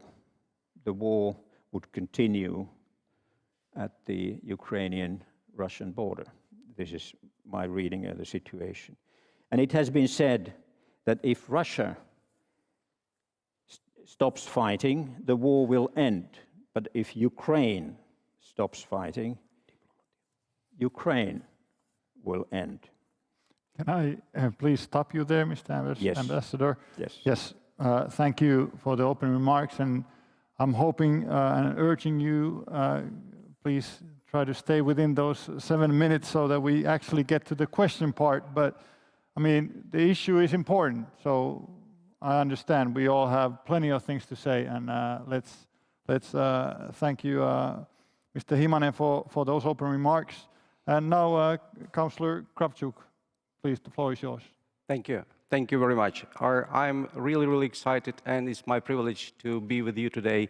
Thank you for the invitation and for the opportunity to deliver some messages, critical ones. Of course, my task today is very simple because everyone in this hall saying right things. We are on the same plate on all topics, and it's great to be surrounded with friends, true friends. And my first message today would be to the whole Finland. Thank you for being so close friend, true partner, and reliable ally from the first hours of this unjustified, full-fledged military invasion and over these 9 years of Russia's aggression against Ukraine. And here I would like to underline and correct some speakers. It's not war in Ukraine. It's Russia's aggression against Ukraine. It's very important to follow terms if we want to restore just and lasting peace. It's, ladies and gentlemen, it's 572nd day of blatant Russia's attack on all cities and towns of Ukraine. It's 9th year of Russia aggression, which aim is to deprive Ukrainians of their right to be independent nation.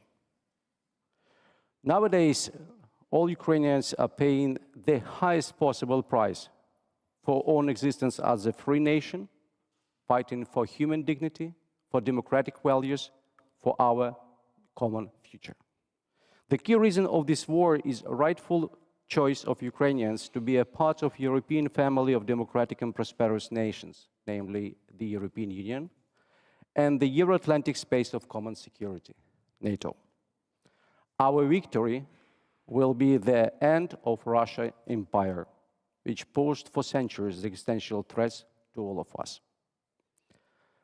And I would like to stress upon absolutely comprehensive solidarity and support and assistance provided by Finland from all corners of your beautiful country to Ukraine from the first hours of this dramatic war.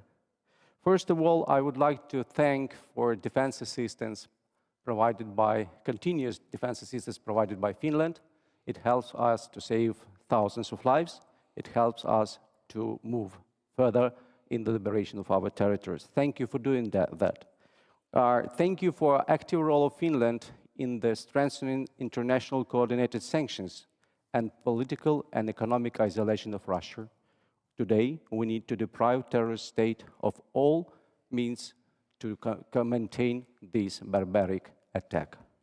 Thank you for being with us and providing us assistance to secure Ukraine's resilience and survival with comprehensive humanitarian assistance, direct budget support and energy equipment you provided to help us to survive during the last winter under their constant and daily missiles and drone attacks. Thank you very much for doing that, and thank you for creating all conditions for Ukrainians who found protection from the war on the Finnish soil. Thank you indeed for that. And we would be really grateful if you will share the message with all your friends, networks, with simply everyone in Finland. We need more humanitarian assistance. We need to feel that you with us. Ladies and gentlemen, Ukrainians will liberate all territories, including Crimea. We will effectively defend our Europe and democratic values. But to reach this goal, today we need more weapons. Prompt supply of all kinds of weapons we need to fully liberate all our territories is the most critical at this moment. Along with defense assistance and continuous provision of our assistance in training of Ukrainian soldiers and officers, we need to build a very strong and a strong foundation for Ukraine-Finland joint defense industry production. It's a very important task to ensure that Ukraine has everything it needs today, and we need everything for the future. And last not least thing, it's a humanitarian call. I would like to ask you kindly, everyone, if you can help. We need to expand opportunities for medical treatment for Ukrainian warriors here in Finland. Now we have a lot of them in Finland and other European nations coming through the medevac program of the EU Civil Protection Mechanism. And we would be very grateful for expansion of these opportunities to help thousands of wounded Ukrainian warriors. The full liberation of all territories of Ukraine is the most important, but not sufficient condition for a just and lasting peace in Europe. There are three most critical prerequisites for a peace in Europe. First of all, we need to bring to justice all responsible for crime of aggression, genocide, crimes against humanity, and war crimes committed by Russia in Ukraine. Simply everyone. And if we will do that, we would have another Russia, or maybe something on that territory. It's a crucial task. And if we will be successful on that track, we could say that a just and lasting peace is possible. And I am happy to note the progress in the work of coalition core group on the creation of special tribunal on the crime of aggression against Ukraine, which will be the most important tool for bringing to justice Russia for the crimes of aggression. Nowadays, Ukrainian law enforcement agencies with international experts registered more than 106,000 war crimes. It will be a big, big home task for all of us. So we need everyone who can deliver with forensic materials and technologies, with our legal assistance, because it's an absolutely tremendous job to perform.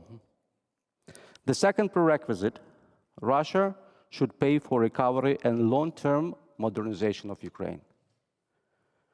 It means that all available and accessible Russia's assets in the world should be frozen, confiscated, and legal instruments created on the national, international level for bringing these assets for development of Ukraine. And the third prerequisite of the just and lasting peace for all of us in Europe, it's Ukraine's membership in NATO. Without this step, there wouldn't be any just and lasting peace in Europe. And I believe that everyone clearly recognizes that. And we need to be sure that we have a really active voice of Finland and all other partners when we would prepare the Washington summit, NATO Washington summit next year.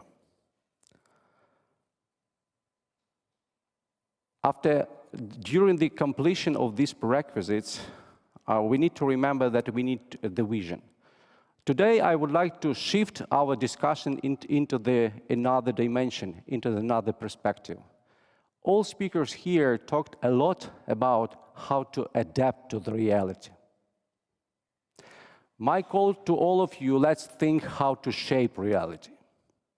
And we can shape reality only if we seriously think how we complete that prerequisites that I mentioned before, and how we build a common vision of a just and lasting peace in the world. In this regard, I would like to tell you that last year in autumn, President of Ukraine, Volodymyr Zelensky, proposed peace formula consists of 10 items, which covers all aspects of international life and all aspects which would help us to ensure that there wouldn't be any repetition of the war, there wouldn't be any further violation of international norms, and there wouldn't be any space for weaponizing food security, energy supply, immigration, and information. Everything Russia has weaponized for decades against all of us. So I would like just to mention these are 10 items to ensure that we have the full understanding what it's about. It's radiation and nuclear safety. You know that Russia blackmailing Ukraine and the whole world, occupying Zaporizhzhia nuclear plant. Food safety. Are Russia trying to organize artificial famine against whole continents? Energy security. Here it's absolutely clear the only way to build a strong and resilient societies is a green transition and common approaches how we can deprive critical dependencies on some raw materials and so on. Release of prisoners and deported persons. It's critically important to remember that all norms of humanitarian law violated, brutally violated. So we need to find the way how to enforce in the future international law.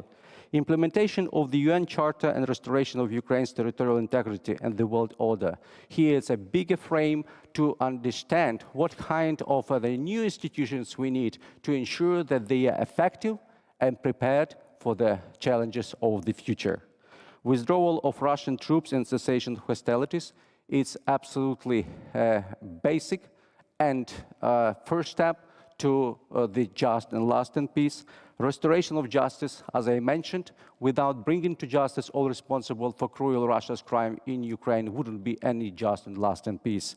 Preventing escalation of war and repetition of aggression is critically important. What we will put into the document which will confirm the end of the war, to be sure that we don't have Russia guilty, just guilty for something, we don't have terrorist state on our borders anymore. We don't need terrorist state on our borders. So we need to work hard on all tracks, diplomatic, military, economic, to find the proper solution, how we are ensuring and shaping our future. And in these words, I would like to underline that we feel your support, we feel your understanding, we feel your empathy, and we feel how strongly you are standing with us. And thank you for doing that. And we would rely on Finland further, and we are open to these discussions, and do not hesitate to contact directly Embassy of Ukraine in Finland with your ideas, with your proposals, and we would be just happy to feel your attention to us. Thank you very much for your close attention.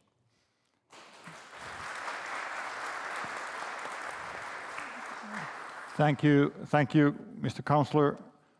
We move forward, Professor Liahto. Okay, thank you for inviting me here, and it's nice to be back in Kouvola always.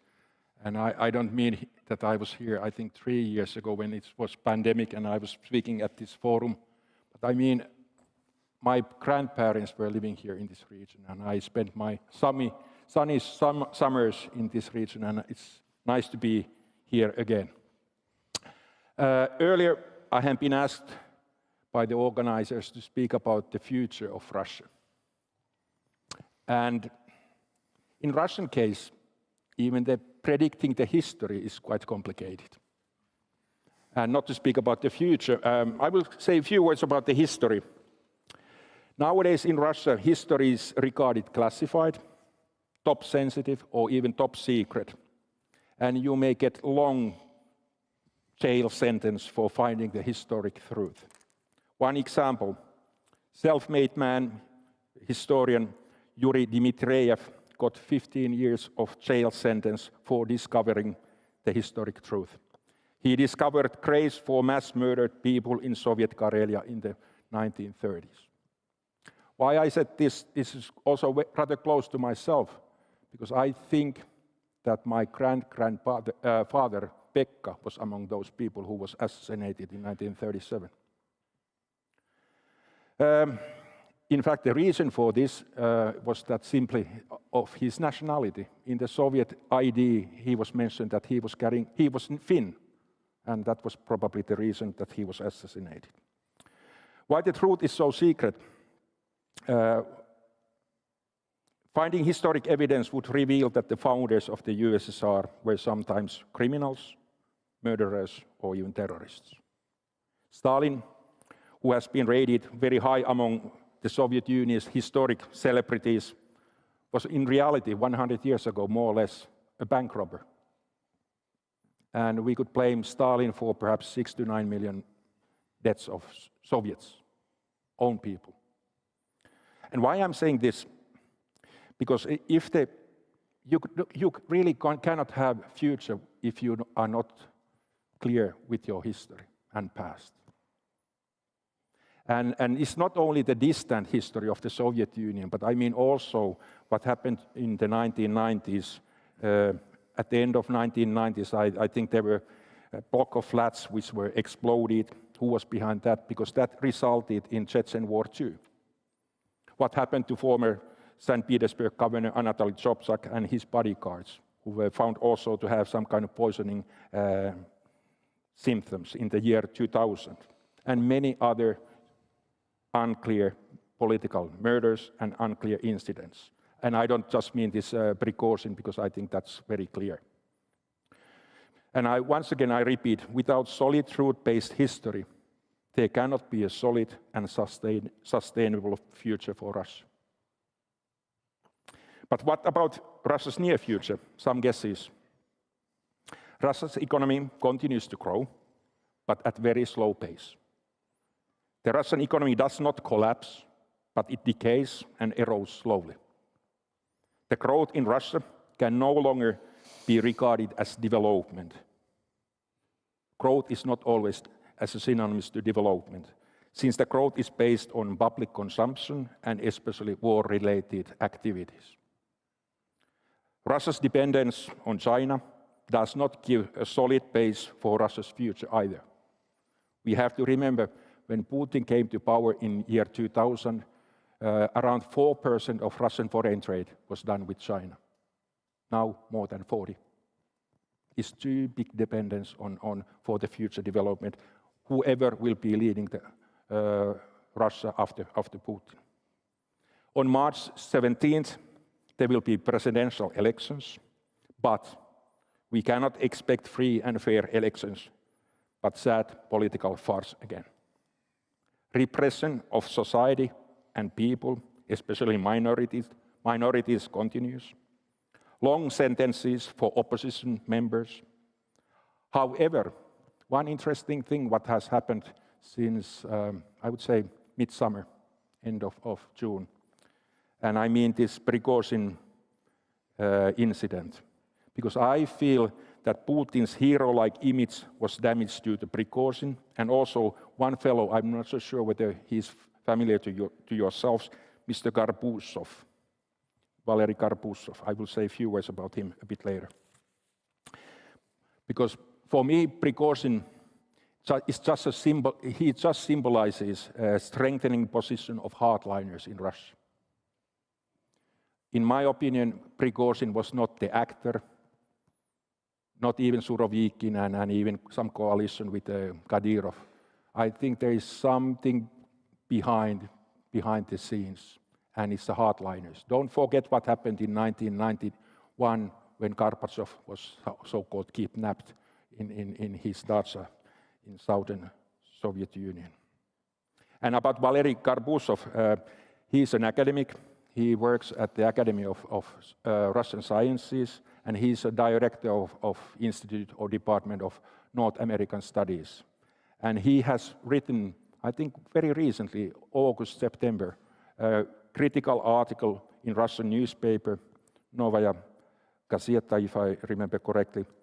And for me, it's a certain symbol that now the crack has started. it might become wider. And he was criticizing of senseless war in Ukraine. You said that you don't call it war in Ukraine, but nevertheless, Russian war, Russia's attack on, and now something has started. For me, it's like a crack in a dam, and now it has started. I cannot predict how fast Putin will go away, but most probably Putin's end will be surprise to us, especially when it happens, and it will come much faster than we expect. So what happens in Russia in longer run? So hardline will take over, and I'm just always wondering what will be the large future of after Putin. And for me, it seems that some kind of South American dictatorship with lots of state control, state companies, and also oligarchs there. I don't see. Unfortunately, I cannot see. I'm not living so long that to see democracy in Russia. Unfortunately, of course, I would hope to see it, but it might come after collapse of these hardliners, like it happened in Chile after Pinochet. More aggressive policy towards the West, and Alexander Solzhenitsyn has mentioned very well, external enemies just justify the tyranny. And I think there is something truth behind Solzhenitsyn. Neo-Stalinism will emerge. Repression, propaganda, aggression towards the minorities, showcase jail sentences, people dropping out of window. These are just made in purpose in order to have fear, spreading the fear. However, I don't foresee civil war in Russia. I don't see that there are enough power, so-called competing powers. And once again, Prigozhin was, I didn't see or didn't interpret that as a sign of civil war. I don't even foresee a collapse of Russia, because there are 100 million ethnically Russians living there. They will have some kind of state, but follow what will happen in Chechnya. Yesterday evening, I get from reliable source that he would be still alive, but he will die one day. He is a 46-year-old, quite young guy, but perhaps some kind of symptoms of poisoning or something else. But when he goes away, I think that might start something in Chechnya, and this might start some kind of domino effect. I will finish very soon. Don't. So you have also 10 minutes. So China will gain more influence in Russia's Far East, and remember, Russia's Far East is almost double the geographical size of European Union, double the size of European Union in terms of geography, and less than 10 million Russians are living there. And if you imagine what China cannot be a superpower without the resources. They need these resources. How they will fix, I don't predict that they will be changing the borders, but they need the resources in order to be a superpower in 50 years from now. But I will predict that Russia's main ally at the moment, China, they will be some kind of crack in their love affair of today. But I cannot predict how this Sino-Russian alliance will finally end in next decade. And what does it mean for Finland? I will end it here. We will have an Iron Curtain for more than 10 years, probably more. Trade relations are non-existent, as our ambassador already mentioned. Less than 1% of our foreign trade is done with Russia at the moment. Before the war, I mean 2013, it was 13 to 14%. And we have had only that low percentage in our foreign trade with our eastern neighbor. It was in 1918 till 1922 when Russia had the civil war and during the wartime. So this is completely unexceptional period. But unfortunately, I don't foresee that it will come back. So it's not that when Putin goes away, then the Russian comes again here and consume a lot. Reorientation of our foreign trade. United States. They are already third biggest export partner of Finland. They are second biggest supplier of energy to Finland. I think that might be a surprise to some of you. And they are also the second biggest investor in Finland after Sweden. So geopolitical difference has already happened. This is historic not only because of NATO membership, but also economic reorientation of Finland has already happened. Then next year we will have bilateral security cooperation with the United States. And I think, Ambassador, already you mentioned that Russia is systematically creating enemy, that we are enemies here in Finland. We are Nazis already. They have started the same saying as you probably in Ukraine noticed that before the war started. To sum up, Finland's geopolitical redirection towards the West will intensify. There will be an iron curtain over there, but, well, unfortunately, will stay for long. But what does it mean for southern and eastern Finland? No Russian tourist income anymore. It has already collapsed more than 90%, and with the regulation with the cars, it will go even lower. And food processing industry may face difficulties. However, there is no need for panicking, but we have to take the situation very seriously. And I will end my opening with the words of George Washington, the first president of the United States. And he said it like this: "To be prepared for a war is one of the most effective means of preserving the peace." Thank you. Thank you, Professor.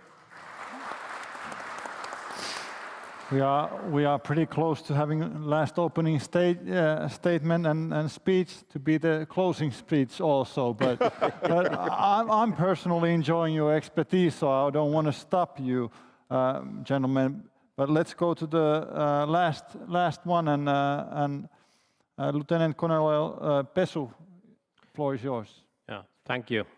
Thank you for organizers that you were so kind that you let me behind or after General Lieutenant Jaakkola. So he's basically my old boss here from the Utti times, and I spent here for the 9 years. So it's good to have the Chief of Strategy talking first, and after that I would have the opportunity to continue from that. Perfect. But basically, I talk a little bit about the military strategy, and Russian military is in essence European military. Traditionally, its purpose is to ensure Russian interests, or preferably hegemony over the Europe. That's its job. Access, or preferably control access to global sea routes for raw material producer, and those key task for the Russian military. That also stays. It's not going anywhere. Internally, Russian military's purpose has been traditional to educate people and occupy them. So and that task is also staying there. So just guessing a little bit about this situation, as Ambassador and gentleman here described, so it's very clear in words and in actions that Russia is trying to subjugate Ukraine and its people, and Ukraine at the same extent is stopping that to happen. But what is very important to note here is that there are no vocal or non-spoken aims of actions to disarm or defeat Russia militarily from any direction. It means that Russia is free to tap into its national resources for a military build-up according to its war ends. As it sees needed, it defines its own ends. And as a result of that, a concept of mobilization readiness is turned into a mobilization of national resources to support the war effort at the moment. So Russian nation have been gradually more and more engaged to war until now. To that, Russia haven't played down its outspoken military threats scenarios, mainly US strategic aerospace strike, NATO air land operations following it. Thought in practical terms, it has concentrated very significant conventional military resources from other areas, geographic directions to the war effort against Ukraine. So in that light, NATO with its forces seems not to challenge Russian security, it's likely more challenging Russian interests.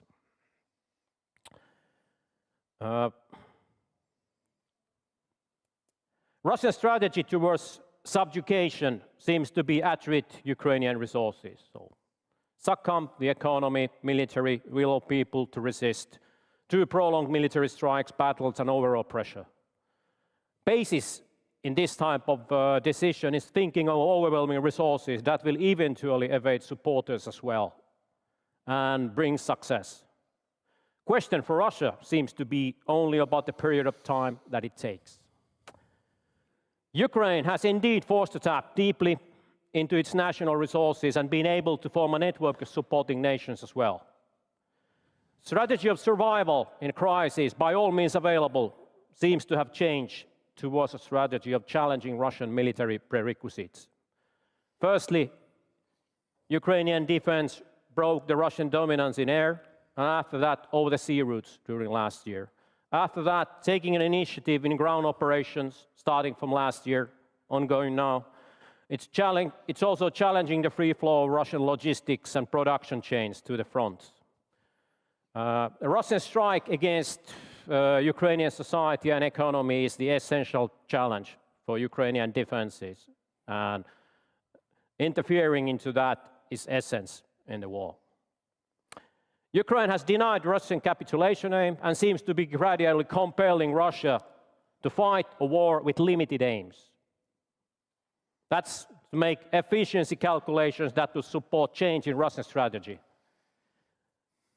And but how does it look like now?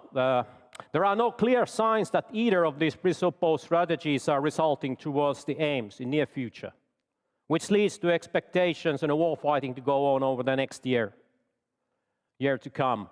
And that dictates a need to plan and resource the war fighting over the next months and a year, and as well, same time, to engage in defense planning, serious defense planning and execution over the next decade. That's the thing that goes on in Ukraine, it goes on here in Finland, in the Western, and as well in Russia.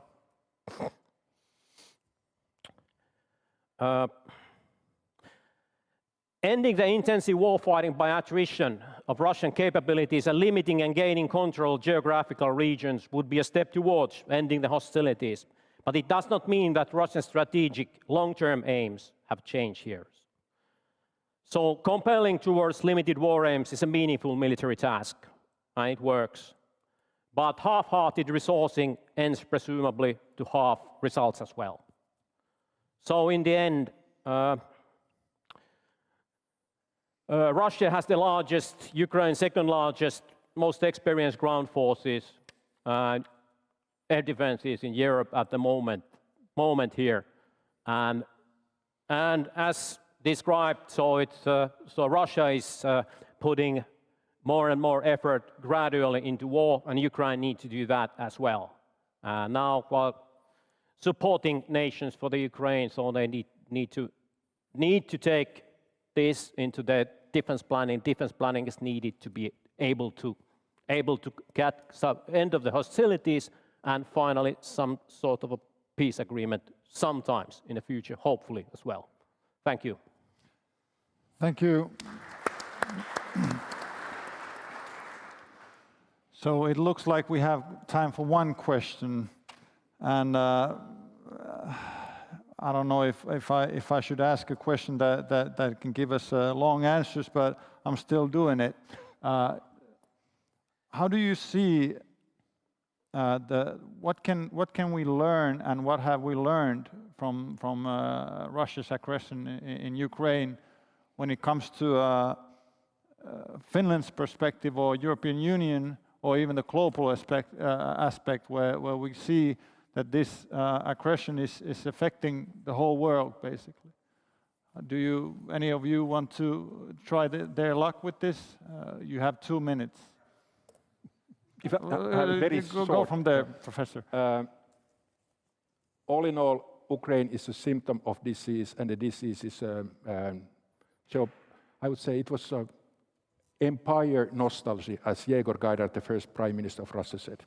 So this is just a symptom, and if the disease, so-called geopolitical madness, is not destroyed in Ukraine, we will suffer others as well. Very brief one. So it's Maxim Kov's aggression against Ukraine. People are generally talking about the war in Ukraine. I think we should call about the war in Europe. This is European war. When we look at our history, so this is the things that happen in Europe. It has a global reflections as well, but mainly it's European war and it have to be solved here in Europe. Thanks. Yes, very briefly. First of all, I think we in Finland, we learned our lesson, which is demonstrated by our joining NATO. But then part of the lesson has to be a recognition of the fact that Russia is still today an empire. It never became a nation state as the concept of nation state was born in the 19th century. There's an interesting saying that a British scholar who was in Finland last week, the week before, Jade McGlynn, said that Britain had an empire, but Russia is an empire. And this dilemma is something that we should really think about when we look at Russia. We cannot change Russia. It is for Russians to do, but it will be a slow and lengthy process. Thank you. Maxim? I don't know where to start, but I will start with a simple phrase. If you want Ukraine to win this war and we restore a just and lasting peace, we need all available resources bring to Ukraine right now. First of all, military ones. And here I'm saying about clear understanding that it's not adaptation. It's not containment, just only strategy. It's just black and white today, unfortunately. And we need to consider how we are coordinating our efforts and how we are using all the available resources in the most efficient way, including political ones. As I said, accountability is a key to a just and lasting peace for all of us, not just for Ukraine only. And again, I would stress upon this war, let's say, started not even in 2014. This war started in 2008. And let's calculate how much was invested in Russia after that, and whether Russia's invasion in Georgia rang any bells for anyone. And no one in Kremlin even tried to hide their intention. So don't repeat the mistakes of the past, and let's recognize that the challenge is enormous, and we can tackle this challenge only together. Thank you for support and solidarity. Thank you. And last words, Professor? If I just reflect what Ambassador mentioned, I personally believe that Russia cannot be a superpower anymore, or great power, or empire, because they are too small economically. They are only 2 to 3% of the global economy. Others, European Union, China, and US, all of them are between 20 to 25.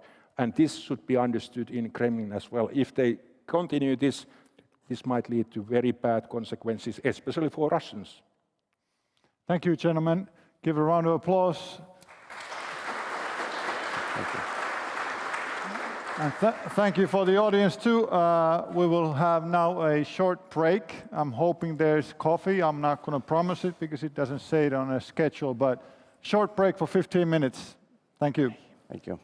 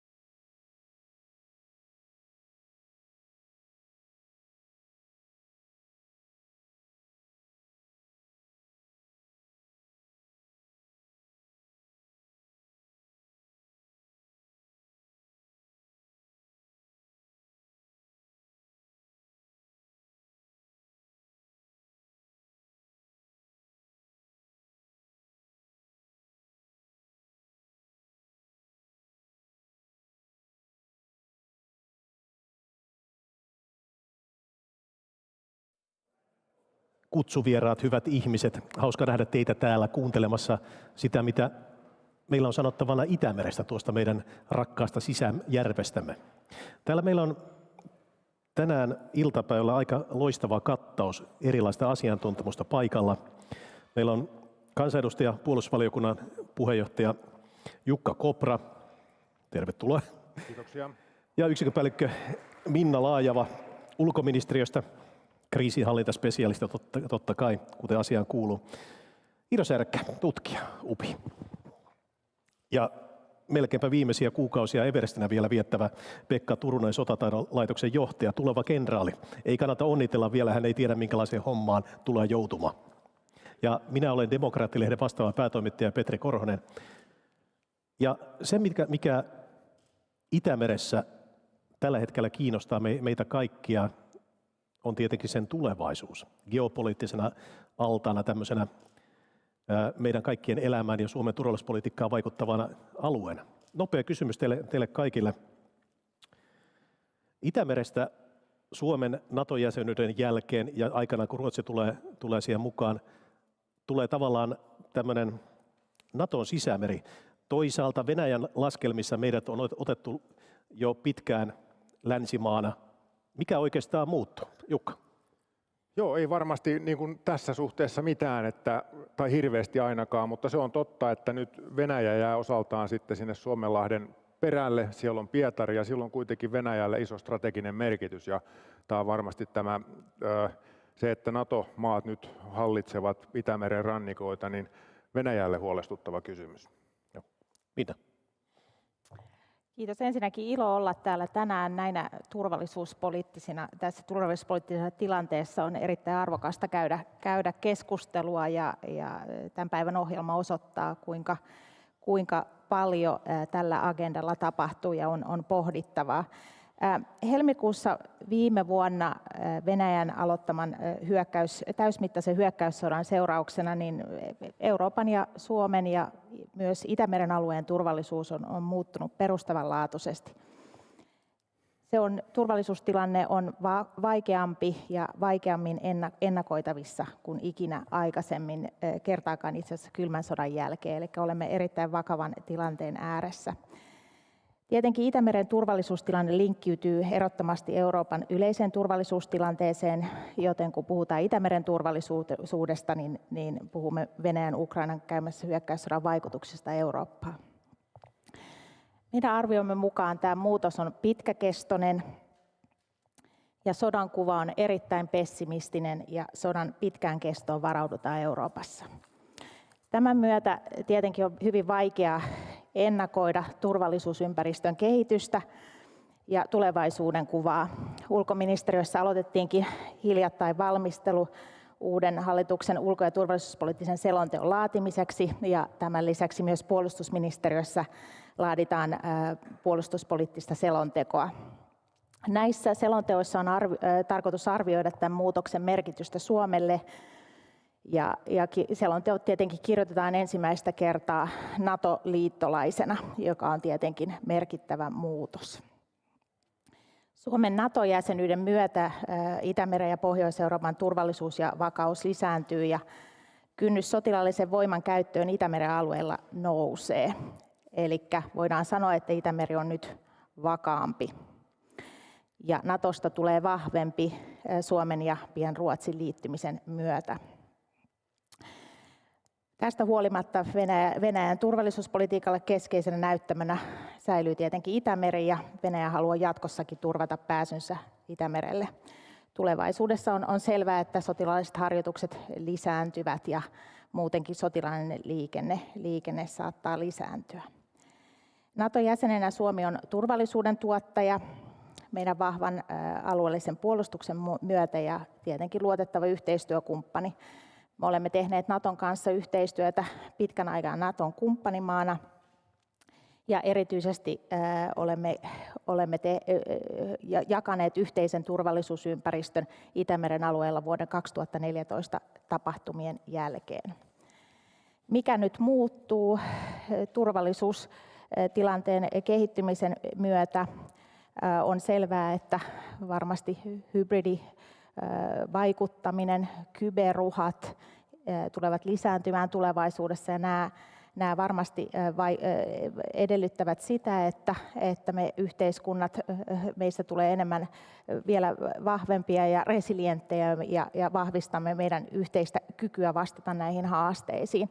Mutta sitten tässä on tietenkin sotilaalliset ulottuvuudet, jotka tulee NATO-jäsenyyden myötä, ja ne tietenkin liittyvät operatiiviseen ja puolustussuunnitteluun nyt, kun kaikki Pohjoismaat ovat kohta osa NATOa.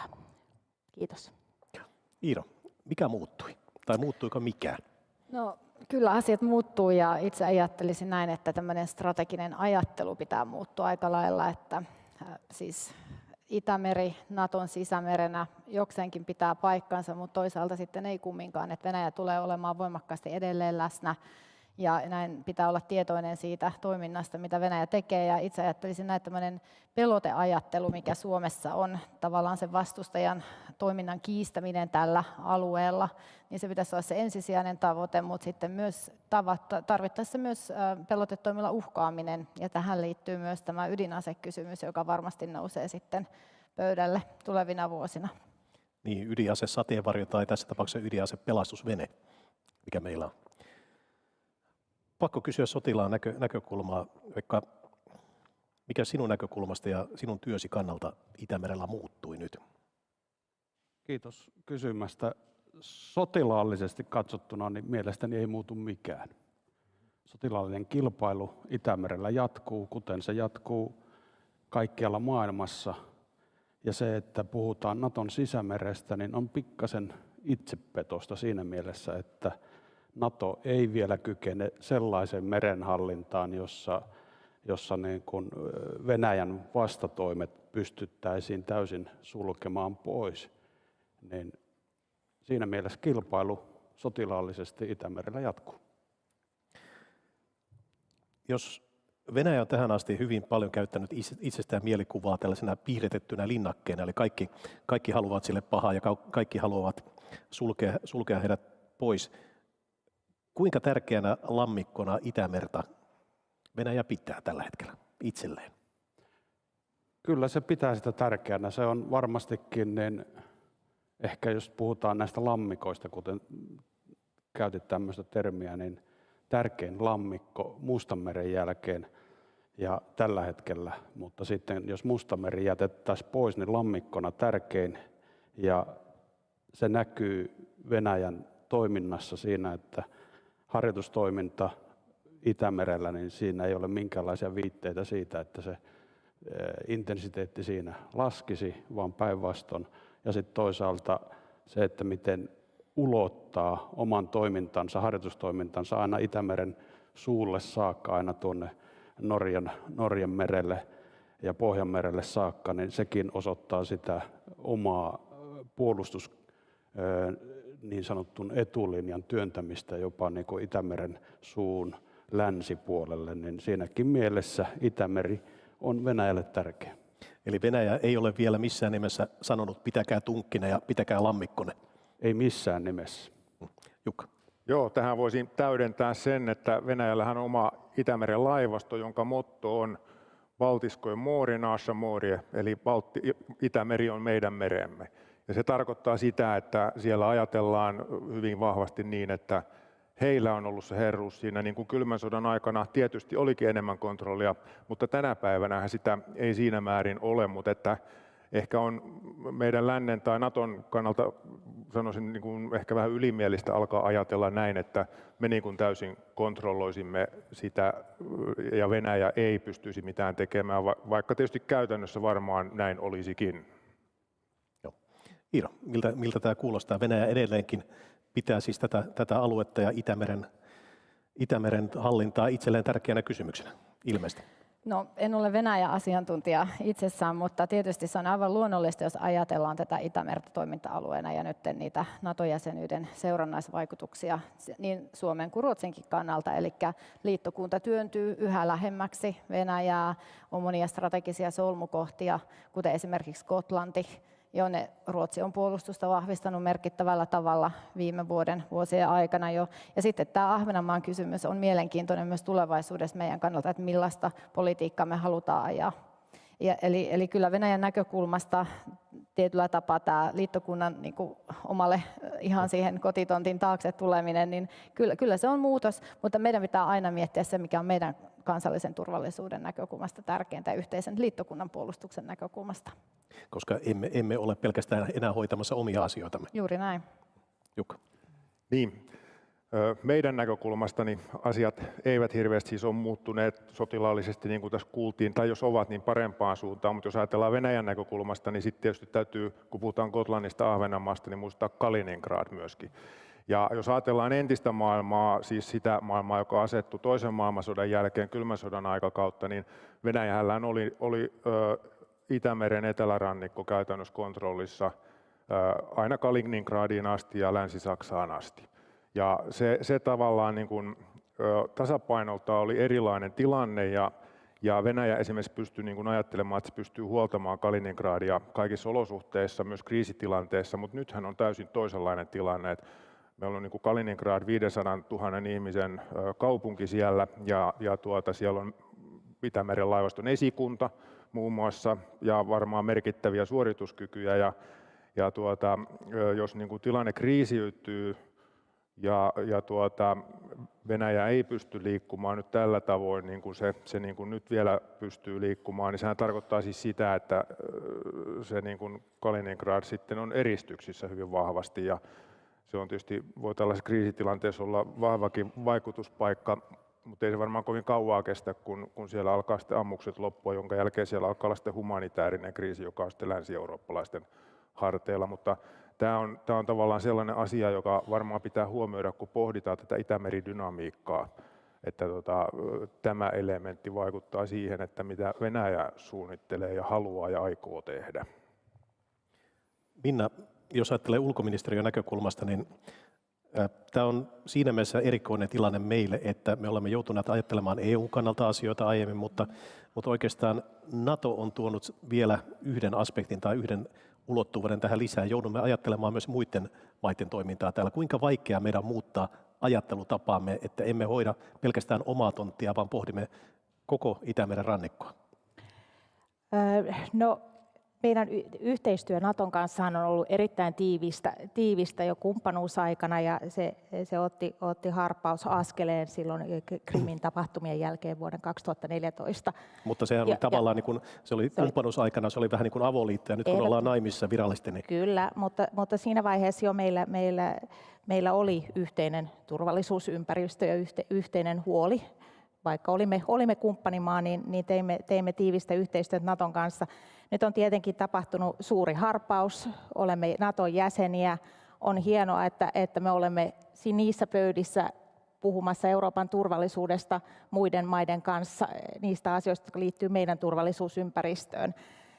Tietenkin liittolaisuus ja liittolaisuuden merkitys niin vie tietenkin vähän aikaa, että me Suomena opitaan ajattelemaan kunnolla liittolaisena ja liittolaisen silmin, mutta tässä on tapahtunut niin valtava muutos nyt viimeisen 1,5 vuoden aikana, että mä luulen, että me päästään niin kuin nopeasti tähän ajattelutapaan sisälle ja läpileikkaavasti. Ja onkin erittäin tärkeää, että tällaista keskustelua käydään ja siksi hallituskin antaa nyt sitten heti hallituksen alkukaudella nämä selonteot, jossa nimenomaan tätä puolta voidaan tuoda esille ja myös kansallisen keskustelun.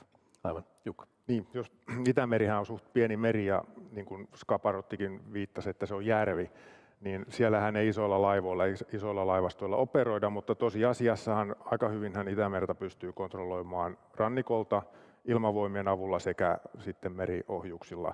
Ja nyt kun kaikki rannikot kohta ovat NATO-maita, niin se kontrolli on vahvaa, mutta tämähän niin pätee sotatilanteessa. Ehkä enemmän pitäisi kysyäkin nyt sotilailta, että ketä on täällä läsnä ja varsinkin joka on paneelissa, että onko se sitten niin, että sotatilanteessa tavallaan tämä niin kuin Naton meri ehkä toteutuu, mutta tällaisessa niin kauan kuin ollaan esimerkiksi alle artikla 5 olosuhteissa, niin tilannehan on huomattavasti hankalampi. Ja jos nyt antaa vähän mielikuvituksen laukata, niin Venäjähän voisi hyvin tuossa näissä kehittää jotain hybridikiusaa. Näissä ei varmaan hirveästi kannata ruveta julkisesti neuvomaan, mutta että kun tämä esimerkkikin on ollut julkisuudessa, että perustaa esimerkiksi ohjus- tai ammunta-alueen kansainväliselle merialueelle siten, että se käytännössä estää suomalaisen kauppalaivaston kulun Suomeen.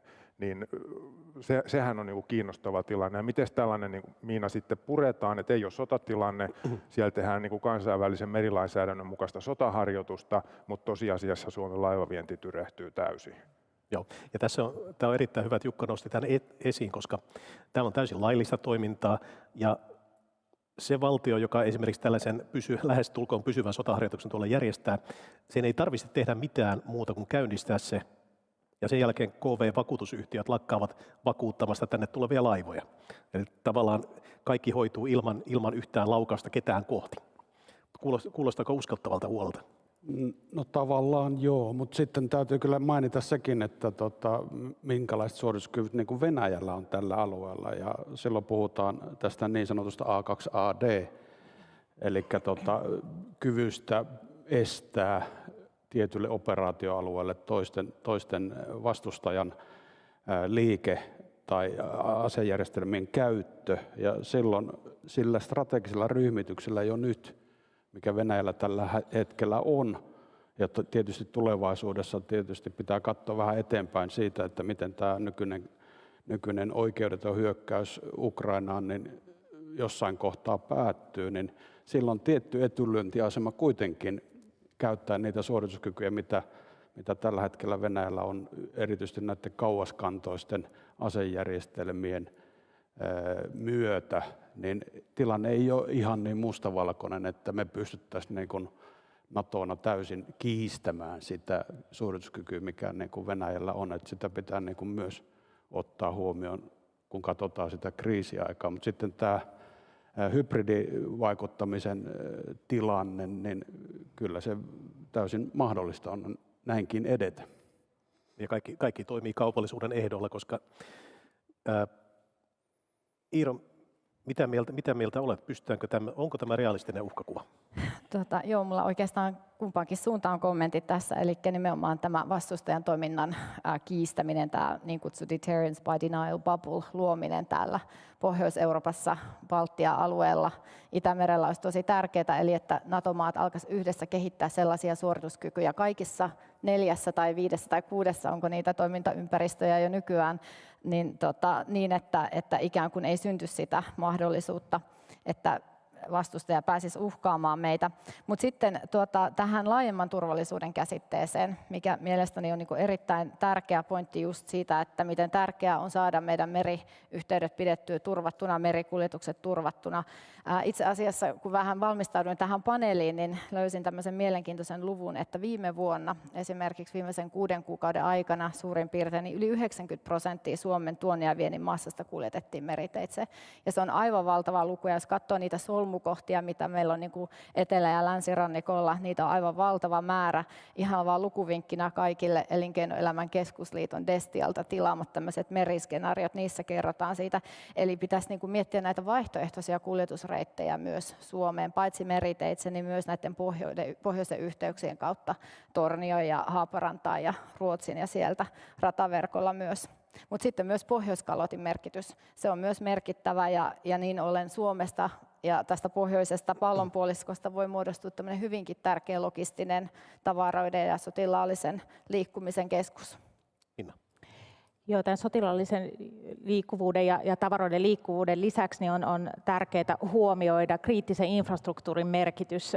Nord Stream -kaasuputkien räjähdykset olivat tavallaan niin kuin herätys myös että tälle puolelle pitää siis tehdä todella paljon yhteistyötä sekä Naton puitteissa että EUn puitteissa, että kahdenvälisesti, pohjoismaisesti ja niin edespäin, koska tämä on meille ihan A ja O pidemmällä tähtäimellä, kun me valmistaudutaan erilaisiin uhkiin ja häiriötilanteisiin mahdollisesti Itämerellä.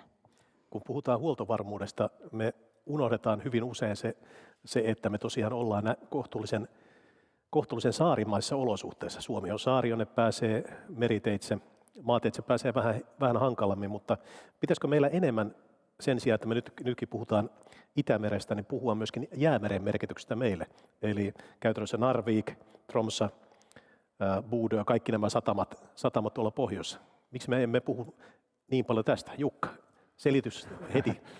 No niin, Jäämeren alue, arktinen alue, sen merkitys kasvaa nyt varsinkin tässä tilanteessa koko ajan ja sotilaallisesti ja geostrategisesti, mutta niin kuin vientikaupan korvaajana se on ehkä tämä reitti hyvin haastava, koska siellä ei ole sitten maayhteyksiä tänne Etelä-Suomeen tai Suomen puolelle. Eli varmaan sitten pitäisi rakentaa junarata jostain Suomen puolelle, mikähän siellä nyt olisi optimaalisin paikka. Kuitenkin sellainen, missä on sitten syvä satama siellä Norjan rannikolla, ja varmaan tässä niin kuin norjalaisten ja ruotsalaisten kanssa sellainen onnistuisikin, mutta ei se varmaan ihan pikkurahalla kyllä sekään synny.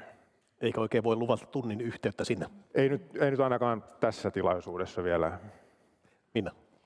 Joo, me olemme Natossa korostaneet nimenomaan Itämeren ja arktisen alueen yhteyttä ja meihin liittolaisena kohdistuu paljon odotuksia, että me tuodaan pöytään meidän arktista osaamista ja nimenomaan ollaan yksi maa, joka vie tämän puolen asioita eteenpäin Natossa. Intressinä tietenkin on vakaus ja vakauden säilyttäminen, mutta on tärkeää, että tämä on niin kuin Naton suunnittelussa ja kaikessa mukana ja se kytkös nimenomaan Itämereen pysyy tiiviinä.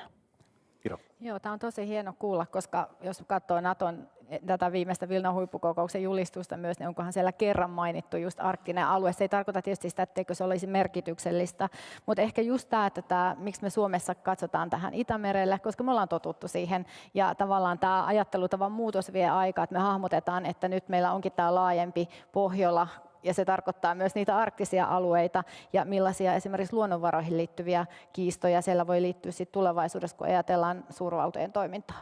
Eli pitäisikö meidän nyt ottaa taas naftaliinista tämä, sanotaan 2 vuosikymmenen takainen suomalaispoliitikkojenkin toiveuni, eli pohjoinen ulottuvuus? Hiukan eri muodossa vaan. No kyllä, mielestäni sitä pitäisi avata uudella tapaa, kun nyt kumminkin ollaan NATO-jäseniä ja tässä maailmanpoliittisessa tilanteessa eletään, että ollaan haluttu puhua ehkä pohjoisesta ulottuvuudesta ilman tämmöistä niin kuin tietynlaista tensionia, mutta on totta, että nyt tässä tilanteessa meidän pitäisi ehkä avartaa sitä niin kuin ajattelua ilman, että me eskaloidaan mitään. Se ei ole tietenkään kenenkään niin kuin, tarkoituksena. Arktinen asiantuntija Jukka. Edelleen sitten yhdyn täysin näihin edellä käytettyihin puheenvuoroihin ja sitten on muistettava tämä koillisväylä, joka on vuosi vuodelta käyttökelpoisempi, kun ilmasto lämpenee ja se muodostaa uuden merkittävän kansainvälisen meriliikennereitin ja Venäjällehän se on strateginen hanke ja he haluavat tietysti pitää siitä huolta ja kontrolloida sitä ja ylipäätään tämä arktinen alue sen lisäksi, että siellä on luonnonvaroja ja muita mahdollisuuksia, niin kuin kuultiin, niin on se varmaan niin kuin vallankäytön ja sotilaallisen ja strategisen toiminnan kannalta tärkeä vaihtoehto sille, että ja tärkeämpi vaihtoehto jatkossa nyt esimerkiksi sitten tavallaan tällaiselle keski-eurooppalaiselle ajattelulle, että jos se Itämeri nyt tosiaan on kiinni Venäjän näkökulmasta, varsinkin tiukassa tilanteessa, Puolasta tulossa kovaa vauhtia eurooppalainen sotilaallinen suurvalta. Käytännössä Eurooppa varustautuu, tai toivon kovasti, että Eurooppa nyt varustautuu patoamaan Venäjää, niin täältä ei läpi pääse kohta. Ja se tarkoittaa sitä, että jotta Venäjällä voi itsellään toimintavapauksia ja se voi leikkiä suurvaltaa, niin sillä pitää olla sitten näitä muita reittejä. Tämä arktinen alue on heillä nyt erittäin tärkeä yksi sellainen. Pekka. Joo, tuohon huoltovarmuuteen, niin totta kai niin kuin strategiapäällikkömme tuossa aamupäivällä totesi, niin syvyys meidän puolustuksessa nyt selvästi syvenee ja sitä kautta myös niin kuin huoltovarmuuskin paranee. Eli ainakin sotilaallisesti katsottuna, niin kyllä me varmastikin varaudumme siihen, että se Pohjolan alue sieltä Pohjois-Ruotsin kautta niin myös huollon näkökulmasta niin toimii.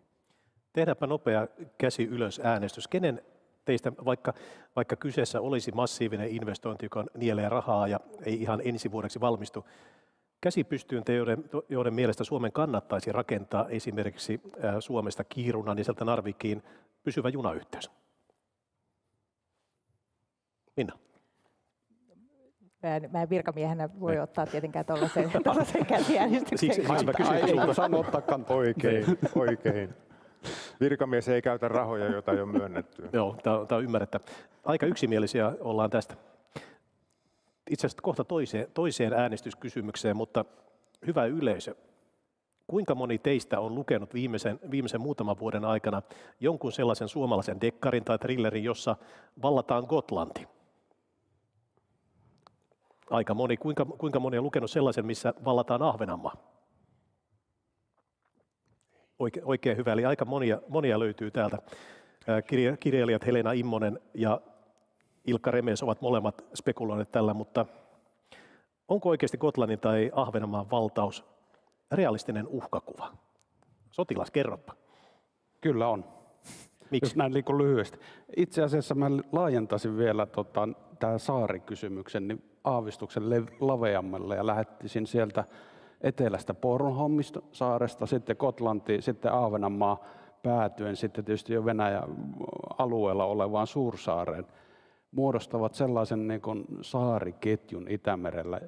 Jos hallitset sitä tiettyä saarta ja jos otetaan nyt tämä mainittu tässä A2AD-suorituskyvyt ja pystyttäisiin sijoittamaan näille kyseisille saarille tällaisia suorituskykyjä, joilla estetään sille alueen kautta pääsy, operointi yleisesti ottaen, niin ne ovat ärsyttävä hidaste ja joskus jopa este toiminnalle. Kiro. Niin mikä se kysymys oli?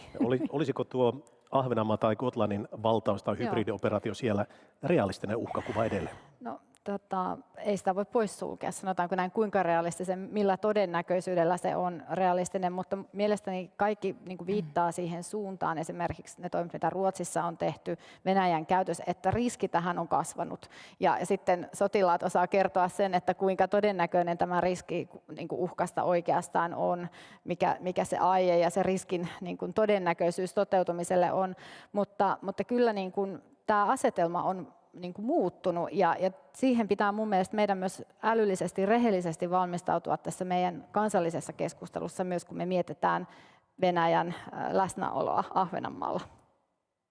Minna.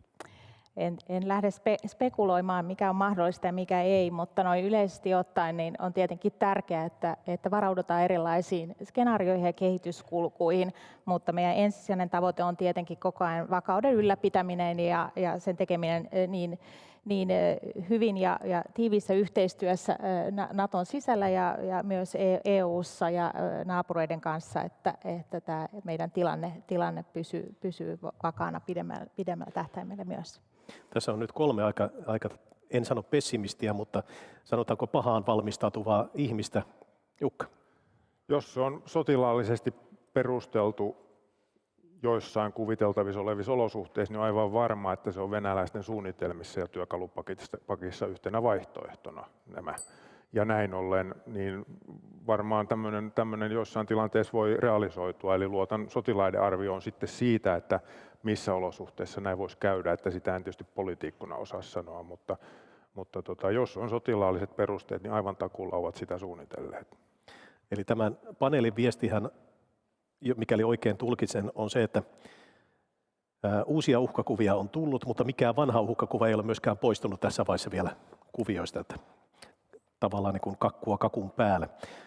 Jos verrataan, me ollaan nähty nyt Ukrainassa aktiivista sodankäyntiä viime vuoden helmikuusta lähtien. Kuinka paljon esimerkiksi Mustaa merta ja Itämerta sotilaallisen mielessä ja siellä nähtyjen taistelujen mielessä pystyy vertaamaan toisiinsa? Onko se nyt ihan yksi yhteen, että mikäli tällä alueella sodittaisiin, se tapahtuisi samalla tavalla kuin mitä Mustalla merellä nyt on sodittu?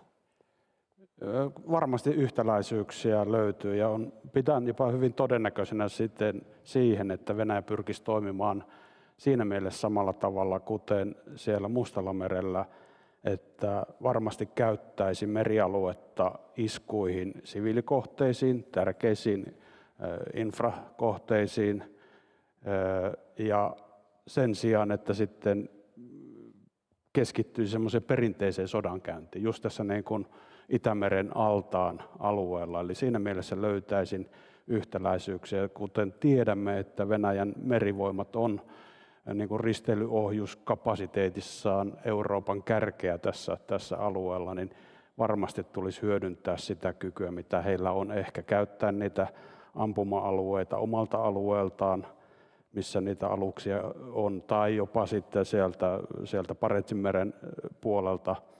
Eli siinä mielessä tällaiset tukialueet näiden iskukykyisten, risteilyohjusiskukykyisten alusten käyttöön, niin varmaan merialueet sekä Itämeri että sitten tuolla Jäämeren, Barentsinmeren suunnalla niin käytettäisiin. Iro. No en tunne tätä Mustanmeren topografiaa siinä määrin, että osaisin ihan täysin verrata, mutta uskaltaisin väittää kumminkin, että Itämeri on ainutlaatuinen toimintaympäristö, joka on hyvin karikkoinen niin kuin vesistöltään, ja näin ollen niin kuin tämmöisissä operatiivis-taktisissa olosuhteissa uskoisin, että Suomen ja Ruotsin NATO-jäsenyydet tuo ihan uudenlaista merivoimallista kykyä, myös rannikkopuolustuksen kykyä, jota aikaisemmin on ollut, ja näin myöskin niin kuin tämän vastustajan näkökulmasta pitää sopeutua eri tavalla. Toki sieltä on varmasti oppeja löydettävissä ja sodankäynnin ja sotataidon näkökulmasta, mutta se toimintaympäristö itsessään on hieman erilainen. Myös olosuhteet ovat aika paljon kovemmat sääolosuhteet, jos ajatellaan. Vaikea lähteä vertaamaan Mustamerta ja Itämerta, mutta tässä on ehkä olennaista se, että NATOhan tarkastelee uhkia ja varautuu uhkiin 360 asteen lähestymistavalla, eli todella laaja-alaisesti. Ja tässä mielessä se tilannekuva, joka me saadaan myös NATO-liittolaisena, niin totta kai se vahvistuu koko ajan, ja meidän pitää katsoa myös etelän kehitystä ihan eri linssein kuin ennen tätä meidän jäsenyyttämme. Eli tämä on se ulottuvuus, joka tulee uutena nyt, kun olemme liittolaisena. Joo, en käy väittelemään sotilaiden kanssa sotilaallisista asioista, joten kysyn, että eikö kuitenkin Mustanmeren alueen valtioiden luonne, yhteiskunnat ja kyvykkyydet ole ihan eri tasolla kuin niiden valtioiden, jotka ovat Itämeren ympärillä. Ja niiden tavallaan geopoliittinen asemakin siellä Mustallamerellä on toisenlainen, että se tarjoaa Venäjälle paljon enemmän vapauksia siellä. Ja olisiko niin, että Itämeri on kuitenkin sit niin pieni lätäkkö, että kun tällaisen risteilyohjusiskun valmistelu joltain alukselta tuossa Suomenlahdella tai Itämerellä havaitaan, niin siihen pystytään vaikuttamaan, jos ei estämään, niin ainakin varmistamaan, ettei se laiva sieltä kotiin palaa. Niin, tuolla Ukrainassa on niin kuin 3 tyyppisiä mereltä suunnattuja operaatioita: merisaarto, maihin nousu, mahdollinen, tai sitten meriyhteyksien katkaisu tai häiritseminen. Ja varmastikin ehkä se viimeinen osa-alue, meriyhteyksien häiritseminen kautta katkaisu tuossa Itämerellä tulisi niin kuin merellisenä operaationa erityisesti esiin, mutta sitten on juuri nämä kauaskantoisten aseiden hyödyntäminen sukellusveneistä ammuttaessa tai sitten tosiaankin omalta alueelta maasijoitteisesti, niin ne on tietysti sellaiset uhkakuvat, joita meidän pitää ottaa huomioon. Jos ajattelee vaikkapa puolustusvaliokunnan kannalta, niin Mustalla merellä ei ole nähty perinteisiä meritaisteluita juuri lainkaan. Siellä on operoitu hyvin paljon just ohjuskalustolla, sitten myöskin erilaisilla vedenalaisilla droneilla, ja tavallaan sodankäynnin kuva on siinä mielessä muuttunut. Niin mitä te valiokunnassa sanotte, kun seuraavaksi joku amiraali tulee sanomaan teille, että me tarvitaankin lisää monitoimikorvetteja, koska meritaistelut on edelleen kova sana? Joo, tai siis ei sanota heti joo, mutta kysytään tietysti kysymyksiä ja oletetaan, että ministeriöstä tulee sitten hyvät esitykset ja perustelut ja asiaa käydään läpi, mutta no niin kuin yleisenä tendenssinä, niin kyllähän tämä maailman ilmapiiri on sellainen, että pitää varautua ja varustautua vielä lisää. En ole ollenkaan varma, että ne niin kuin suunnitelmat, mitä meillä on kyvykkyyksien kohentamiseksi tehty, niin riittää pidemmällä aikavälillä. Että Venäjän uhka kuitenkin on iso, eikä se ole tuosta mihinkään häviämässä. Ja se häviää ainoastaan sillä, että meillä on niin uskottava pelote tällä puolella, että Kremlissä matemaattisesti plus- ja miinuslaskulla osataan katsoa, ettei kannata yrittää. Ja sen takia voi olla, että tällainen tilanne tulee, että tarvitaan laivastosuorituskykyä ja ne pitää hankkia, mutta sen enempää en osaa ennustaa asiaa. Jos otetaan sitten startup-maailmasta tuttuja ratkaisuja. Toinen ratkaisu on tosiaan tämä, että hankitaan lisää rautaa kellumaan tuonne.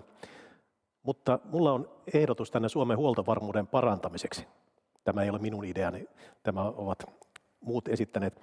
Tehdään kiinalaisella rahalla tunneli Tallinnasta Helsinkiin tai Helsingistä Tallinnaan ihan kummin päin. Tämähän ratkaisee kaikki meidän ongelmamme, vai kuinka? Huoltovarmuudessa ja muutenkin. En tiedä siitä, että ratkaisisi kaikki meidän ongelmat. Todennäköisesti ei. Tai jopa sanoisin erittäin todennäköisesti ei. Niin, eihän kiinalaisessa rahassa ole mitään ongelmaa. Niin, mutta ehkä siinä pieni apu on jossain kohtaa. Eli sitä voidaan käyttää sitten tarvittaessa sellaisena reittinä, jolla tuetaan sitten nyt olemassa olevia niin kuin yhteyksiä. Niin, no, ehkä asennoituisi aika suurella skeptisyydellä tietystä maista tuleviin rahoituslähteisiin, että en ehkä suoraan ottaisi nyt just sitä kiinalaista rahaa, jos siinä on tämmöinen suuri keskinäisriippuvuus, mutta se asia sinänsä, etteikö tämmöistä yhteyttä tarvittaisi, on toki tärkeää ja sen osalta varmaan erilaisia niin kuin rahoitusmahdollisuuksia pitäisi kartoittaa, mutta sillä tavalla, että ne on kestäviä ratkaisuja. Inna. Joo, olennaista on nimenomaan vahvistaa huoltovarmuutta sekä kansallisesti, mutta myös kansainvälisellä yhteistyöllä. Ja tämä niin sanottu resilienssi, kriisinsietokyky ja sen vahvistaminen on myös näitä nousevia kysymyksiä Naton agendalla. Ja kun meillä on erittäin hyvä perinne tällä puolella ja kokonaisturvallisuutta ollaan harrastettu vaikka kuinka kauan, niin tämä on myös sellainen sektori, jossa meillä on paljon annettavaa noin laajemminkin. Jukka, siinä kuitenkin tulee joku investoijakohta tai supersijoittaja lakki kourassa pyytämään teiltä rahaa. On niitä jo ollutkin. Tämmöinen tunneli Helsingistä Tallinnaan niin yleisesti ottaen olisi hyvä asia näin rauhan aikana. Sehän olisi hyvä juttu ja sellainen jos saataisiin, niin varmaan kannattaisi. No sitten voiko sellaista käyttää, jos ollaan artikla 5 olosuhteissa? Niin veikkaan, että sellaisessa tilanteessa ei kyllä uskalla tällaista tunnelia käyttää, koska sitten Venäjä pitää huolen, että niin kuin luovat sellaista uhkaa, että sinne tunneliin ei uskalleta mennä. Ja siitä sitten tietysti syntyy sitten, jos se olisi niin kuin kiinalaisten rahalla tehty, niin strateginen intressi heille sitten varjella sitä tunnelia, kun sitä ei voi sitten jättää pelkästään niin kuin Suomen ja Naton harteille, jolloin heille tulisi niin kuin syy olla läsnä siinä. Ja se on huolestuttavaa. Sellaiseen tilanteeseen ei varmaankaan meidän kannattaisi ajautua, että meillä olisi vielä sitten joku uusi osapuoli tässä lähialueella, jonka kanssa pitäisi sitten sopia ja neuvotella tällaisia isoja asioita, että tehdään vaan se tunneli, mutta ei lasketa sen varaan sitten kriisiajan toimintaa. Aivan. Nopea arvio. Itse asiassa teenkin täsmäkysymyksen Pekalle tästä. Mehän tiedämme median perusteella ja iltapäivälehtien perusteella kaiken, mitä Putin suunnittelee ja kaikki, mitä Putin aikoo, mutta tiedämme myöskin sen, että Suomen lähialueella olevat varuskunnat ja perinteiset sotilaalliset installaatiot alkavat olla aika heikossa hapeessa, koska sieltä on viety väkeä sotimaan Ukraina. Mutta sinä kun olet, Pekka, tuleva tiedustelupomo tai muuta, niin mikä oli se suunta Itämerellä, johon sinä katsoisit erityisen paljon? Mikä esimerkiksi tuolla Itämeren laivaston suunnalla on semmoinen kohta, mitä meidän pitäisi seurata mahdollisimman paljon? Hyvä kysymys. No siksi mä kysynkin sitä. No ehkä mä toteaisin näin, että se liikesuunta sieltä Kaliningradista Valko-Venäjän, eli Valko-Venäjähän me yleensä vähän niin kuin unohdetaan vaikka tällaisessa keskustelussa, kun keskitytään Venäjään, että mikä on Valko-Venäjän asema ja mikä sen merkitys tulevaisuuden Venäjän läntisen suunnan puolustukselle. Näin niin kuin laajasti katsottuna vähän Itämereltä hyppääteen pois. Joo, eli tämä on niitä asioita, joita meidän pitäisi katsoa sen sijaan, että katsotaan ihan siihen meidän edessä olevan pienen lammikkoon. Muistaakseni saksalaiset käyttivät viime sotien aikana Itämerestä termiä badewanne eli kylpyamme. Mutta meidän mielikuvissa Itämeri on lähinnä, jos ajattelee kansalaisten mielipidettä, niin se on lähinnä tämmöinen Ruotsin laivojen tai Tallinnan laivojen uivakenttä, enemmän viihdekenttä. Mä toivoisin teiltä nyt lyhyesti sellaisen neuvon, mitä meidän suomalaisten, jokaisen meidän kansalaisen pitää Itämeren muuttuneesta turvallisuuspoliittisesta ja sotilaspoliittisesta tilanteesta ymmärtää. Mikä on se perusajatus, mikä pitää nyt iskostua kaikkien mieleen, mikä Itämeri on ja mitä se meille merkitsee? Pekka, aloita sinä, koska sä olet myöskin virkamies ja pystyt antamaan ihmisille neuvoja. Toimikaa näin.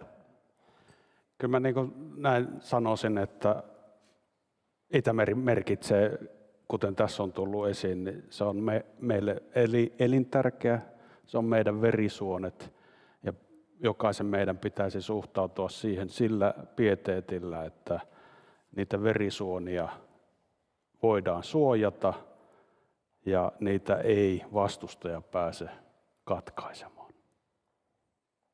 Iro. No mä sanoisin, että älkää ottako turvallista Itämerta itsestäänselvyytenä, eli vähän samoilla linjoilla olen, ja tämä lähtee ihan jo vähän aika paljon kauempaa, eli niistä ympäristöuhkista, koska meille kaikille suurin vaara tässä päivässä nyt on Itämeren rehevöityminen, ja se on mun mielestä tärkeää ymmärtää, mutta sen pohjalle ja sen päälle rakentuu kaikki nämä monisyiset uhkat, niiden kompleksisuus, eli kyllä niin kuin jokainen kansalainen voi tehdä jotain Itämeren eteen. Esimerkiksi painostaa Puolaa, sillä tällä hetkellä Puola on Itämeren rehevöittymisen suurin tekijä. Venäjä tulee kakkosena. Minna. Kuten tässä on monta kertaa todettu, niin Euroopassa on erittäin vakava tilanne ja sodan kehityskulku on tosi vaikea ennakoida. Meidän pitää tehdä kaikkemme, jotta meillä säilyy hyvä tilannekuva Itämeren alueen turvallisuuskehityksestä. Me edistetään meidän toiminnalla vakautta. Tehdään sitä osana NATOa, mutta myös osana erilaisia kumppanuuksia, mitä meillä on alueellisesti, mitä meillä on Yhdysvaltojen kanssa, kaikkea sitä, mitä Suomi on kehittänyt jo paljon ennen NATOn liittymistä. Eli sellainen yleinen valppaus ja tilannekuva ja vakautta edistävät toimet on meidän toiminnan keskiössä. Ja Jukka, kansanedustajan puheenvuoro Arkadianmäeltä kansalaisille. Mitä teidän pitää tietää ja tajuta Itämerestä?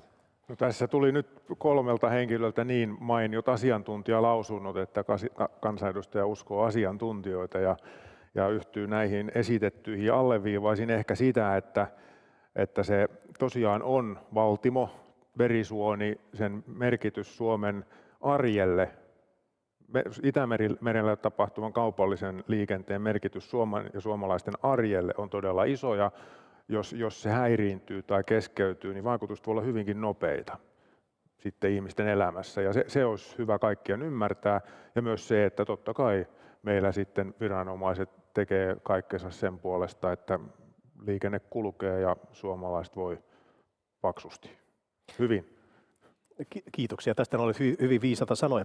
Hyvä yleisö, nyt teillä on tilaisuus kysyä, mikäli haluatte esittää kysymyksiä tällä asiantuntevalle paneelille. Ole hyvä.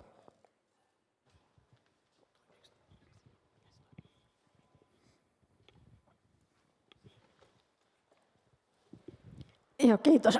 Heli Santala. Tähän huoltovarmuuskokonaisuuteen liittyen, nyt en itse tiedä, mutta minulla on sellainen oletus, että myös näitä tietoliikennekaapeleita kulkee siellä Itämeren pohjassa, ja kun me elämme tässä digimaailmassa, niin kun kaivinkone nappasee väärästä kohtaa, niin kaikki pimenee. Minkälainen tilanne on näiden erilaisten tietoliikennekaapelien osalta, kuinka turvassa ne on ja kuinka paljon niitä menee siellä Itämeren pohjassa? Niin, ovatko ne yhtä helppoja särkeä kuin esimerkiksi eräs kaasuputki yhdistelmä? Jukka. Joo, kyllä ne räjäyttämällä saa poikki, ja jotta se tehtävä olisi Venäjällä vielä helpompi, niin kaikki nämä sijainnit on julkaistu internetissä. Eli tässä on selvästi tämmöinen virhe, mikä meillä on tehty avoimen yhteiskunnan ja avoimen tiedon jakamisen nimissä. Tähän hallitusohjelmassa nyt kiinnitetään huomiota, että arvioidaan ja tarkastellaan uudestaan se, että kannattaako nyt oikeasti kaikkea tällaista tietoa avoimesti kertoa internetissä, ja vaikka pidämme tietysti kiinni avoimesta demokratiasta ja siitä, että toiminta on julkista, mutta on tiettyjä asioita, joita nyt ei ehdoin tahdoin kannata kertoa ääneen, ja tämä on yksi niistä. Miten helppoa tämä olisi? Kyllä näin on, että aika täynnä on Itämeri erilaisia kaapeleita ristiin ja rastiin. Ja onhan ne tärkeitä, mutta tiedän myös sen, että kyllä suunnitellaan järjestelmät siten, että aina on varareitti olemassa, mutta sekään ei tietysti, jos sekin varareittikin menee, niin sitten ollaan heikoista. Ja sitten mitä tulee siihen, kuinka niitä asennellaan, niin niitä yleensä nykypäivänä asennetaan muutaman 10 sentin puolen metrin syvyyteen sitä merenpohjasta alaspäin siis, niin on kohtuullisen vaikea aina paikantaa ja löytää ja sitä kautta tuhota, mutta ei ole mahdoton. Ja sellaisenkin esimerkkejä muualta maailmasta on saatu, että näin on käynyt. Aivan. Lisää kysymyksiä. Hyvä, tämä näyttää tuolla takana. Siellä näkyy kameran takaa käsi.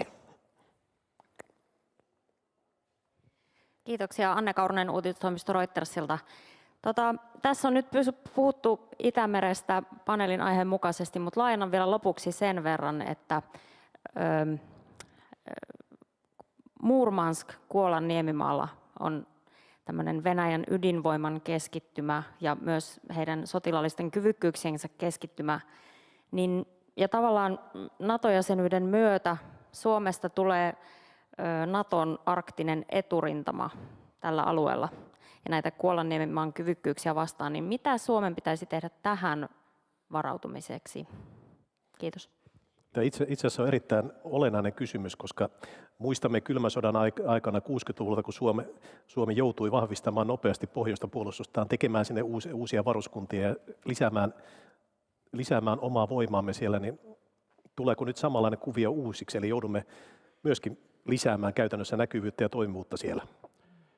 Joo, Kouvola on itse asiassa juuri näin, kun toit esiin kylmän sodan, niin rakennettu sitä silmällä pitää, että se on suurvaltakonfliktia varten erityisesti se kyvykkyydet, nämä erilaiset ydinasejärjestelmät sinne rakennettu, eli se on Yhdysvaltoihin suunnattu, mutta onhan siellä sellaisia asejärjestelmiä, joita voidaan käyttää, kuten risteilyohjus muun muassa, niin tarvittaessa myös Suomen suuntaan. Ja mitä se tarkoittaa meidän puolustuksessa, niin erityisesti ilmapuolustusjärjestelmien ajan tasalla pitäminen siten, että pystytään torjumaan sitä ilmauhkaa, jota sieltä mahdollisesti Kouvolan edustalta Barentsinmereltä sitten tänne suunnattaisiin tai Vienanmereltä.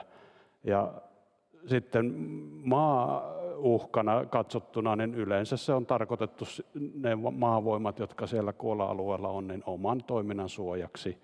Eli siinä mielessä ei suoraan heti sillä joukolla, joka sinne on mahdollisesti nyt ryhmitetty, niin lähdettäisi tulemaan rajan yli, mutta sitten he voivat keskittää sinne lisäjoukkoja, jotka sitten voitaisiin jossakin tilanteessa suunnata vaikka Suomea kohtaan. Ja tähänhän kyllä olemme varautuneet jo sieltä kylmästä sodasta alkaen, eli siinä mielessä ei muutoksia.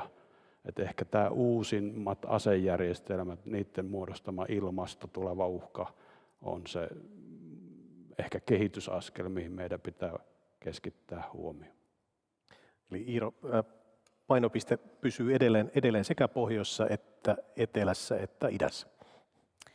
No kyllä, että Suomi on reunavaltio, mutta monesta suunnasta paitsi lännestä ehkä pitää nyt torjua tätä tulevaa uhkaa, mutta sitten toki meillä on niin kuin näitä hybridiuhkia, joista juuri keskustelimme, eli nämä voi olla hyvin monisyisiä tilanteita ja tietysti ei voida sitä terrorisminkaan niin kuin mahdollisuutta poissulkea, mutta mietin Kouvolaa ja juuri tätä niin kuin ydinasepelotteen näkökulmasta tästä, että heitän vaan pallon ilmaan tähän, että nyt Suomessa olisi syytä aloittaa tämäkin keskustelu. Ja mielestäni on tärkeää, että Suomi miettii millaisen roolin haluaa ottaa Naton ydinasepolitiikassa, vaikkakin se olisi esimerkiksi se, että osallistutaan vain sen ydinasetyöryhmän työskentelyyn, niin kuin tällä hetkellä on jo aloitettu. Pekka. Niin tuo ydinaseen käyttöhän ei, niiden etäisyys, ampuma-etäisyys on 10 000 kilometriä, että siinä mielessä se ei merkitse mitään, että se on kuolalla se uhka, vaan tässä ydinaseterminologiassa se on hiukan eri mittakaavan kysymys. Kyllä.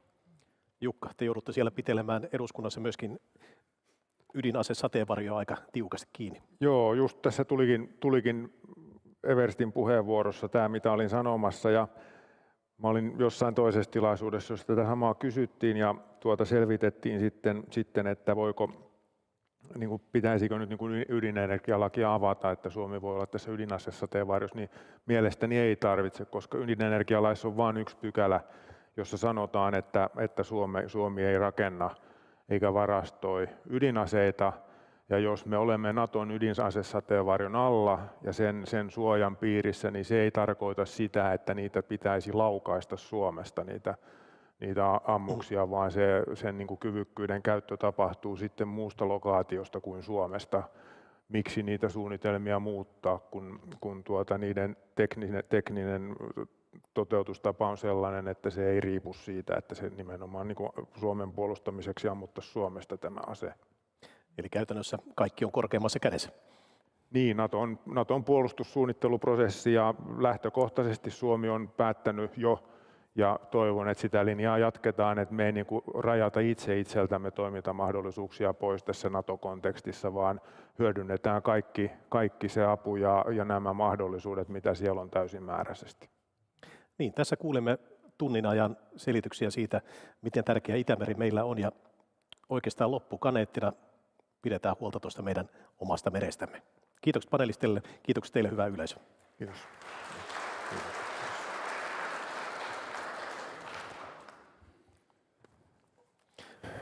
Tilaisuus alkaakin sitten tässä Kiitoksia. samassa paikassa 4 minuutin kuluttua. Biotekninen paussi, jos haluatte, Kiitos. olkaa hyvä.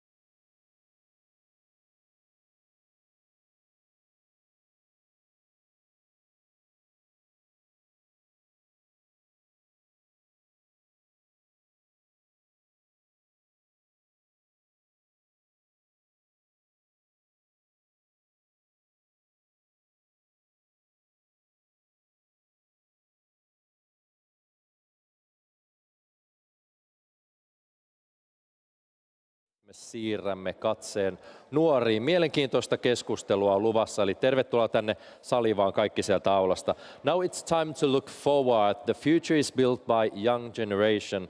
They will make a better world after all. Me olemme saaneet paikalle poliittisten nuorisojärjestöjen edustajat ja heitä jututtaa entinen valtiosihteeri, viestintätoimisto Ruth Pedersenin hallituksen puheenjohtaja Esa Suominen.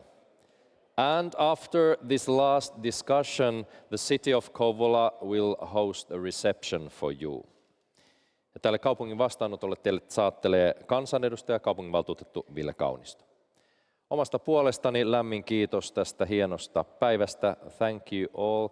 I wish you a great evening and all the best. Nyt Esa ja nuoret, olkaa hyvä. Kiitos Tommi ja kiitoksia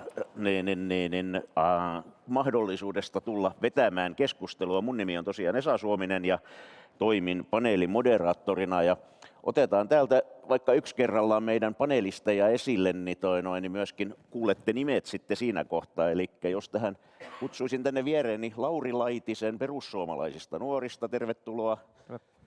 Otetaan pienet aplodit Laurille. Sitten Kimi Uosukainen sosiaalidemokraattisista nuorista. Aleksi Sandrus Keskusta nuorista. Jami Haavisto Vihreät nuoret. Pinja Vuorinen Vasemmisto nuorista. Julia Ståhle Svensk Ungdom. Ja vielä Eemili Silventoinen, kristillisdemokraattiset nuoret. Kokoomusnuorten Maria Mialalle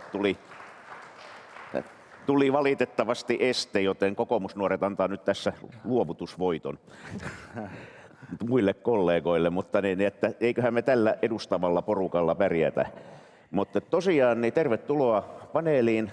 Meillä on ollut täällä hyvä turvallisuuspolitiikan täyteinen päivä. Täällä on ollut silleen niin kuin täysistunnoissa varmaan melkein 200 ihmistä täällä niin kuuntelemassa päivän luentoja ja presidenttipaneeli veti vielä enemmän tuolla kaupungilla ja on käsitelty aiheita laidasta laitaan ja ehkä olette ehtineet jonkun verran ohjelmaa seuratakin joko paikan päältä tai sitten verkosta, niin ihan ennen kuin mennään tähän meidän varsinaiseen asiaan Euroopan turvallisuuden ja puolustuksen tulevaisuudesta, niin ehkä voitaisiin silleen ihan lyhyesti avata sillä, että mitä tämän päivän Annista on teille toistaiseksi jäänyt käteen, tai onko ollut joku semmoinen aihe ohjelmassa, mikä on teitä erityisesti kiinnostanut, niin ihan tiiviisti pari ajatusta. Haluaako Lauri vaikka aloittaa? Joo, no itsellä on ollut muuten niin kiireinen aikataulu, niin tämä edellinen paneeli, se jota ehdin vielä seuraamaan hetken, mutta ehkä mielenkiinto siitä nyt puolesta tunnista, minkä ehti katsoa, niin oli ehkä se tämä keskustelu tuosta Jäämeren ladasta, että miten se toteuttaa, koska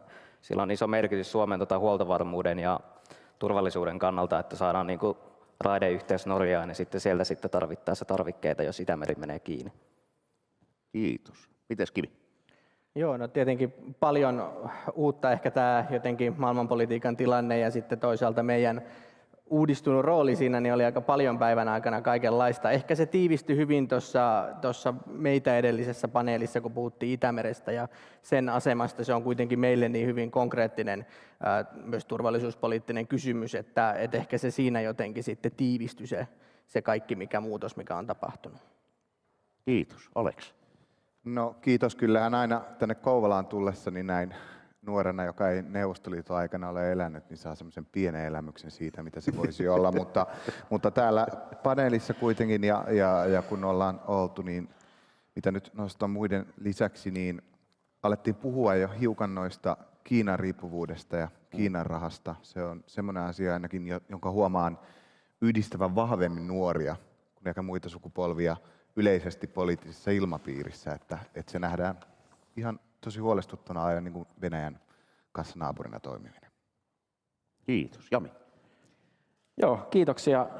Täytyy itsekin kyllä myöntää, että vasta tämän edellisen paneelin ehdin katsella, mutta siitäkin jo jäi kyllä eväitä, ajatuksia Itämeren turvallisuudesta, Itämeren vakaudesta ja siitä, että miten se sitten myötävaikuttaa esimerkiksi raidehankkeiden suunnitteluun ja Suomen yhdistämiseen myös sitten toivottavasti tulevaisuudessa rautateitse muualle Eurooppaan.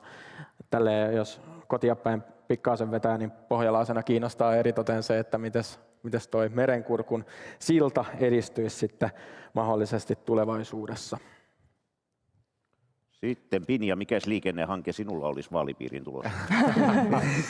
No, tuolla Helsingissä niitä kuitenkin puuhataan ja ollaan puuhattu ihan suhteellisen hyvää tahtia. Itsekin valitettavasti pääsi kuuntelemaan vasta edellistä paneelia, vaikka oikein mielenkiintoinen ohjelma konferenssissa ollut, mutta työkiireet kutsuvat.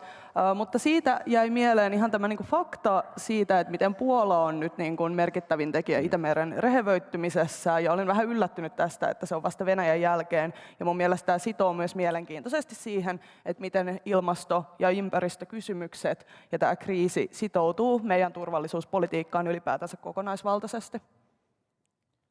Oikein hyvä. Tuosta päästään juttuun kyllä jatkossakin tästä teemasta. Julia.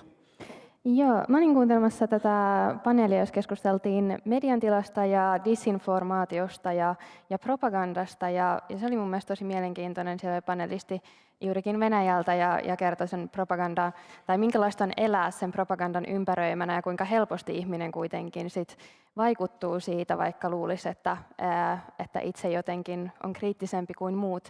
Niin se oli mielenkiintoinen keskustelu ja kuuntelin mielenkiinnolla. Kiva, kiitos. Entäs Emil?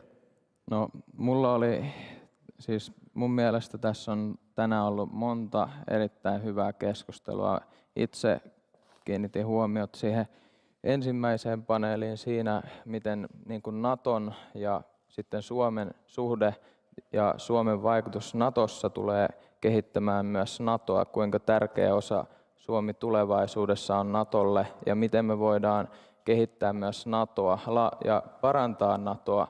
Meillä on paljon tarjottavaa Natolle, mutta samalla me itse saadaan siitä suhteesta. Se on tärkeä asia. Sitten myös mäkin kuuntelin medialukutaito ja informaatiovaikuttaminen ja siellä oli esimerkiksi Veli-Pekka Kivimäki puhui siitä, miten algoritmit sosiaalisessa mediassa vaikuttaa siihen,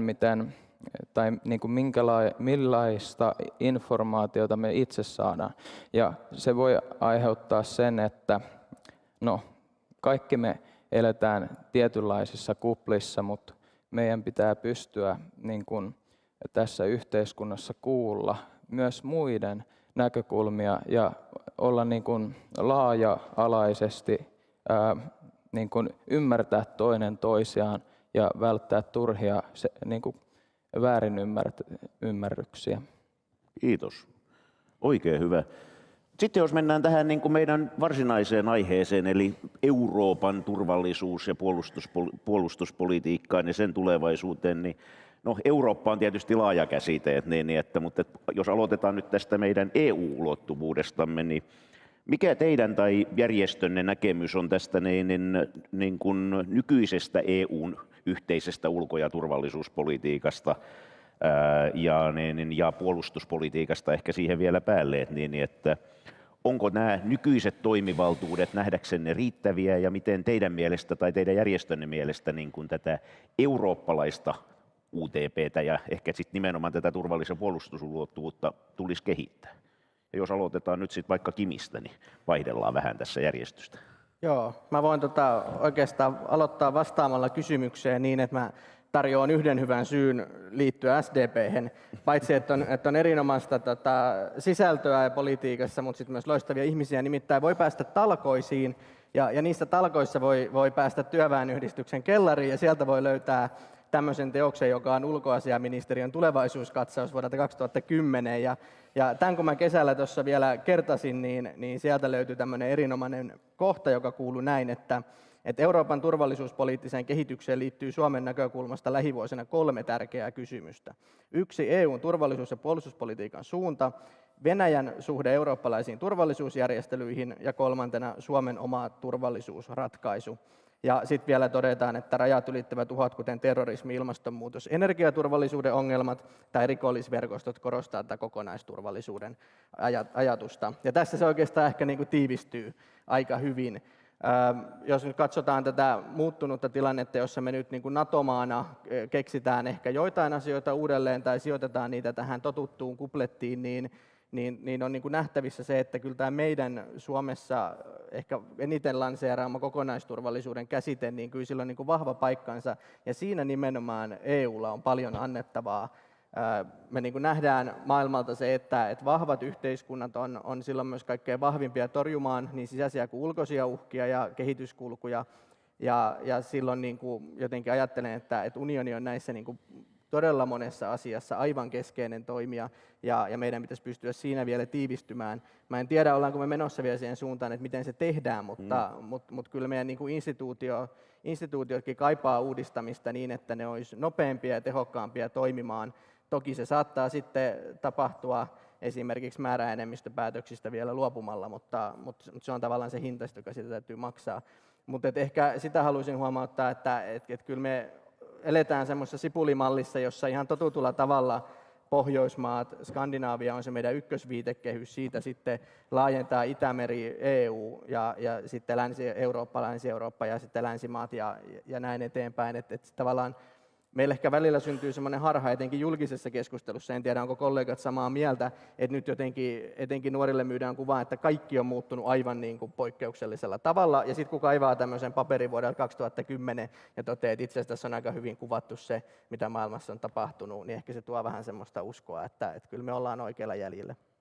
Tämä muistuttaa minua siitä, kun aikanaan itse puoluetöissä niin löysin yhden oman puolueeni ohjelman vuodelta 1952, joka oli elinkeinopoliittinen ohjelma.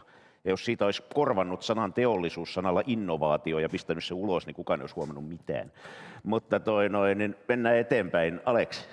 Kiitos, Kimiltä tuli oikein, niin kuin aina hyvää tavaraa, ja oli myös tutkittu. Ehkä EUn osalta itse voisin nostaa ja turvallisuuden osalta sen omavaraisuuden ja sen kehittämisen. Kaasu on Keski-Euroopassa aika iso tarve sille on edelleen, ja myöskin öljy voi tuottaa Euroopassa tarpeet tulevaisuudessa, ja Kiinan riippuvuus on mun mielestä aika merkittäviä asioita, mitä meidän pitää miettiä. Näihin hyviä ratkaisuja on energian osalta vihreä, pahoittelut siis puhdas siirtymä hallituspuolueille, puhdas siirtymä, joka varmasti omavaraisuuttamme lisää. Sen mä nyt nostan niin kuin itse yhtenä meille tärkeänä kokonaisuutena, se omavaraisuuden kehittäminen myös yhdessä. Jokainen jäsenvaltioista varmasti miettii sitä itse, ja Suomi on siinä aika hyvin pärjännyt, mutta sitten kun kaikki saa omat niin kuin asiansa kuntoon, niin on myös samalla mietittävä, kuinka me yhdessä toimimme täällä Euroopassa ja Euroopan unionissa. Kiitos. Jami. Kiitos. Jotta tämä kokonaisturvallisuuden palapeli toimisi kunnolla ja kaikki palaset loksahtelisi kohdalleen, niin minusta on hyvä, että työnjako vaikka Naton ja EUn välillä on selkeä, että Natolla on selkeästi suurempi koppi siitä NS-kovasta turvallisuudesta, puolustuspolitiikasta, ja sitten EU pystyy taas erilaisena instituutiona sitten vastaamaan taas pehmeämmän turvallisuuden kysymyksiin ja laajemman turvallisuuden kysymyksiin, vaikka aluekehityksessä, sosiaalipolitiikassa, ihmisoikeuksissa, mutta myös energia- ja ympäristökysymyksissä. Niissä toki niin kuin on semmoisia aihealueita, mistä NATO voisi myös ottaa suurempaa koppia, esimerkiksi ilmastokriisin hallinnan ja siihen sopeutumisen saralla, mutta kuitenkin näkisin, että nämä pehmeän turvallisuuden kokonaisuudet on se, mikä EUn pöydällä pitäisi turvallisuuspolitiikasta erityisesti olla. Kiitos. Pinja. Joo, mä näen itse myöskin, että nimenomaan tässä tilanteessa EUn ja Naton suhteen määrittely ja työtehtävien määrittely on tärkeää, mutta pidän itse erittäin tärkeänä myös sitä, että sitä myötä lähdetään kehittämään tätä artiklaa 42.7, eli tätä Euroopan omaa turvallisuuskehitystä. Mun mielestä me ei voida olla tilanteessa, jossa viime kädessä lähes koko Euroopan puolustus nojaisi kuitenkin ensisijaisesti Yhdysvaltoihin, joka kuitenkin valitettavasti on jatkuvasti menossa epävakaampaan suuntaan. Me emme tiedä esimerkiksi, kykeneekö Donald Trump asettumaan uudelleen ehdolle, ja mikäli kykenisi, hän saattaisi tulla valituksi. Mun mielestä on erittäin vaarallista ajatella, että olisimme tässä tilanteessa riippuvaisia Yhdysvalloista. Ja mun mielestä tämä sitoutuu myös esimerkiksi huoltovarmuuden kysymyksiin. Strateginen autonomia on ollut nyt pitkään pöydällä. Se, että miten me pystytään takaamaan, että EUlla on tämä oma autonomia, mitä tulee esimerkiksi tarvittavaan teknologiaan, on todella kriittistä. Asetuotanto on mun mielestä, se on asia, mitä ei tietenkään haluaisi miettiä. En haluaisi lähteä siitä, että tätä merkittävästi tulisi lisätä, mutta me eletään myös hyvin erilaisia aikoja tällä hetkellä. Ja myös sen suhteen mun mielestä on tärkeää, että Euroopalla on oma infrastruktuuri tässä asiassa.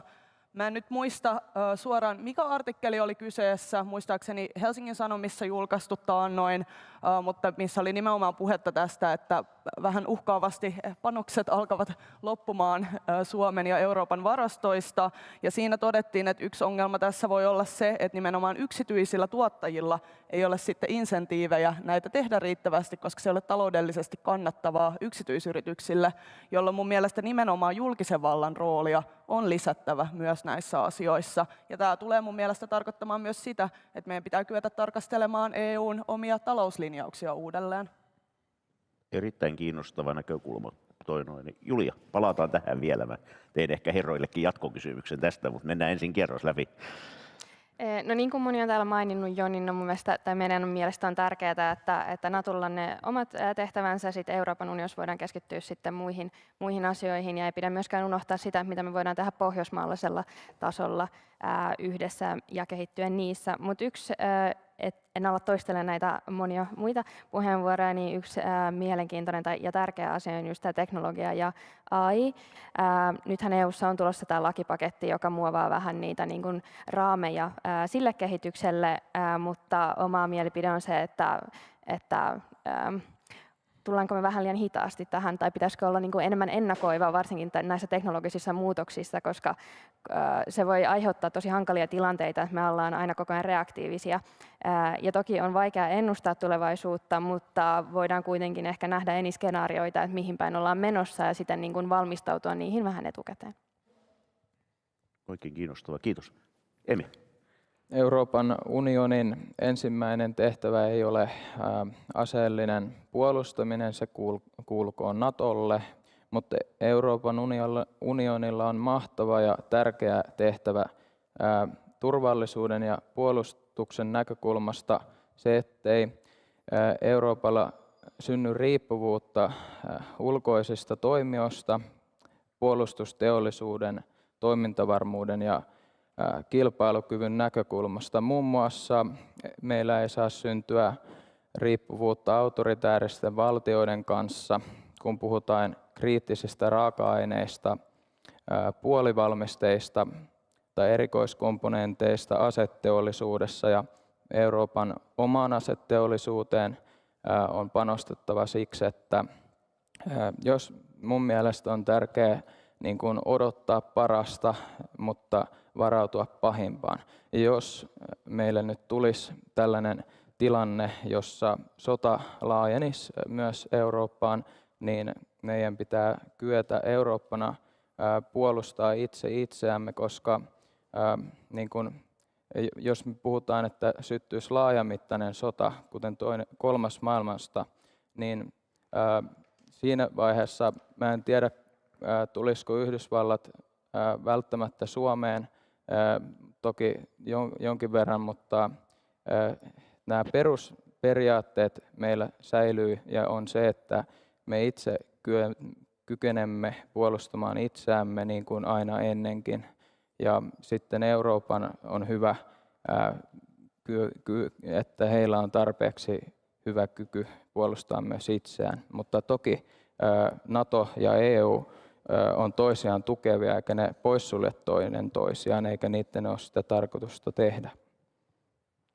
Otetaan Lauri tähän vielä, ja sitten mä teinkin pari käsiäänestystä, koska tästä tuli hyvät emmeet. Mutta miten Lauri näet tätä alkuperäisen kysymyksen tästä EUn tai tavallaan tästä niin kuin tehtävistä ja muista ja niin kuin tästä tilanteesta?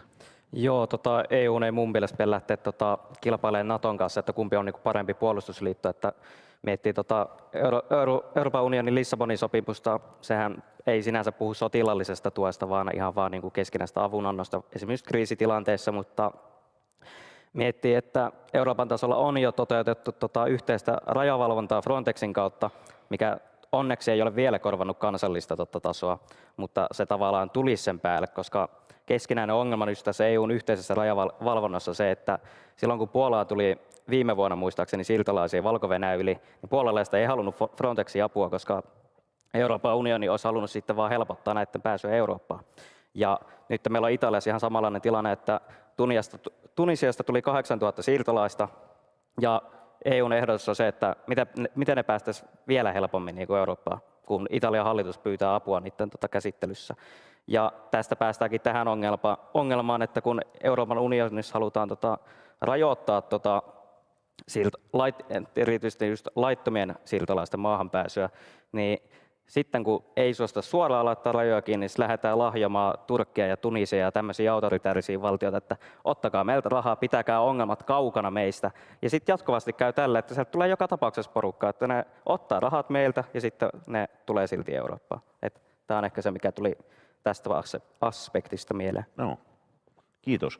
Ihan lyhyt kysymys, koska tästä tuli pari semmoista aika kiinnostavaa kulmaa. Niin jos nyt ajatellaan tätä puolustuksellista aspektia, niin käsi ylös ne, ketkä ajattelevat, että me tavallaan se, että on lähtökohtaisesti vain tämä sotilaallinen puoli Naton tehtävä versus sitten se, että meidän pitäisi selkeästi enemmän varustautua nimenomaan eurooppalaisina ja pyrkiä myöskin tavallaan itsenäistymään tästä USA-yhteydestä tämän puolustuksellisen voiman suhteen. Kumpaa te, tämä on tietysti vähän vaikea kysymys, mutta jos nyt ajatellaan näin, että priorisoitteko tätä USA-yhteyttä ja luotatte siihen, vai haluaisitteko korostuneesti eurooppalaisemman vaihtoehdon tähän kovaan aseelliseen puolustukseen? Kuka on sitä mieltä, että nojataan Amerikkaan myöskin jatkossa vähän tähän tyyliin? Ja ketkäs haluaa Eurooppaan lisää? Joo. Niin, just näin. Okei. Eli vähän niin kuin sekä että. Joo. Aleksi haluaa kommentoida ja Jami myös. Ja Pinja ja kaikki. Ajattelen tässä niin kuin uudessa tilanteessa Suomen osalta olisi varmaan EU-sakin järkevää, että kaikki EUn jäsenvaltiot olisivat puolustusliiton jäseniä. Ja kyllä mä kuitenkin ajattelen niin, että emme me nojaa USAhan, koska kyllä me voimme myös vaatia Euroopan mailta parempaa niin kuin toimintaa täällä meidän omalla alueella. Ja se samalla tuo tämän toisen yhteen tämän kanssa, eli tämän takia ajattelen, että se ensimmäinen on paras, koska uskon, että emme voi lopullisesti USAhan nojautua, koska demokratia on kriisissä koko maailmassa, myös Euroopassa. Se on myös iso turvallisuusuhka. Jami. Joo, kiitos. Se, että Suomi on Naton jäseneksi liittynyt, tarkoittaa tietysti sitä, että artikla 5 ollaan painettu myös nimeä alle ja tarvittaessa sitten myös ollaan valmiita osoittamaan, että siihen ollaan sitouduttu. Tarvittaessa sitten myös odotetaan vastavuoroisesti, että kaikki muut Naton jäsenmaat tähän sitoutuneita on. Mutta jaan kyllä sen huolen siitä, että mikä on Yhdysvaltojen tulevaisuus tällä vuosikymmenellä, mutta myös sitten jatkossa, kun siellä demokratia kriisissä on, ja sitä se myös monilta osin Euroopassa on. Äärioikeisto nousee ja monien maiden luotettavuutta voidaan ehkä vähän kyseenalaistaa. Siinä tilanteessa, jos Yhdysvallat kääntyisi uudestaan Trumpin kaudelle, niin kyllähän se jättäisi NATOon suuren johtajuustyhjiön, ja silloin siihen EU-maiden yhdessä pitäisi pystyä vastaamaan. Ja sitten myös omaa puolustusteollisuutta koordinoidusti ylösajan, niin että jokaisella jäsenvaltiolla on oma roolinsa siinä, että pystytään roolinjaolla tehokkaasti keskitetysti valmistamaan erilaisia komponentteja ja tarvikkeita. Pinja ja sitten Lauri. Yes, no, mulle sanottiin, että näissä poliittisten nuorisojärjestöjen paneeleissa usein toivotaan, että voisi ehkä tullakin sit jotain ajatuksia herättävää, ehkä jopa konfliktia herättävää. Muuten monesta asiasta varmasti täällä ollaan samaa mieltä, kuten on todettu, mutta pitää tietenkin tässä kohtaa tuoda esiin, että meidän järjestömmehän vastustaa Suomen Nato-jäsenyyttä yhä ja sikäli tavallaan tavoittelee myös eroa Natosta tätä kautta, mikä on sitten varmaan jotain, mikä erottaa muista toimijoista täällä ja varmaan Todella. aika monesta muusta toimijasta ylipäätänsä eduskuntapuolueiden kentällä Suomessa. Ja perustelinkin jo aikaisemmin näitä huolia, mitä liittyy nimenomaan Yhdysvaltojen suureen rooliin, mutta haluaisin tuoda vielä tässä niin kuin artiklaa 42.7 kontekstissa sen, että kysehän ei ole siitä, että nämä kilpailevat siitä, kumpi on parempi puolustussopimus, vaan enemmän kysymys siitä, että onko meillä nimenomaan vaihtoehtoja, mikäli esimerkiksi tällainen johtajuustyhjiö sitten syntyisi. Kiitos. Lauri ja sitten Emil, sitten Julia ja sitten Kimi. Joo, haluaisin kompata Aleksi tuossa, että kun puhutaan niin kuin NATO- tai EU-puolustusyhteistyön syventämisestä, niin ei NATO ole pelkkä USA. Siinä on Iso-Britannia, siinä on Norja, siinä on Puola, on tosi monia suurempia jäsenmaita ihan täällä niin kuin Euroopankin tasolla, joiden kanssa tehdään yhteistyötä. Ja se oli oikeastaan se, mitä hainkin tässä. Yes. Emil.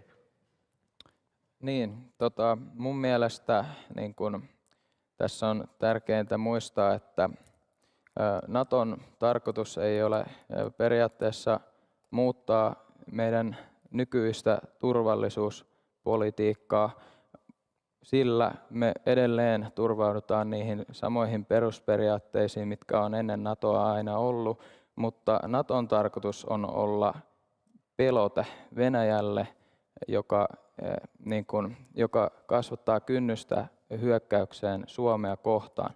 Ja sen takia on tärkeää muistaa, että me ei pelkästään pidä turvautua Yhdysvaltoihin, ja mielellään meidän pitäisi etsiä erilaisia uusia tapoja toimia Pohjoismaiden kanssa, kuten Ruotsin, Norjan ja Tanskan kanssa, ja miksei Baltian maiden kanssa myös. Otetaan Julia, sitten Kimi ja sitten vielä Pinjalle tähän ja sitten nostellaan taas vähän räpylöitä. RKP-nuoret ja myös tietenkin meidän emopuolue on kauan ollut sitä mieltä, että Suomen olisi pitänyt olla Natossa pitkän aikaa sitten. Ja on ehkä hyvä muistaa myöskin, että moni EU-maa on NATO-maa ja siksi on myös tärkeää, että Suomi on osa sitä yhteistyötä. Ja kun tässä on mainittu monta kertaa, niin EU ja NATOhan ei poissulje toisiaan, vaan tarkoitus on, että se yhteistyö on aika saumatonta ja että ne pystyy myös täydentämään toisiaan. Ja on tärkeää, just kun mietitään riskiä konfliktitilanteista, että on monta eri pohjaa, jonka kanssa niin kuin pelata, eikä niin kuin sulje itteensä vaan siihen yhteen vaihtoehtoon. Joo, meillä taitaa tällä hetkellä olla Mäntyniemessäkin sellainen vuokralainen, joka taisi kampanjassaan puhua eurooppalaisemmasta Natosta. Ja mun mielestä siinä on oma viisautensa, eli tämmöisessä maailmassa, jossa erilaiset geopoliittiset ja kauppapoliittiset intressit nousee ja niin kuin maailma pirstaloituu siinä mielessä yhä niin kuin useampiin osiin, niin meidän pitää myös pystyä katsomaan sitä pöytää niin kuin toiselta puolelta ja tavallaan kysyä myös sitä, että mikä se Yhdysvaltain intressi esimerkiksi maailmanpolitiikassa on. Ja me nähdään selkeästi, että siellä niin kuin siirtymää tapahtuu suhteessa sitten heidän Kiinan politiikkaan tai Etelä-Kiinan mereen ja muualle, jolloin niin kuin ehkä on ymmärrettävää, että se Turun saaristo, vaikka kaunis onkin, niin ei välttämättä ole niin kuin Pentagonin ykkösasia hoitaa, vaan kyllä se sitten löytyy niin kuin meiltä itseltämme, meidän kumppaneilta.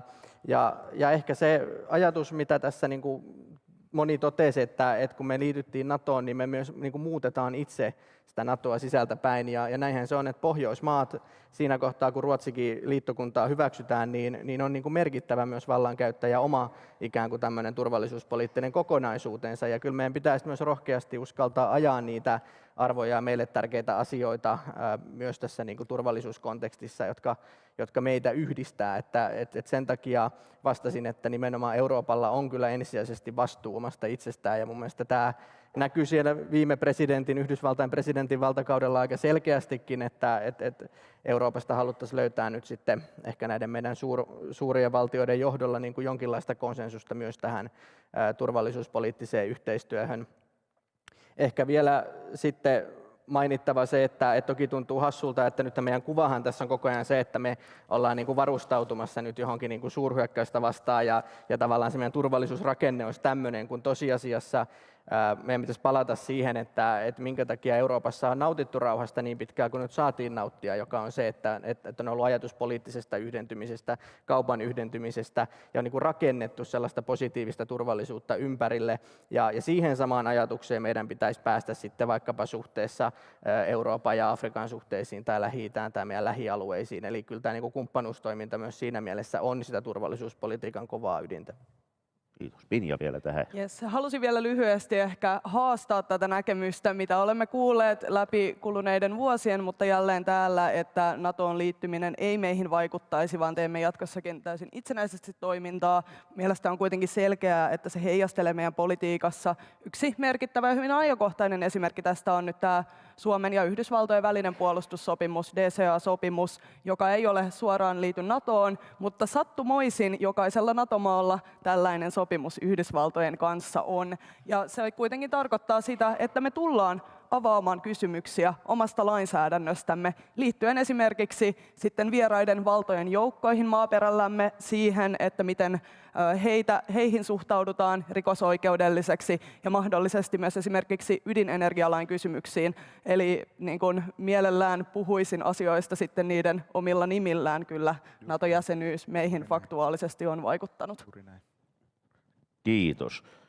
Sitten Kimi nosti tässä aikaisemmin tämän ajatuksen siitä, että pitäisikö meidän niin kuin entistä enemmän tässä eurooppalaisessa tai EU-tason YUTP:ssä sitten niin kuin tehdä päätöksiä määräenemmistöllä niin kuin tavallaan yksimielisyyden sijasta ja siltä kautta pyrkiä tehostamaan tätä apparaattia.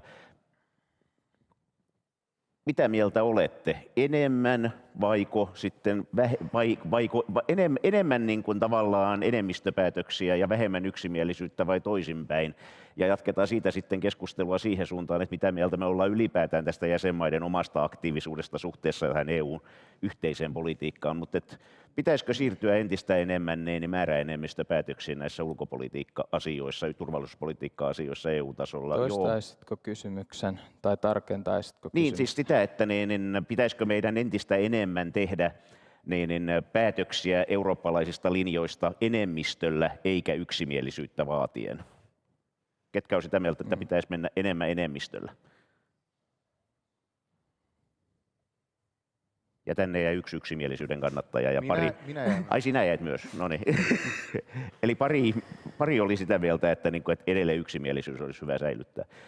No, palataan siihen, mutta jos nyt mietitään tätä jäsenmaiden ja EUn yhteisen ulko- ja turvallisuuspolitiikan suhdetta, niin nythän meillä on tässä esimerkiksi nyt tämän Ukrainan kriisin aikana nähty, että kuitenkin meillä on tiettyjä EU-valtioita, niin kuin vaikka Unkari, millä on vähän omanlaisensa linja tähän konfliktiin, vaikka se on EU-jäsenmaa ja vaikka se on tässä kaikessa mukana. No heillä on omat syynsä ja me voimme sitä joko paheksua tai ymmärtää ihan miten vaan tai olla ottamatta siihen kantaa.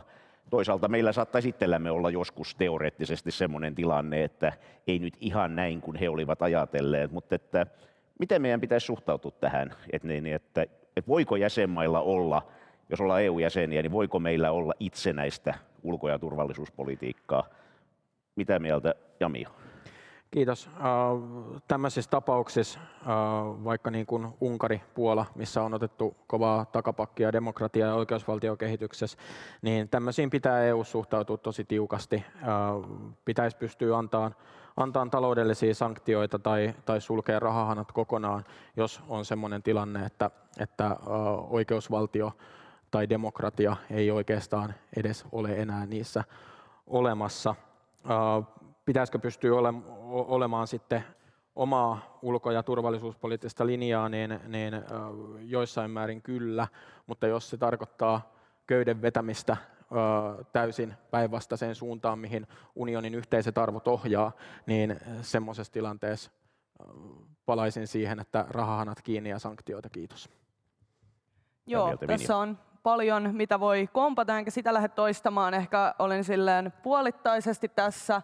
näen, että on sellaisia asioita, tarkkaan rajattuja kysymyksiä, joissa pitää miettiä, että olisiko määräenemmistöpäätös parempi, koska siinä tapauksessa törmätään kyllä ongelmaan, jos yksittäiset valtiot pystyy täysin jarruttamaan muuten arvopohjaisesti jaettua ulkopolitiikkaa, mutta tässä on oltava myös hyvin tarkka, mihin tällaisia määräenemmistökysymyksiä sitten edellytetään, koska on myös totta, että voi olla pieniä jäsenmaita ja pienempiä jäsenmaita, mihin ehkä itsekin kuulumme, joilla voi olla perusteltuja huolia liittyen kysymyksiin juuri heidän alueellaan, joka sitten ei voi olla siten, että isommat jäsenvaltiot tässä käy määräämässä. Mua esimerkiksi kiinnostaisi, mulla ei ole mitään suoraa esimerkkiä tai edes esimerkkitilannetta, mihin tämä voisi liittyä, mutta mietin, että miten tilanteessa, jos vaikka vaaditaan yhtenäistä ulkopolitiikkaa ja tulisi kysymyksiä vaikka NATOon liittyen, niin mitä jossain Kyproksen tilanteessa, missä kuitenkin sitten Kreikka ja Turkki on NATO-maita ja Kypros taas niin kuin jaettu tällä tapaa, että pitää olla mahdollisuus siihen, että tällaisillakin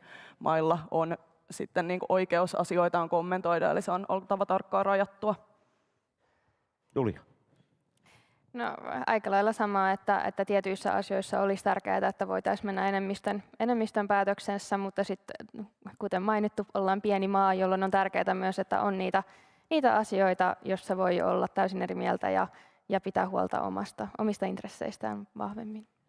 Eli ollaanko me nyt vähän niin kuin porukalla sitä mieltä, että yksimielisyys, tai tavallaan on hyvin tärkeää pysyä linjassa, kun ollaan meidän kanssa samaa mieltä, mutta meillä pitää olla semmoinen vähän niin kuin oma opt-outti sitten, jos meille tulee hankaluuksia. Ja sitten tämä jotenkin ei ole yleistettävissä kaikkiin maihin, niin kuin Unkarista Irlannin kautta Maltalle. Niin. Tätä mieltä ollaan.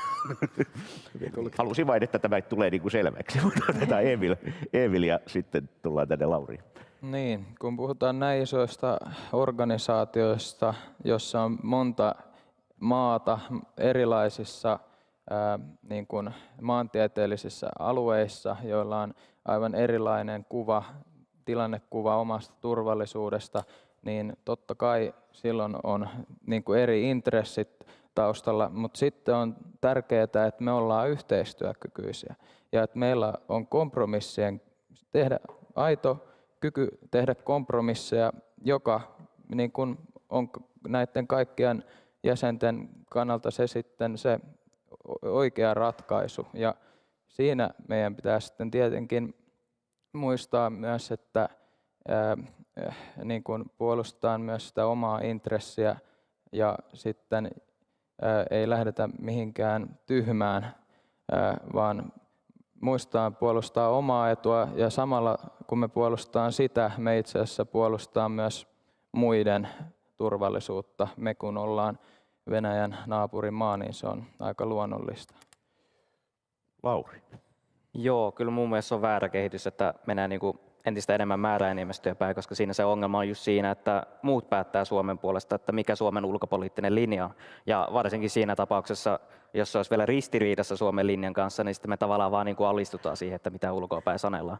Että mennään vaikka kasaria tähän suomettuneisuuden YYA-aikaan, jossa käytännössä Moskovalta piti hakea hyväksyntä kaikkeen, ja Moskova sanelee, että mitä Helsingissä pitää tehdä.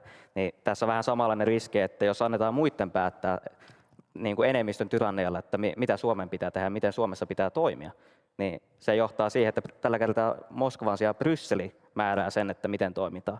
Ja siinä tapauksessa, että jos itsenäinen kansallisvaltio Suomi ei voi tehdä niin kuin itsenäisesti päättää omasta ulkopolitiikasta, niin voiko sitä pitää edes muodollisesti itsenäisenä siinä kohtaa? Ja mitä tulee tähän Unkarin tapaukseen, niin kyllä musta se on hölmöä peesata Venäjää ja Kiinaa, mutta mun mielestä niin kauan kun puhutaan tällaista niin kuin kauppaunionista, niin kyllä jäsenvaltion ja kansallisvaltion oikeus on päättää itse omasta politiikasta ja omasta linjastaan, oli se tyhmää tai ei. Siitä tuli löylyt kiukaalle, sanois Uosukainen jotain.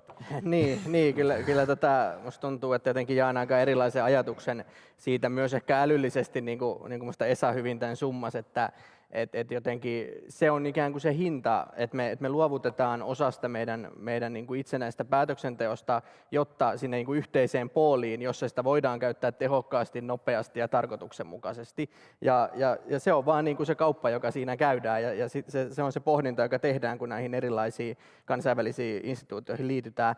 Mielestäni jotenkin ajatuksena nykypäivänä se, että me jotenkin reagoitaisiin muuttuvan maailman niin kuin nopeisiin erilaisiin uhkiin tämmöisellä niin kuin paavinvalintamenetelmällä, menetelmällä, niin se ei vaan niin kuin tunnu järkevältä, ja me kaikki tiedetään kauan, kun siinä paavivalinnassa menee, ja niin yhtä kauan menee kyllä niin kuin Brysselissä ulkosuhdehallinnossa niin kuin hioa näitä kantoja yhteen, kun puhutaan sitä yksittäistä vaikka Afrikan maiden tilanteista ja niihin reagoimisesta. Et jos me ei ikään kuin tehdä jotain näille meidän instituutioille ja niille menettelytavoille, niin sitten nämä kaikki ongelmat tulee meidän käsiin, koska me ollaan aina niin kuin takamatkalta, meillä ei silloin niin kuin pystytä nopeasti reagoimaan, ja mä en kyllä keksi, miten se olisi Suomen etu. Totta kai siinä otetaan se, niin kuin sanoin, älyllisesti se pieni riski, että joskus voi olla se kerta, kun me ollaan siellä vähemmistössä, mutta jos nyt katsotaan sitä, mitä EU on tehnyt, mikä on Suomen kanta ollut, niin aika harvoin näin on nyt niin kuin käynyt, ja kyllä mä ehkä sen verran luottoa myös meidän kovaan diplomaattikuntaan, että kyllä me aika kovia ollaan vaikuttamaan. Palaan ehkä sen 2010 vuoden prujuun, jossa tämä sama asia nostettiin esille ja kehotettiin, että Suomen ulkosuhdehallinnon kannattaisi panostaa EU-edustustoihin eri maissa ja vaikuttaa muun muassa isoihin jäsenvaltioihin niin kuin sitäkin kautta, että kyllä me ollaan niin kuin ovelia ja nokkelia, ja jos me oltaan pysyä kiinni näissä meidän ajan haasteissa, niin jotain on tehtävä. Otetaan Aleksi ja sitten Jamille ja Laurille vielä replat ja sitten otetaan seuraava aihe. Joo, lähtökohtaisesti kuitenkin, mikä esimerkiksi EU:ssa mun mielestä on kaiken isoin asia on se, että on se upea rauhanprojekti. Ja tässä keskustelussa ei vielä noussut esiin se, että ennen Putinin hyökkäyssotaa Ukrainaan, niin EU-kriittisyyttä alkoi nousta jo enemmissä määrin, ja alan nähdä sitä nyt, kun ihmiset on jollain tavalla tähän sotaan turtuneet myös Euroopassa, niin se alkaa nousta taas uudestaan. Ja myös paljon valheita ja erilaista niin kuin demokratian katoamista Euroopassa ja Euroopan unionissa tapahtuu. Ja sen takia mun mielestä tässä pitäisi toimia aika maltillisesti tässä meidän Euroopan tilanteessa. Me nyt mietitään, tuleeko lisää, tuleeko vähemmän, mihin EU menee. Ja siinä vaiheessa, jos tyytymättömyyttä, jos niin kuin määräenemmistö menee, tyytymättömyyden määrä lisääntyy. Ja se voi pahimmillaan johtaa siihen, että koko EU niin kuin jollain tavalla katoaa ja räjähtää. Ja se on aika niin kuin merkityksellinen asia. Me ei voida unohtaa sitä, että sitä EU-kriittisyyttä on ollut. EUsta puhutaan niin kuin mielenkiintoisia faktoja liittyen vaikka rajapolitiikkaan tai muihin asioihin. Ja sitten mediassa puhutaan silakoista. Niin tällä tasolla se meidän EU-keskustelu on, ja iso kuva pitäisi pitää aina mielessä. Ja kyllä se, niin kuin meillä onhan nyt niin kuin komissio on ollut aika, mikä olisi hyvä sana, aika aggressiivinen myös omissa esityksissä, joka on johtanut esimerkiksi siihen, että monia osittain jopa hyviäkin esityksiä joskus torpattu tai niitä ei ole saatu muokattua. Se kertoo siitä, että Euroopan unionissa me ollaan ehkä kadotettu ymmärrys toisistamme ja erilaisuuden ja erilaisten mielipiteiden hyväksymisestä. Mä en jaosta sitä, että jos mietitään meitä maita, jotka on Venäjän kanssa rajamaita, meillä on aika erilainen käsitys Ukrainan auttamisesta kuin esimerkiksi Italialla ja Saksalla. Ja ne on isoja maita, joten en ehkä ole ihan samaa mieltä kaikkien kollegoiden kanssa. Joo, Joo, tämä on ihan hyvä näkökulma, että helppohan näissä on aina todeta, että tietyt asiat ovat ikuisia ja sitten kun hommat vaan liikkuu tiettyyn suuntaan, mutta niin kuin nyt Brexitistä nähtiin, niin kerhosta voi erotakin ja Pinja yrittää erota meidän uudesta kerhosta ja Laurin ainakin emopuolue on niin kuin asettanut pitkän aikavälin tavoitteen lähteä EUsta vedenpäin ja näin, että näähän on ajallisia nämä hankkeet. Juuri näin. Ja Britanniallahan se meni oikein hyvin ja mallikkaasti se ero, että se oli todella kannattavaa, että siihen vaan suuntaan, kaikki vaan yksi ja poteroidutaan. Hyvä. Jamille ja Laurille kommentit ja sitten mennään seuraavaan kysymykseen. Joo, kiitos. Jätkät semmoiset tiiviit kommentit, niin ehditään vielä puhua vähän vaaleista ja laajentumisesta. Joo, kiitos.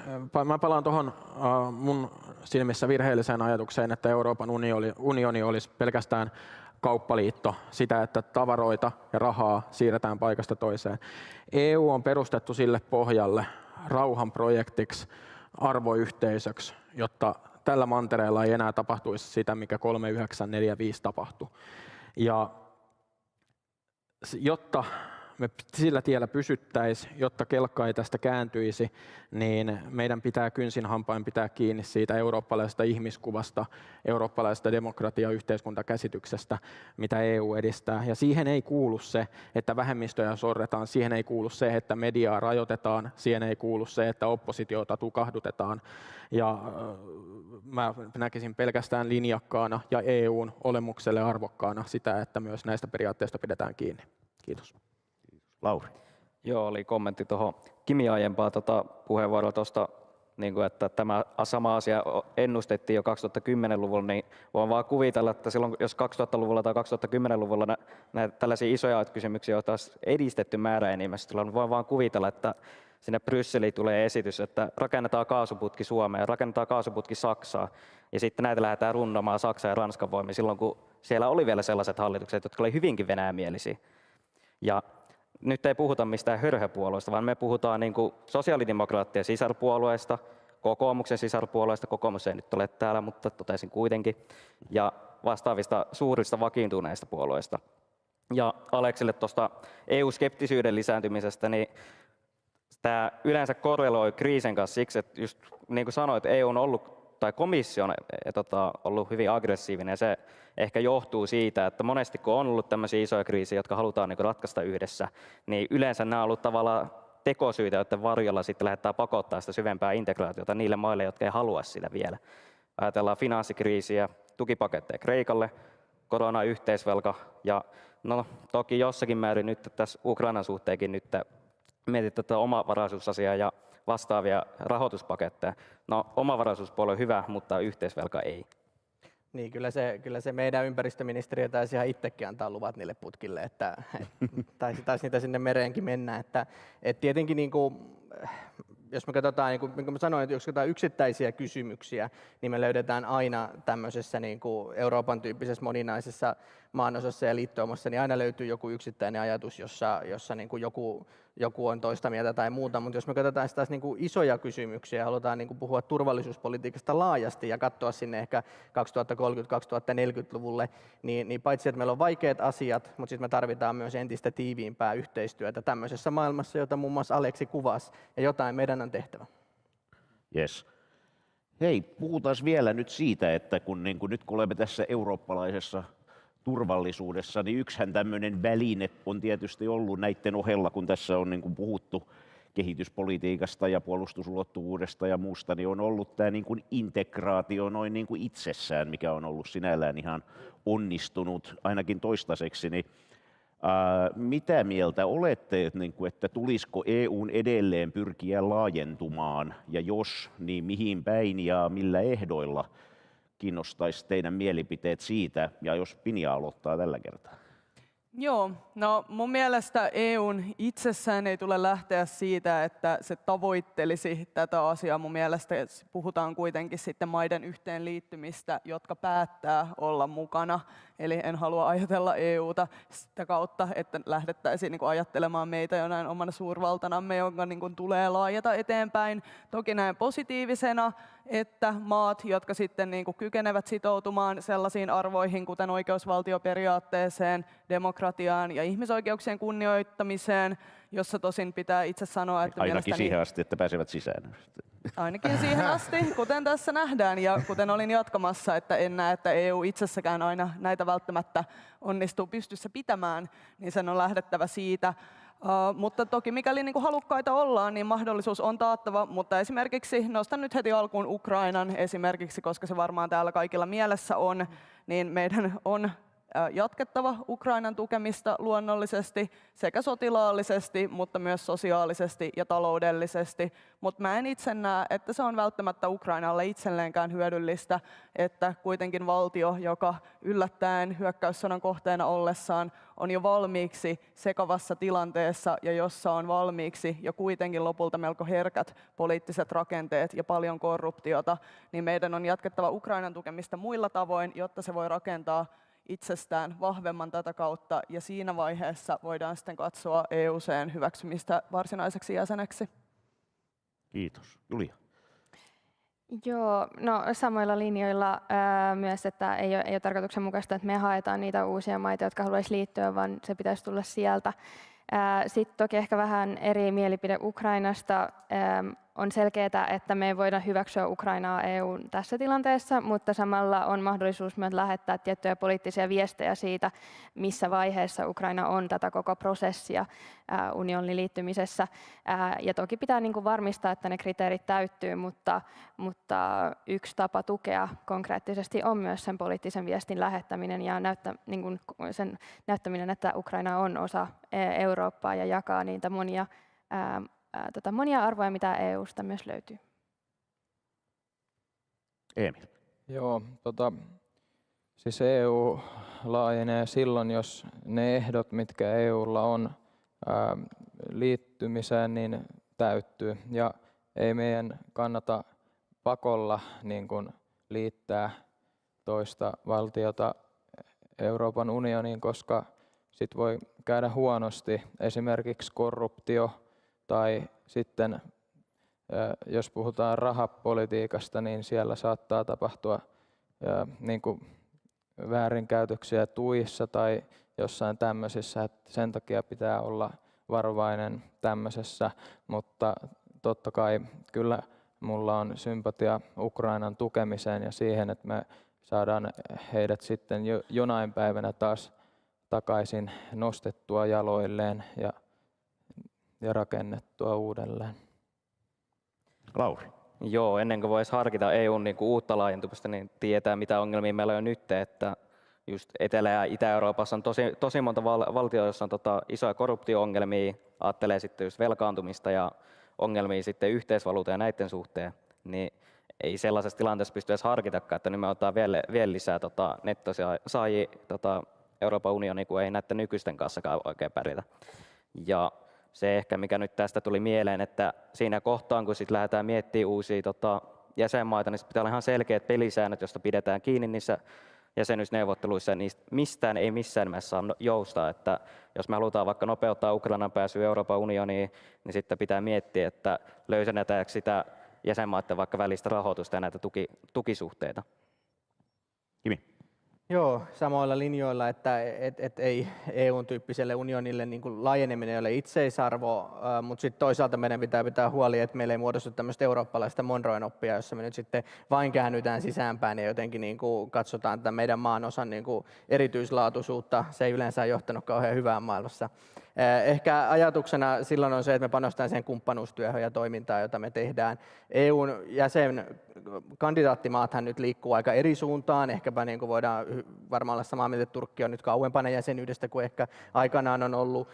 Mutta sitten se, mitä tapahtuu tässä meidän niin kuin rajojen välittömässä läheisyydessä, tai sitten jos katsotaan vielä Afrikkaa niin vähän pidemmälle, niin siellä on se kohta, jossa EUta aidosti tarvitaan ja paljon tarvitaankin, ja siellä meillä on paljon annettavaa. Ja siinä muun muassa komissaari Urpilainen on tehnyt varsin hyvää työtä. Se ei valitettavasti meidän mediassa ja hirveästi näy, mutta sillä on paljon merkitystä paitsi niin kuin kauppapolitiikassa, ihmisoikeuksissa, demokratioiden tukemisessa, mutta sitten sitä kautta myös tässä poliittisessa yhdentymisessä ja sitä kautta turvallisuudessa. Alex. Kyllä, tässä on paljon tullut ajatuksia. En ehkä sanon tämmöisen mielikuvan, että ehkä meidän ei tarvitse niitä EUn ovia ihan Sepposen selällään auki pitää, mutta niitä lukkoon kannata laittaa, että meillä on jo niin kuin sisälläkin tiettyjä ongelmia, mistä tässä on puhuttu ja totta kai avosyliin ottaa niin kuin mukaan neuvotteluihin ja lähteä niin kuin kehittämään. Esimerkiksi Ukrainan hyvä esimerkki, ei sillä korruption määrällä, mitä siinä maassa on ollut, niin ei se ole mahdollista tällä hetkellä, mutta asioita, jos maat on kiinnostuneita EU-jäsenyydestä, niin asioita silloin halutaan kehittää siihen suuntaan, mikä Euroopan unionissa on tärkeimpiä arvoja ja tärkeimpiä perusperiaatteita. Eli kyllä se varmasti tulevaisuudessa, mutta nyt ehkä niin kuin tässä tarvitaan myös malttia ja rauhallisuutta, varsinkin niin kuin konfliktien keskellä, joka Eurooppaan on tullut. Toisaalta konflikteja maailma on ollut täynnä, että kerrankin nyt tuli yhtäkkiä taas meidän tänne vanhaan kotialueelle, eli Euroopan unioniin, niin tuli sota, niin nyt on sitten elämä kauheata. Kyllähän sitä sotaa monessa muussakin paikassa ja kärsimystä on, että on hyvä muistaa, että maapallo ei ole siinä Euroopan ympärillä pelkästään. Kiitos. Ehdoon tahdoon ei ole minusta tarkoituksenmukaista lähteä unionia laajentamaan, mutta sikäli jos ja kun meidän suuntaan vilkuillaan, puhutaan Ukrainasta, puhutaan Balkanin maista, niin en myöskään sitä ovea sulkisi. Sitten kun on päästy yhteisymmärrykseen siitä, että unionin yhteisten arvojen alle pystyy maa laittamaan nimen demokratia, oikeusvaltio, ihmisoikeudet, niin siinä vaiheessa mä kyllä EUn puolesta olisin hieman niin kuin enemmän avosylin ottamassa lisää jäsenmaita vastaan siten, että jos on vaikka niin kuin Ukrainan tapauksessa on selkeää, että Ukrainan tilanne vaikka korruption suhteen on sellainen, että sitä ei suoriltaan voisi EU-jäseneksi ottaa, mutta että pystyttäisiin yhdessä katsoa ne askelmerkit, millä se korruptio pystytään Ukrainasta kitkemään ja tekemään Ukrainasta kelpoinen EU-maa. Mutta kyllä, niin kuin aikaisemmin sanoin, niin oven pitää pystyä myös käymään sitten toiseen suuntaan, jos siitä yhteisestä demokratia- ja oikeusvaltiokäsityksestä ei enää pystytä pitämään kiinni. Kiitos. Aika alkaa loppua, mutta otetaan semmoinen tiivis viimeinen rundi vielä. Ja niin täällä oli meillä presidentinvaalipaneeli ja melkein kaikilla paikalla olevilla on oma ehdokkaansa, niin ei puhuta niistä, mutta siitä muutama kuukausi eteenpäin on eurovaalit. Ja kun olemme nyt Euroopan turvallisuudesta puhuneet, niin ehkä voisi sen verran herätellä ihmisiä tähän eurovaalikuvioon, että mua kiinnostaisi se, että ketäs veikkaisitte nyt sitten, tai sanotaanko näin, että kaksiosainen kysymys, että mikä tulee olemaan tässä ulko- ja turvallisuuspolitiikassa puolueenne kärki eurovaaleissa koskien niin kuin eurooppalaista turvallisuutta, ja kuka tulee olemaan listanne ääniharava? Ja Julia aloittaa. Tämä on vaikea, koska meillä on monia hyviä mahdollisia ehdokkaita, joista kukaan ei ole vielä ilmoittanut halukkuuttaan. Tämä on yleinen ongelma. Joo, jep. Mä veikkaan, että Eva Biaudet on yksi, joka kerää ääniä tosi hyvin, varsinkin Etelässä ja Ahvenanmaalla. Ja kärkiteemoja. No me ollaan yleensä puhuttu paljon tästä niin kuin, subsidiariteettiperiaatteesta, varsinkin nyt kun on ollut nämä maatalousaiheet esillä, mutta se ei ole sitä turvallisuutta en niinkään paljon, mutta se on ehkä se, mikä tulee olemaan aika painava. Kiitos. Sitten Emil. No, millä lähdetään? Mä lähden sillä, että mä näkisin ainakin meidän nuorisojärjestössä yhden henkilön, joka on varmasti meidän tämmöinen turvallisuuspoliittinen kärki, Jere Tuononen, joka on tällä hetkellä meidän varapuheenjohtaja. Ja me ollaan puhuttu siitä, että toki Euroopan silmissä suurin uhka on Venäjä, ja se on tällä hetkellä aktuaalinen asia, mutta sitten pitkän aikavälin uhka ja ongelma on Kiina, koska Kiinan niin kuin globaali merkitys kasvaa jatkuvasti ja samaan aikaan Yhdysvaltojen merkitys talouden näkökulmasta pikkuhiljaa alkaa laskea. Ja se voi aiheuttaa sitten tulevaisuudessa ristiriitoja niin kuin lännen ja sitten Kiinan välillä. Kiitos. Sitten Lauri. Joo, varmaan meidän puolella se keskeisin teema on just tämä massasiirtolaisuus niin kuin EU-tasolla ja sitä myötä niin kuin sisäinen turvallisuus. Mutta niin kuin itse ääniharavista en osaa yhtään sanoa tässä kohtaa, koska olisin muuten heittänyt Huhtasaaren, mutta se tuli just palasi Suomen eduskuntavaaleista. Mulla on vaikea nähdä, että se olisi eurovaaleissa nyt ehdolla. Et meinaa itse lähteä? Se jää nähtäväksi. Poliitikon vastaus, oikein hyvä. Tästä lähtee. Kimi. No mä luulen, että meille ehkä kaksi kärkeä, mistä ensimmäinen on tämmöinen ehkä pehmeämpi turvallisuus, eli EUn sosiaalisen pilarin vahvistaminen, muun muassa työmarkkinareformit, ja sitten ehkä siellä kovemmalla puolella niin tämmöinen strateginen itsenäisyys näillä keskeisillä teollisuuden aloilla. No sitten kysymys siitä, että kuka olisi ääniharava, niin ainakin itse vahvasti toivon, että meidän ääniharava voisi olla se henkilö, joka valitaan myös komission puheenjohtajaksi, eli Sanna Marin, mutta jos hän ei lähde, niin sitten mä luulen, että kyllä me varmaan tuo Heinäluoma uusia viimekertaisen ennätyksensä ja jättipottinsa. Kovaa listaa rakentaa. Mites Maalaisliitto huittaa tämän ja ohittaa? No mä puhuin aikaisemmin sitä omavaraisuudesta, huoltovarmuudesta, siihen liittyvät kokonaisuudet varmasti tulee olemaan monien muiden.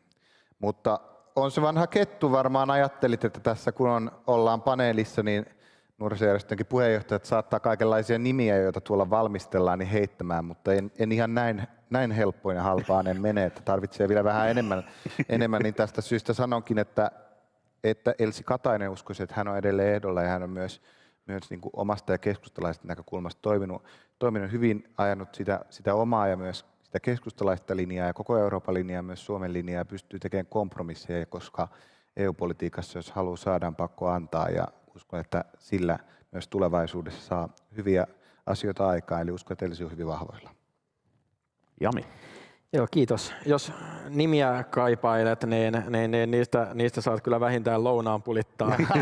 Mutta mä jaan tosi monia pointteja, mitä tässä on eri niin kuin turvallisuuden osalohkoista nostettu, mutta ehkä niin kuin näkisin, että Vihreä liitto RP:n erityisellä vastuulla on kuitenkin nostaa laajasta turvallisuuskäsityksestä ympäristöpuolta ja ihmisoikeuspuolta. Mä olin tuossa jokunen viikko sitten hyvin mielenkiintoisessa Arctic Moment-tapahtumassa Helsingissä, jossa puhuttiin hyvin paljon arktisen meren ja jäätikön vakaudesta ja siihen liittyvistä riskeistä, mitä se voi aiheuttaa globaalille etelälle, sitä kautta myös Euroopalle. Ja mä toivoisin, että vaalikeskusteluissa nousisi myös tämä ympäristöriskit, ilmastoriskit vahvemmin esiin, että mitkä on ne pahimmat skenaariot, mitä niiden eskaloituessa voi Euroopassa tapahtua ja mitä voidaan tehdä, että niitä pystytään torjumaan. Sitten myös toki ihmisoikeuspuolelta se kehitys, mitä Euroopassa ollaan nähty, äärioikeisto on noussut maassa ja toisessa, niin tähän tarvitaan musta puoluerajat ylittävä EU-jäsenvaltioiden rajat ylittävä strategia. Kiitos. Ja viimeisenä, mutta ei vähäisimpänä, vasemmistoliitto. Joo, no aistin myös tämän hyvä huomautus, koska emme edes ole puolueen jäsen järjestönä. Nimiä, jos tässä halutaan, koska viestintätoimistossa toki juoruilusta pitävät, niin en tiedä, ei tämä ole juoruilua, me olemme täällä näiden seinien sisällä tässä luotetussa porukassa. Kyllä. Mutta että näen, että esimerkiksi Silvia Modig toki on tehnyt hyvää työtä ja toivon, että hän tälle myös jatkoa saa, mikäli näin haluaa.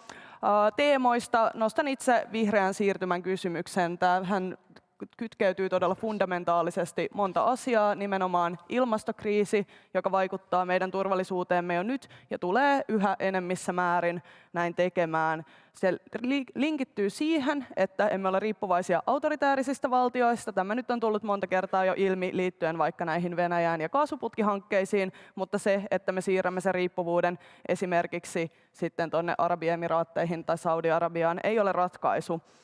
Joten vihreän siirtymän kysymykset tässä ja tietenkin se, jotta me emme pumppaisi fossiilisia ilmaan, jotka aiheuttavat enemmissä määrin näitä katastrofaalisia sääilmiöitä, jotka tulevat johtamaan siihen, että ihmiset joutuvat liikkumaan kodeistaan ja siinä kohtaa ei ihan hirveästi auta, että sanotaan vaan rajat kiinni, kun miljardien on lähdettävä liikkeelle, kun ei pysty elämään enää siellä, missä on. Eli silmien sulkeminen ei ole vaihtoehto, joten näen, että tämä on tärkeä ylipäätänsä yhteiskunnan turvallisuuden kannalta. Se tulee toki linkittymään myös talouspolitiikkaan. Vihreä siirtymä tulee tarkoittamaan sitä, että meidän on tehtävä mittavia julkisia investointeja. Ja tässä julkisen rooli sekä valtiona, mutta että EU:na tulee korostumaan entisestään.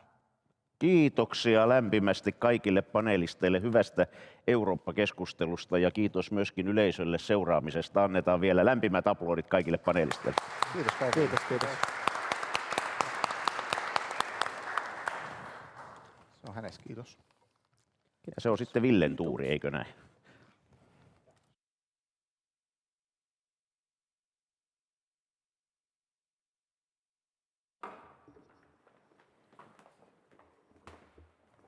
Ylöskö saa? Se on siinä. Hyvät läsnäolijat, päivä on ollut pitkä, mutta äärimmäisen antoisa ja kiitoksia kaikille, että jaksanut loppuun saakka olla täällä. Ja täytyy tähän loppuun vielä todeta, että se on valtavan arvokasta, että nämä nuoret tulevaisuuden poliittiset päättäjät pääsevät arvovaltaisen yleisön edessä mittaamaan omia mielipiteitään. Se on sitä, mitä Suomi yhteiskuntana tarvitsee, avointa keskustelua, jossa nuorten ääni kuullaan ja otetaan vakavasti. Mutta päätössanat, niin se ei ole aina ehkä se kaikkein kiitollisin tehtävä tässä vaiheessa päivää, niin ajattelin, että pidetään lyhyenä ja nostetaan olennaiset pointit. Ensimmäisenä olennaisena pointtina kiitän yhteistyökumppaneita totta kai, eli Lockheed Martin, Patria, Conlock, DA Group, Sako, Saab, Systematic, Accenture, Journalistit ja Rud Pedersen Public Affairs. Kiitoksia teille, olette olleet ratkaiseva osa tämän hienon konferenssin toteuttamista. Mutta ei konferenssia ilman puhujia eikä yleisöä, ja haluan tässä yhteydessä kiittää kaikkia tähän tapahtumaan tänään osallistuneita, niin täällä läsnä kuin etänäkin. Loppuun ehkä se yhteenveto-osuus tästä päivästä, ja nostaisin muutaman asian esiin. Keskustelussa nousi vahvasti esiin niin Naton rooli, mutta helposti unohtuu, kun keskustelu ehkä vähän yksipuolistuu johtuen tunteita herättävästä ulkopoliittisesta ja turvallisuuspoliittisesta tilanteesta, mikä Venäjän hyökkäyssota Ukrainassa on aiheuttanut, että on muutakin kuin se NATO, mikä on turvaamassa Suomea ja Eurooppaa. Eli EU nousi näissä keskusteluissa vahvasti esiin, se miten me pystytään maksimoimaan omaa asemamme, vaikuttamaan siihen niin Natossa kuin EUssa niin, että ne täydentävät toisia ilman, että teemme päällekkäistä työtä, nousi keskiöön. Toinen viesti, minkä nostaisin esiin, on se, että kun maailma on aivan historiallisen geopoliittisen murroksen keskellä, niin ei tyydytä siihen asiantilaan. Ei todeta, että Suomi vain tässä nyt matkustaa niillä suurilla geopolitiikan aalloilla, vaan ollaan aktiivisesti vaikuttamassa ja muutetaan sitä tilannetta, mihin maailma on menossa. Ja oikeastaan kolmantena omassa paneelissani, missä oli moderaattorina, nousi mielenkiintoinen lause esiin, joka kuvastaa hyvin pitkälti sitä meidän maantieteellistä sijaintiamme Venäjän naapurissa ja sitä tulevaisuutta ja arvaamattomuutta, minkä edessä me olemme ja tulemme olemaan. Professori Liuto sanoi, että miten voin ennustaa Venäjän tulevaisuutta, kun en osaa ennustaa Venäjän menneisyyttä. Tämä on ehkä viestinä aika koominen, mutta aika vakava. Maailma muuttuu valtavaa vauhtia ja meidän naapurimaamme on erittäin haastava ennakoida, miten he haluavat toimia, kun ei heidän historiakaan ole aivan selkeä joka päivä. Ja ehkä tästä yhteenvetona totean, että tämä on se syy, minkä takia me tarvitaan Suomen johtavassa turvallisuuskaupungissa, puolustusvoimien lähestulkoon pääkaupungissa Kouvolassa, tätä turvallisuusseminaaria myös jatkossa. Sitä keskustelua, jossa me voimme yhdessä käydä läpi näitä asioita, kuunnella toisiamme, oppia ja ymmärtää paremmin niin itseämme kuin naapureita, meidän ystäviä ja vihollisia, niin on ennen näkemättömän arvokasta tässä maailmanajassa. Ja tähän lopetan puheeni ja totean, että me voimme jatkaa tätä keskustelua nyt tuossa sinisellä matolla kaupungin, onko ne iltadrinkit, en tiedä mikä on oikea nimi, mutta joku kuitenkin. Ja sitten vapaamuotoisesti rynnätkää koteihinne ja kertokaa sitä iloista sanomaa, että kyllä meillä Kouvolassa vaan osataan. Ei sille kuulunut nauraa. Ainoa vakava osuus tätä puhetta. No ei mitään muuta kuin kiitoksia kaikille osanotosta ja vuoden päästä uudelleen lippu korkealla eteenpäin. Kiitos.